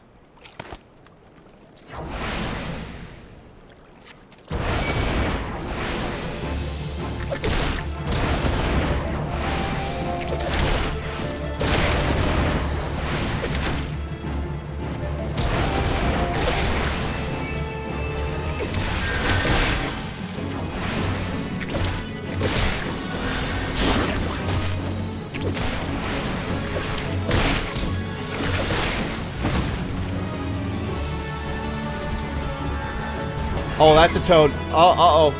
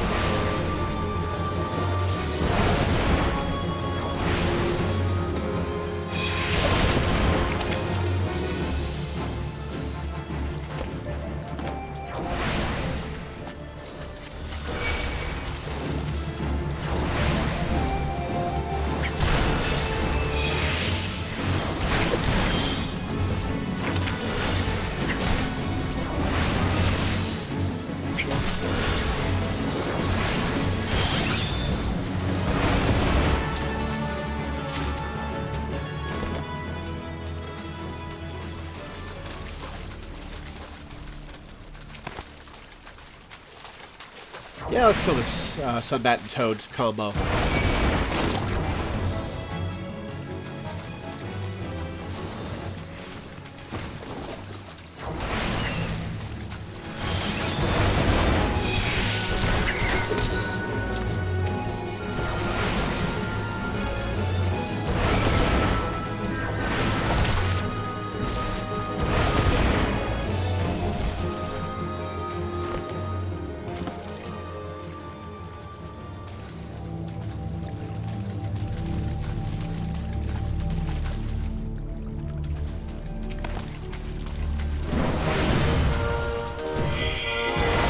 Company rank up. Cool.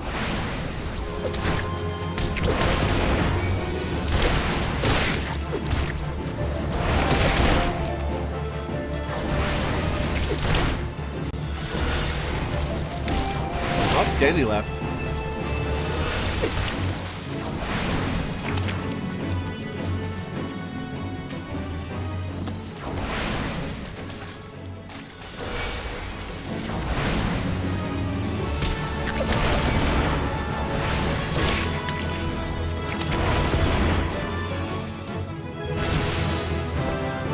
Hey, level 12. I learned Blizzard 2. Does ice damage with a potency of 100 to target all enemies near. And, oh, it's AoE.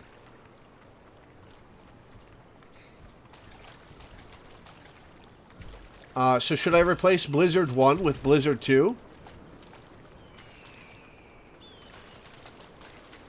Alright, later, Teddy. Thanks for hanging out. So should I replace Blizzard 1 with Blizzard 2? It kind of looks like I should. No? They have different purposes.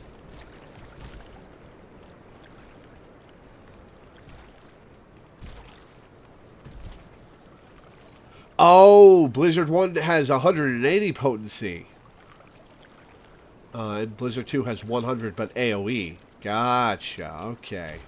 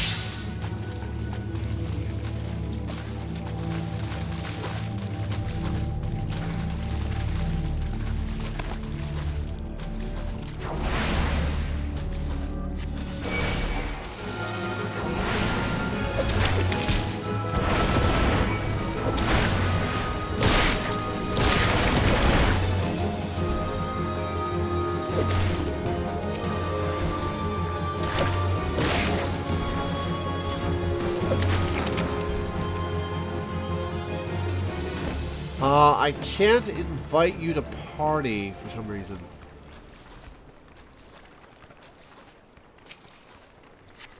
Whichever you that is. Mana Yuzuka. Ah, there we go. Cool.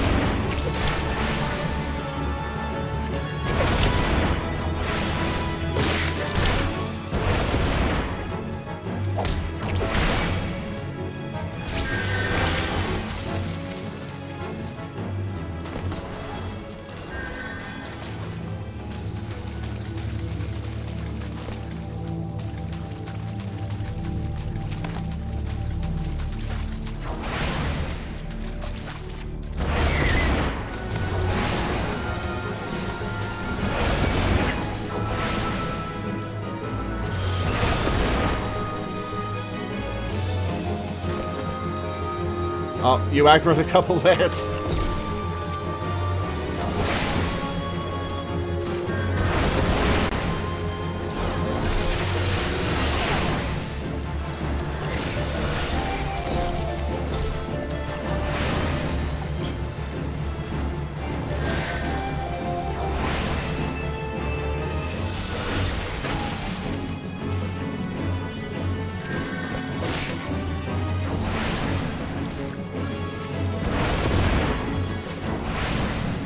Nah, don't worry, 10 amp.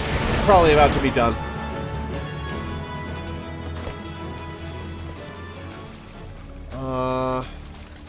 Right, let's move on to this quest. To Eastern Thanalan.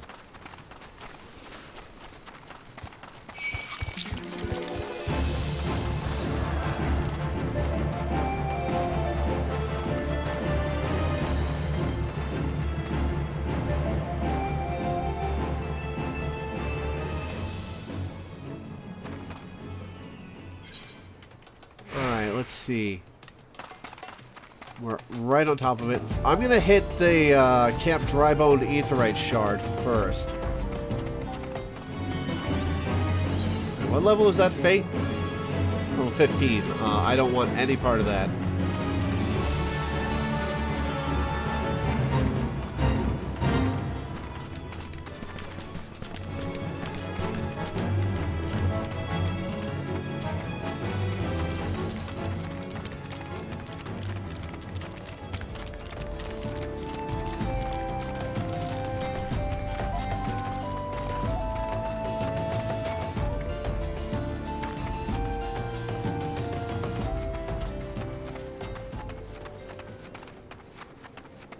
Oh, and I'll grab the Chocobo Keep while I'm here. Okay, that did some... Oh, hey, Danny. What's up?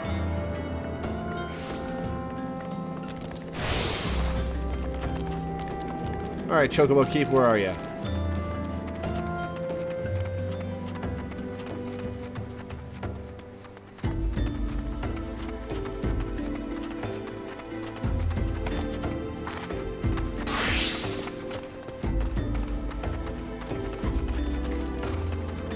There you are.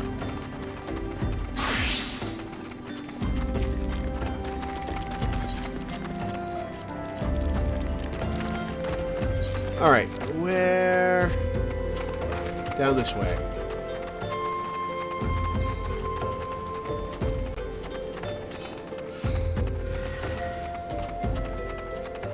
What's the maximum party size?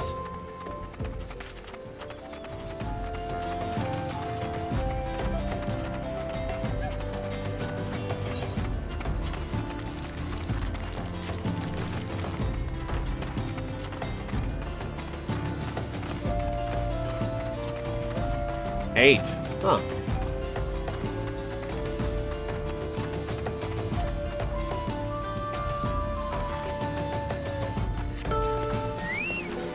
There's a hostile presence.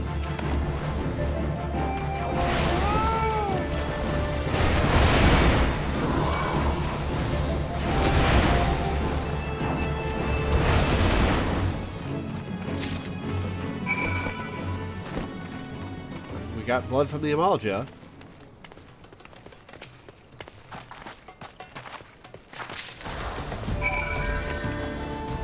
Got the ether.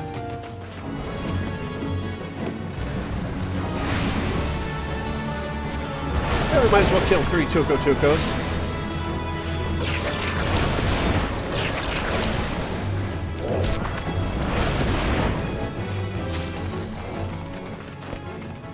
Let's go kill one more Tuco-Tuco so I can get the...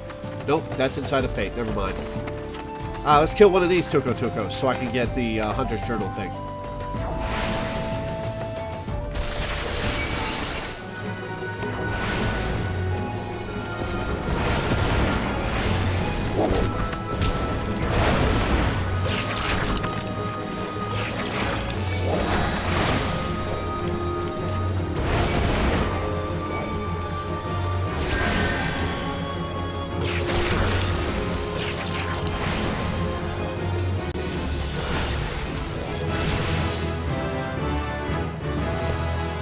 Hey, level 13. Nice. Alright, let's now head back to town so I can turn in this quest.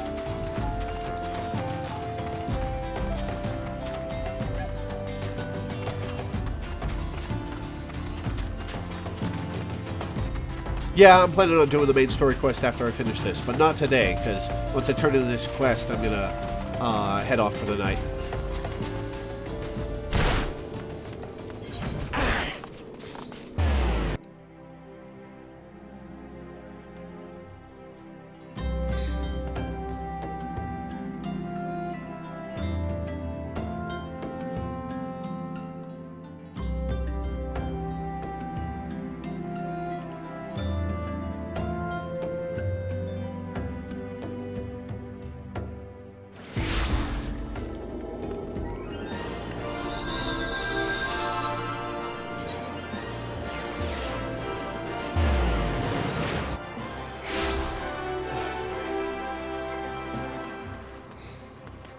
What's up, Dr. Feltersnatch?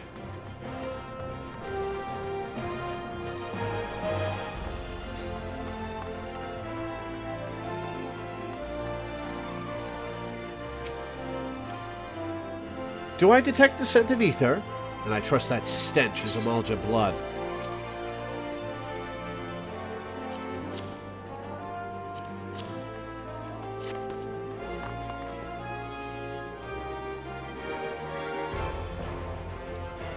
Oh, 10 vials, 20, 30. The sight of so much ether is just so very comforting. Look at that walk cycle. Holy shit. What have we here, Kokobani? Is this the crate that was stolen? I see Lore's lessons have had the desired effect. I will assume the vile, viscous liquid you have there is Beastman blood. Kokobushi should be pleased.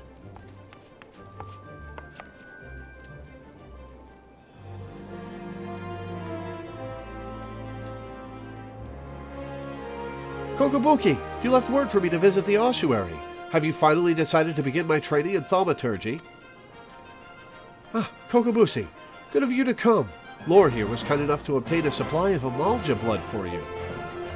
An alchemist acquaintance of mine explained how you had been using the substance in your research to create a mana-amplifying elixir. Naturally, we are most interested in the results of such experiments. So, you see, Busi, your work as an alchemist already puts you in a position to work alongside us. You needn't become a thaumaturge to be part of our family. That's right, Busi. Besides, the battlefield is a dangerous place, and our skills are not exactly suited to keeping others safe from harm. I see. This is but another attempt to dissuade me from pursuing my true calling. I do not want to cheer you on from the safety of my workbench. I want to fight at your side. Busi, we just cannot stand the thought of you being harmed. Pray, do not do anything foolish. I do apologize, brother. I sometimes forget how difficult it must be not having a natural aptitude for the arcane arts. As I mentioned before, Lore, Kokobushi is dangerously unsuited to the wielding of thaumaturgy. You're just gonna say that to his face? Come on! Even with the proper training, he would be unable to cast magics as we can. Were he to attempt to force a manifestation of power, the strain on his etheric reserves would likely kill him. But let us not dwell on this unpleasant circumstance. For you, on the other hand, are brimming with thaumaturgic potential. You're just gonna say this in front of him? You are being so shitty to him. Remain diligent in your studies, and do not cease in your efforts to expand your wellspring of power. You got anything to say to that, Kokobushi? Yeah. Ugh.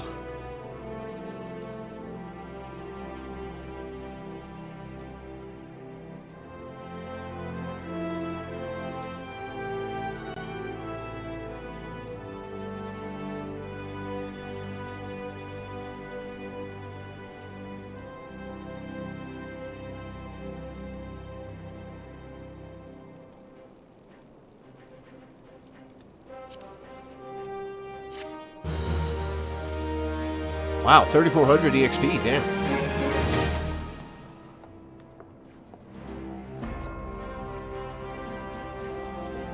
The next quest is level 15, right? Yes. Okay. Alright, well, that's going to be it for today. The next time I play this for sure will be Saturday.